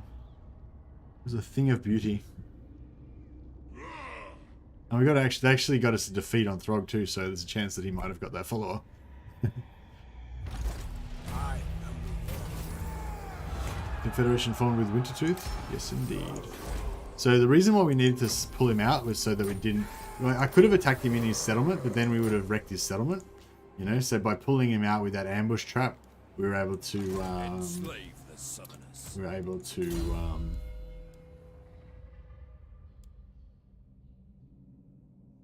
what's this guy? I don't know if I'm perceptive. Blah, blah. Yeah, whatever. Need him for anything. And vampires, monster units for vampires.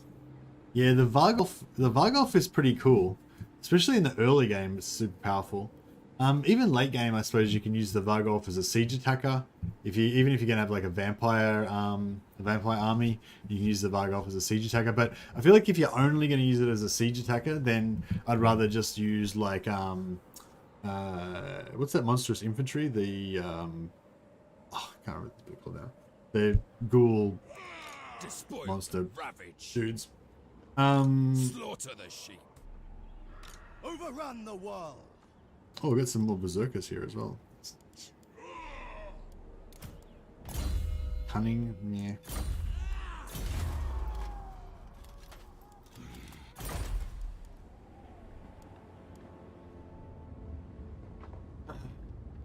But yeah, I mean, out of those, I'd say, like, if in terms of like just sheer destructive power, I feel like Shaggoths, you know.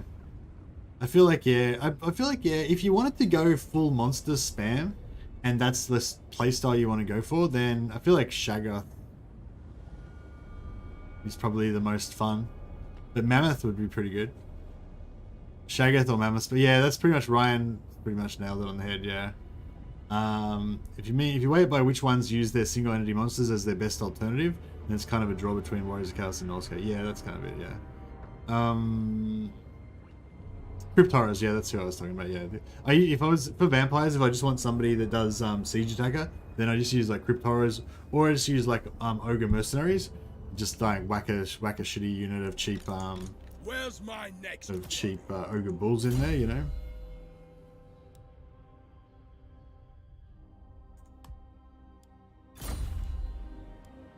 Take what's theirs. Harbinger of war.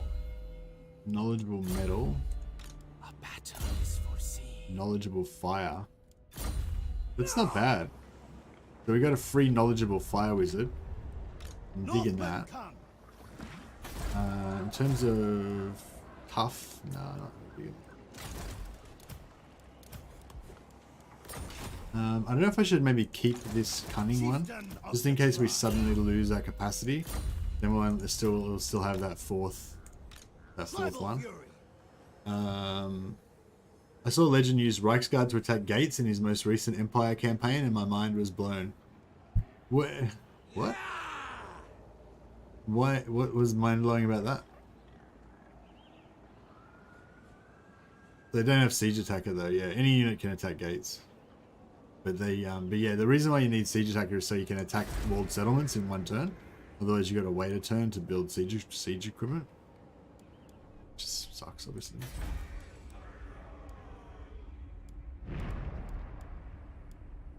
Should I? Nagel Fire Leap. What? How did that get down so far?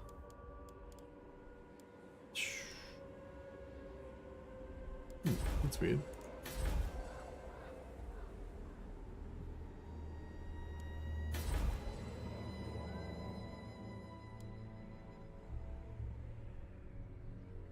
Thought you needed siege attacker to attack gates. Oh no, you don't need siege attacker to attack gates. Overrun the world. Bloodthirsty. Chieftain of the tribe. I don't want these. 12, The eternal challenger. 1290. Oh, maybe we do. So, I kind of thought I liked Marauder Hunters with javelins better than the ones with axes, but now I'm not so sure. So at the same range, these are anti-large, 12 ammo. Enslave the These guys have got 12 ammo, 80 range. Oh no, they're slightly shorter range, right? These guys are not anti-large.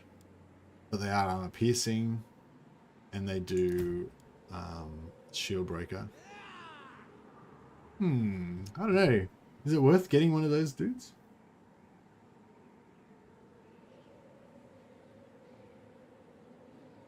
I don't know. I feel like the anti-large are just good. I mean, I feel like the normal javelins are good as they are.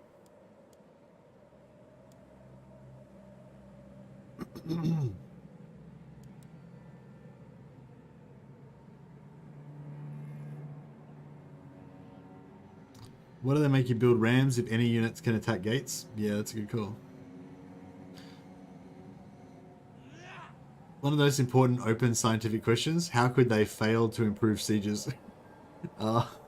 It's nasty.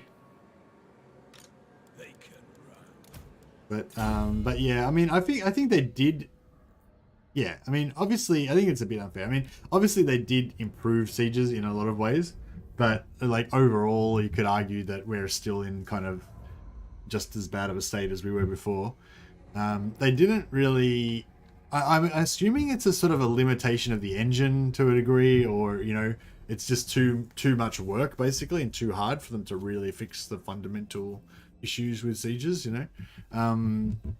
But I don't know, because they didn't seem to address any of the, like, they didn't really seem to address any of the key issues with sieges, I feel like. Well, no, they addressed some of them, but they didn't address some of them as well, basically.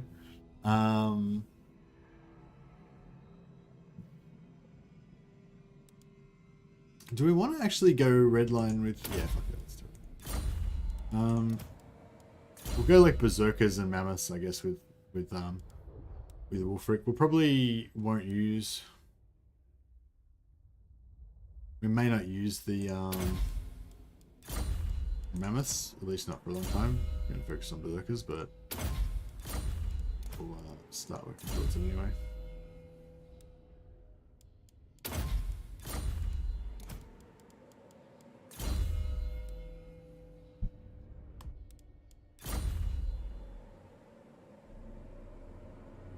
Really need to change the victory system ticket. They really need to change the victory ticket system or remove it entirely for major settlement battles. Yeah, I wouldn't be surprised if they do that, because I feel like they could. That's something they could easily do. Like, it would take like no effort at all, basically, for them to do that. So I feel like they, you know, it's a pretty good likelihood that they will. They will do that. But yeah, I can't say for sure. Hey, Your will. additional upkeep. 2385. So if I remove one lord, that'll reduce it by about 1,000. Overrun the world. So let's say we get rid of those two guys for starters, and Despoil, that guy. ravage. Okay. I'm pretty sure we're just going to delete everything and just have the one stack, but I'm trying to imagine how it could work. Should I get rid of these skin wolves? They've served us well. True savages. But you know, just getting one more berserker in there could be. Oh fuck! They got war. They could recruit war mammoths. We could just put Nah, that's hard. I kind of want to get war mammoths now. Shit.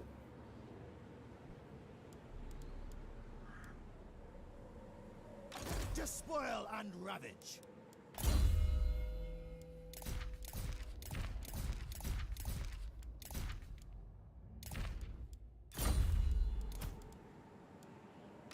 What? Take what's theirs.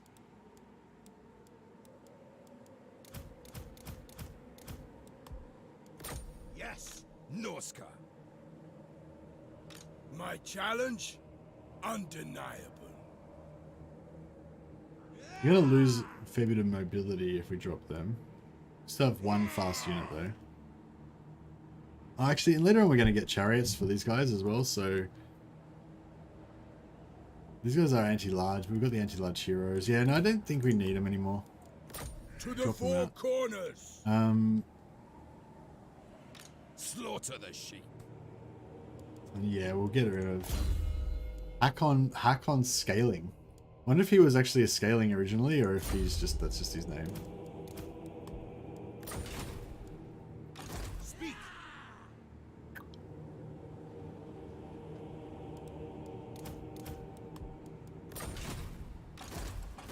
Yeah, that's fine. That's better. Alright. Do we want to keep this? No, I think we want to get rid of this, but we want to try and build a Fimir building. Since if we're going to have a tier 4 here, I'm going to try and go for a Fimir building.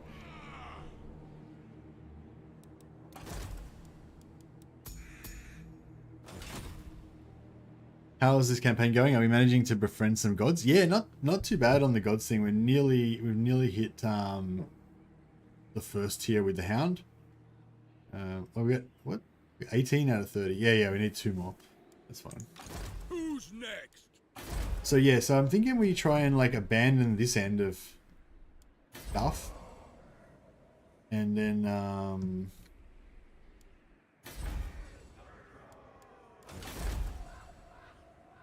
and we just keep maybe try and keep this end of stuff, you know, just as a rough plan.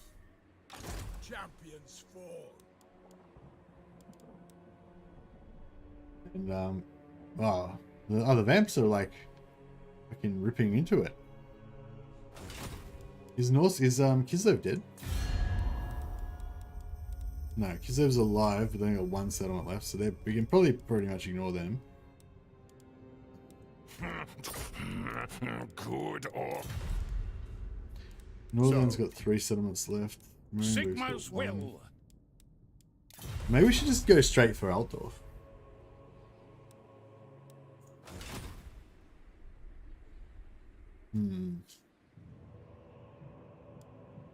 Almost got to first base with the gods, yeah, basically. That's where we're at. Settled. I'm skilled. Ahead! Sea Fangs ready. What? I know where. I guide the tribe. A challenge?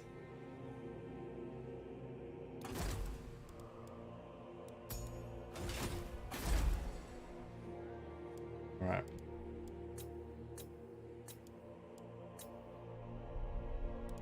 Maybe we should build one of these bad boys here, just so we can stabilize that eventually.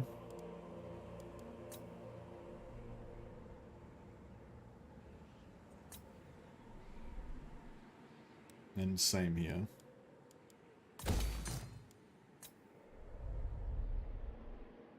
This one's fine. This one's borderline fine. Why is it +5? Military presence. Military presence? I don't have any military presence. Oh no, we do. Yeah, right. I'm listening.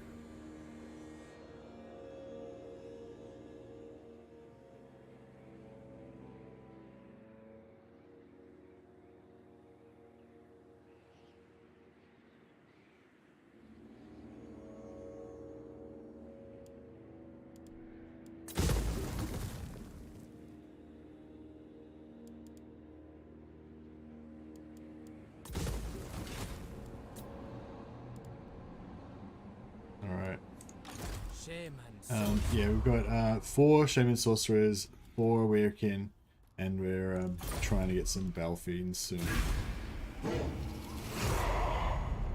Yeah, we really need to set up a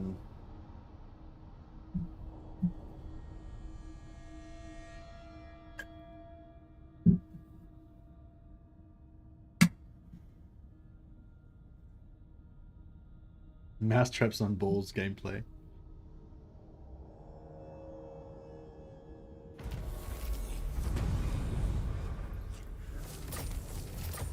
The big thing that changed with NORSCA is that when they first came out, they had no supply lines, and then they gave them supply lines. So when they had no supply lines, they were kind of fun because you could do a lot of stuff with them. I mean, they basically sort of had all the same problems they have now, but your economy was really easy to manage because you didn't have supply line penalty, you know. But now with supply line penalty, their economy's sort of fucked. And they still have these problems with, like, you know, it being really difficult to manage their economy and stuff. Really difficult to defend and stuff like that.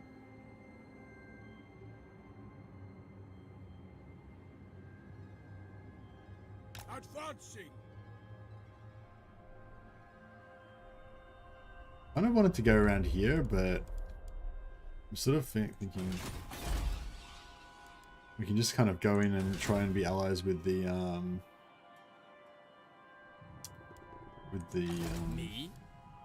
I'll be there. vampires. Not allies, but you know, like I go. basically they can guard our back because they're hopefully not going to go to war with us. Voices. But Deal. just as easily they could just go to war with us and then it'll be all fucked. We could get rid of this guy to save some money, but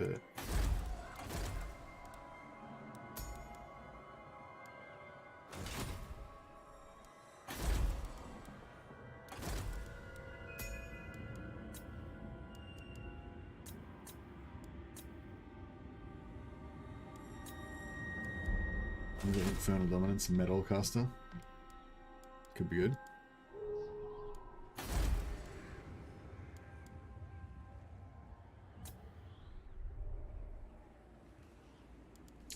I feel like Varg Camp might actually be secure for a while.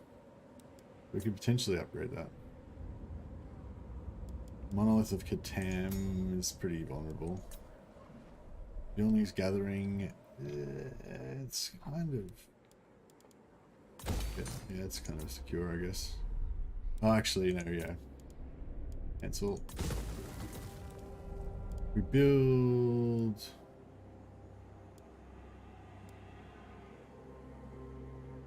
this bad boy. Then we can get some Fimir. I don't know if those Fimir Lords are actually good for anything. Does anyone... what do you guys use your Fimir heroes for? Are they good for anything?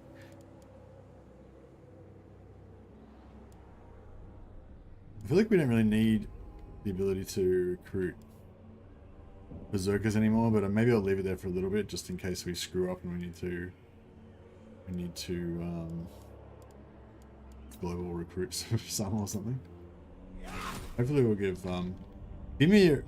No, not the Fimir units, the Fimir heroes I'm talking about. Do the Fimir heroes have siege attacker? Look, that's actually pretty cool. To the four corners. Actually, let's force march so we can get onto land. More headway. Demonic murderer.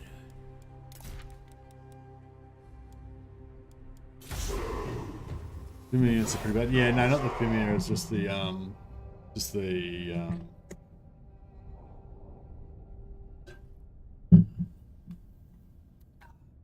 just the Fimir heroes I'm talking about.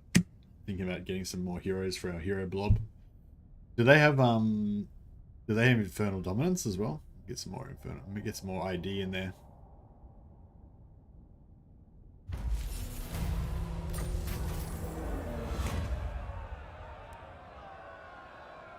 I'm not going to recruit anything, so it doesn't matter. Made it to Karak with an army of trolls, Fimir, and marauders. Well, that sounds pretty good.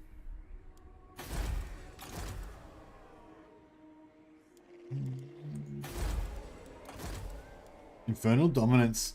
Yeah. Glory. Glory to the righteous. Did you say something? Sorry, I don't know why. I felt like... It's funny how like War. before I started doing YouTube, I thought I wouldn't be one of those guys who did like cosplays and dressed up silly and like said like just random silly things on stream and stuff like that. It's like, you know how Legend's very sort of I don't know if taciturn's the right word, but you know, he doesn't like act silly or anything, you know what I mean? Oh, he's got his own sense of humor, I guess, but you know, yeah, he doesn't like dress up or like do like that sort of stuff. So yeah, and I thought, yeah, Legend's cool, I want to be like that. But then when I actually start doing it, like, yeah, I'm dressing up as weird shit, I'm saying stupid stuff, doing all that shit. So there you go. A little bit of streaming corrupts and absolute streaming corrupts absolutely. He does Skaven voices? Yeah, that's true. He does do Skaven voices. Definitely like that little voice. Okay, not a Vargoff's like who approves of this message, so it's fine. Challenger.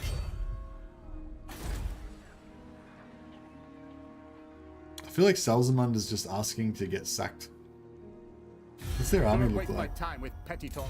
Strength rank 23. Oof. That sounds pretty rough, actually. Maybe we should find out where their armies are before we... I mean, we could just, like... I mean, it'd really be a good idea to do a bit of recon. Tribal seer. So we're maxed out on heroes right now.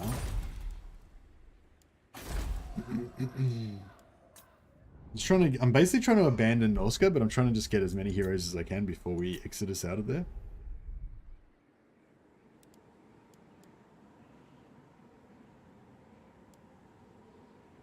Oh, 2850. Oh, we need more money.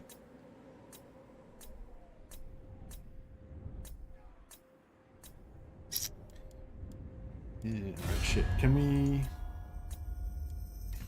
And Mulder, can you just give me some fucking cash? Does it Jesus. have food? How about I join war against these Give dudes? to me now. I hunger. Stupid experiment. Waste of time. Give me some trade. Give me trade. No. Doomed. Alright, I'll do it for 300 gold. Fuck it. Oh man, No I'm only moving fooling 300 gold. there. Dicks, what about you guys? You're against... Look, I'll go to war with that random faction. If you will just give me all your money.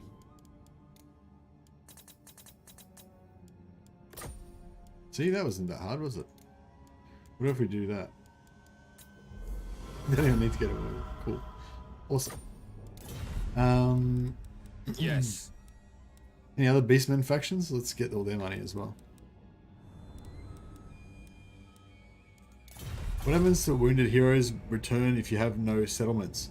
I'm not sure if you have no settlements, if your wounded heroes die or something weird like that. I guess maybe they just go to your faction leader or something. I'm not too sure.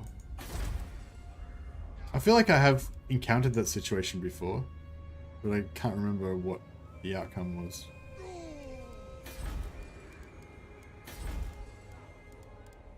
Alright, there we go. Fimir heroes on the way.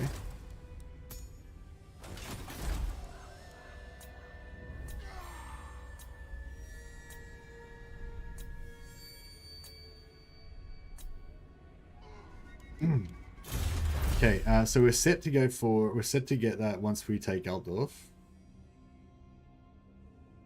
Which just gives us a plus 25 weapon strength. So that's like one of the single best buffs we can get for our particular build.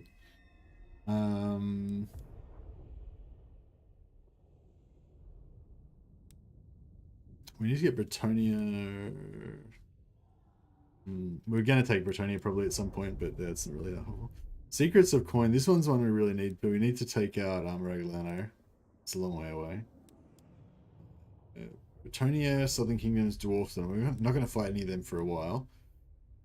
Dark Elves, High Elves, Lizmen, Skaven, Tomb Kings, Vampire Coast. Yeah, so we're not going to fight in any of those for a while either.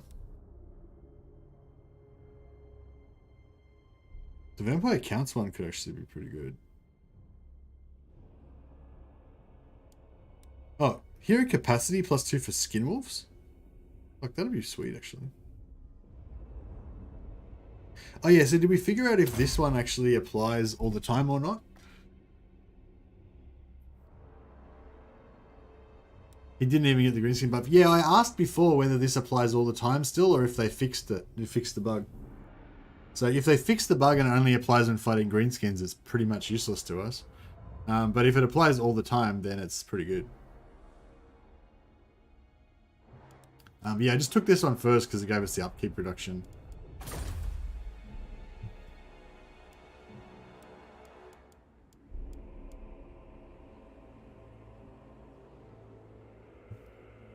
Barren Wasteland is Ekrand area. Yeah, around Ekrand. That's Wasteland area. Yeah. All right.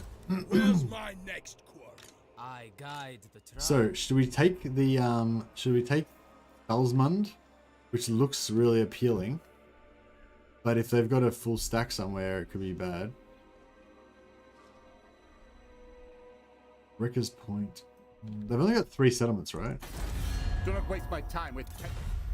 They've got 4 settlements. So they got this, this, this, and what?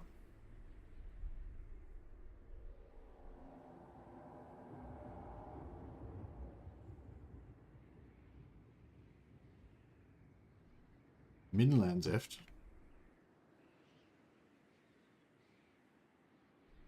They'll almost certainly garrison instead of attack. Oh, really? Yeah, if I sack it. Alright, let's give it a shot then. World Walker. To the 4 corners. Oh, can we join the war Deliver your through missive and someone then else? get from my presence. No, not really. So we're going to end up at war with Midland as well. But we can't see how strong Midland is. I don't know, this is a lot of fighting. Mortals, thou hast trespassed. Thy words at best hold prominence, or death will visit thee. Maybe My challenge? we should Undeniable.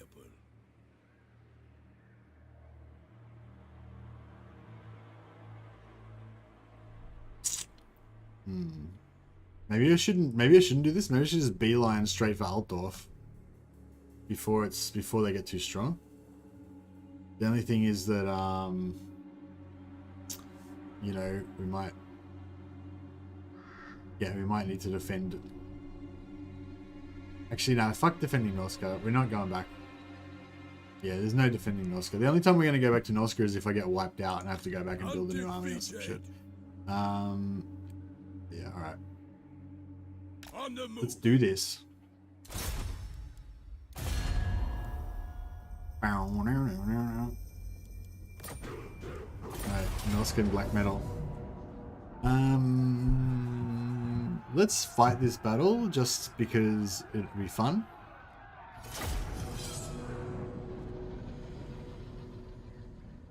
You're 30 turns too late heading to Altdorf to stop them getting too strong. Turn 30 is the cutoff and seems to still hold.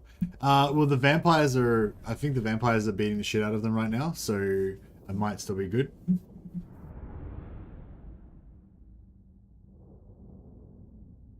Yeah, like 30 turns is usually when they go gangbusters, but the vampire counts to go gangbusters from turn 1. So, I don't know. It may... Do you reckon that they usually come back and kill the vampires now? Excuse me. Right, let's put one werekin on each tower. And Guns for my armor. something like that. And then we'll have a front line of these bad boys. Back line of these bad boys. And that will about do it. Prepare to ruin. I've seen death. Fine. They're done.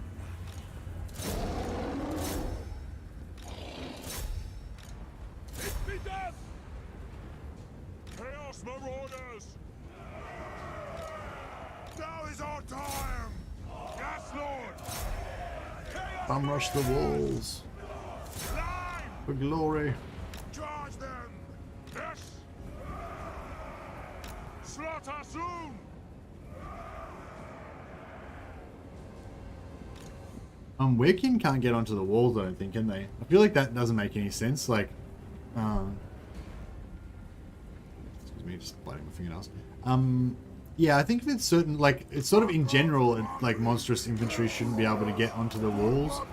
But I feel like for certain things, like, that seem like they'd be able to climb, like, they should be able to get onto the walls, you know? And I think werekin kind of fall into that category. Quick.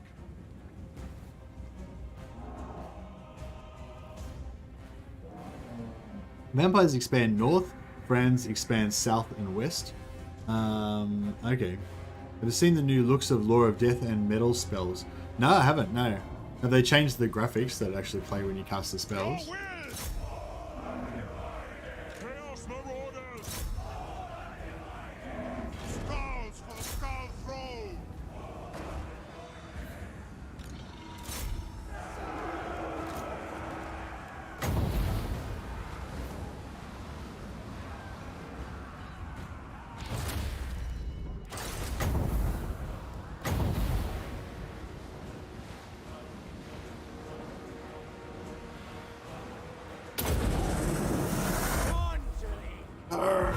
check. Ah, missed. Swing and a miss. Maneuvering. Orders taken. This one's good. Lead yourself! Going now. Your will? No!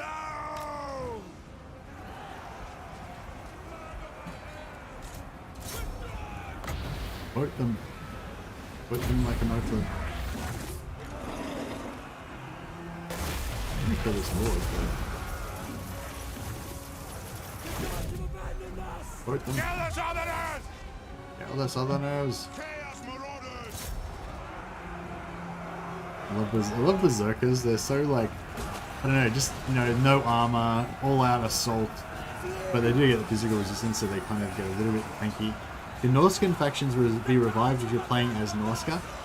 Yeah, kind of, but you need like Bretonia or someone to conquer NORSCA first, so that they get the so that they get rid of the chaos corruption. Because if you get the rebels when you've got chaos corruption, they'll just come as chaos rebels and destroy it instead of bringing the faction back. So no, not easily, basically. Because we were thinking about that before when we were talking about yeah, like sieges in the cinematic way. Yeah, exactly.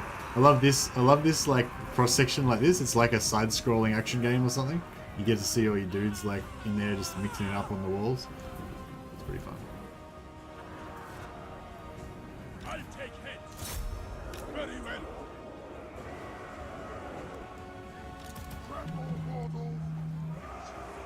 Oh man. Time for me to go. That's what that alarm means. I need to change that alarm sound actually so it's not so obnoxious. But yeah, I've got an alarm on my phone. It means it's 9 o'clock, so technically I'm supposed to be starting work now. Luckily my boss is nice, so she lets me start a little bit late and work a little bit late so I can get a couple hours sleep. But yeah, I do have to end the stream now, unfortunately.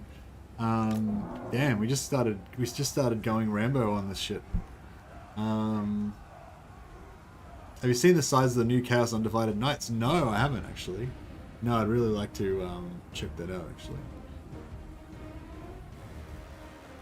Yeah, I mean, after this stream, before I go to bed, I might quickly watch some of the other stuff. If anyone wants to do any call-outs right now towards videos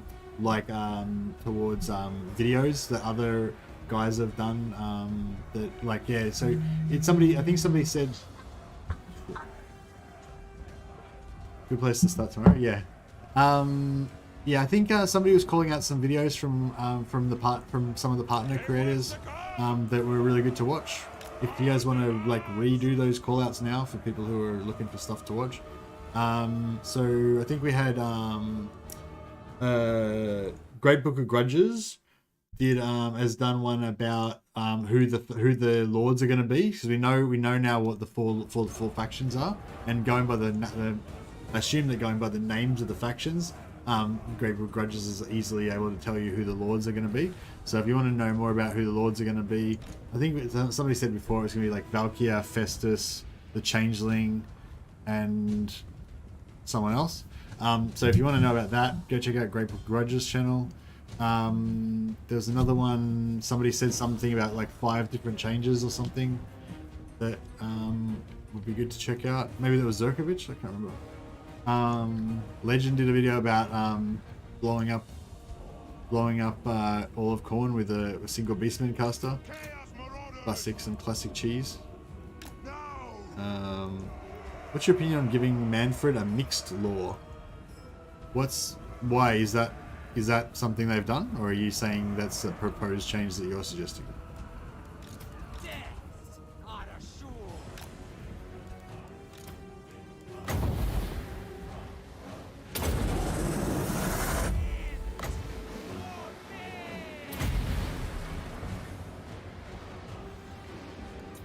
I gotta try and wrap this up so I can.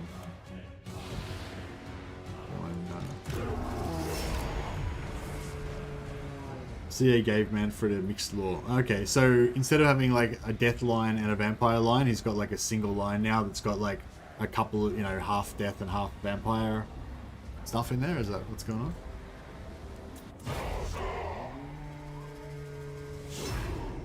Yeah, I don't know. I'd have to look at it to see, look at the specifics of it.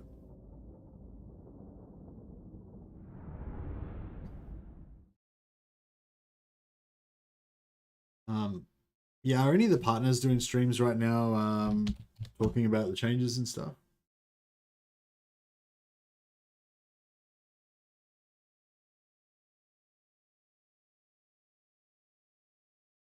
Can't really. So I've got access. Okay, so this is Zerkovich's Zerk's 5 changes video. If anyone wants to check that out, the Zerk's 5 changes video. What's this one? Sigvald. Welcome to the Thunderdome, ladies and gentlemen. We are here with the Greenskins versus Slaanesh. This is a Turin Sigvald battle. It's like a custom battle. What else we got going on? This one's Indie Pride. Milk and cookies. Chaos battle. Rework vid. And what was this what we're talking about? Oh yeah, Great Book of Grudges. Great Book of Grudges. CA accidentally leaked the DLC lords? No, I would say they did not accidentally leak the DLC lords. They completely intentionally leaked the DLC lords, I reckon. But that's just my opinion. But anyway, Great Book of Grudges. 4 Chaos Lords leak? Question mark? I'd say it's not a leak. It's just a release of information. But yeah, check it out. What about Heir? Oh yeah, the Heir of Carthage is cool. What did Heir of Carthage do? Heir of Carthage. Heir of Carthage seems like a really nice guy. I don't know anything about him, but apart from just that he seems like a really nice guy.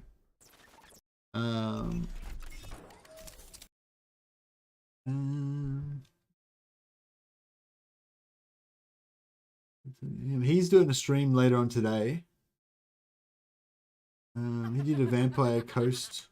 YouTube, what the crap? Vampire Coast versus Ogres multiplayer Warhammer 3. Okay, that sounds pretty cool. Vampire V Coast versus Ogres MP battle. Yeah. All right. Hey, Ricardo. Huff 1000 super chat. Good day to you, Mercy. Good day to you too, my friend. Thank you very much. Very generous. Okay, so I'm not going to host anyone today because, I've put a link up there for a bunch of different videos from all of different partners. I'm not sure. Did Dame do anything? Dame offensive.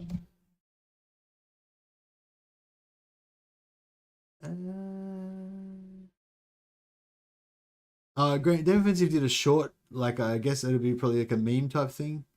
What has Anticity done?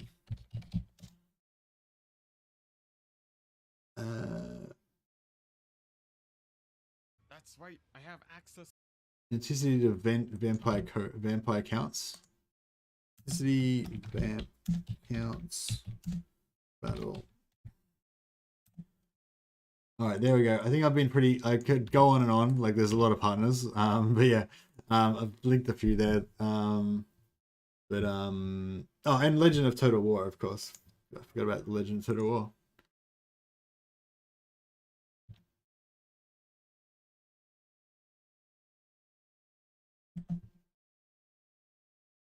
There you go.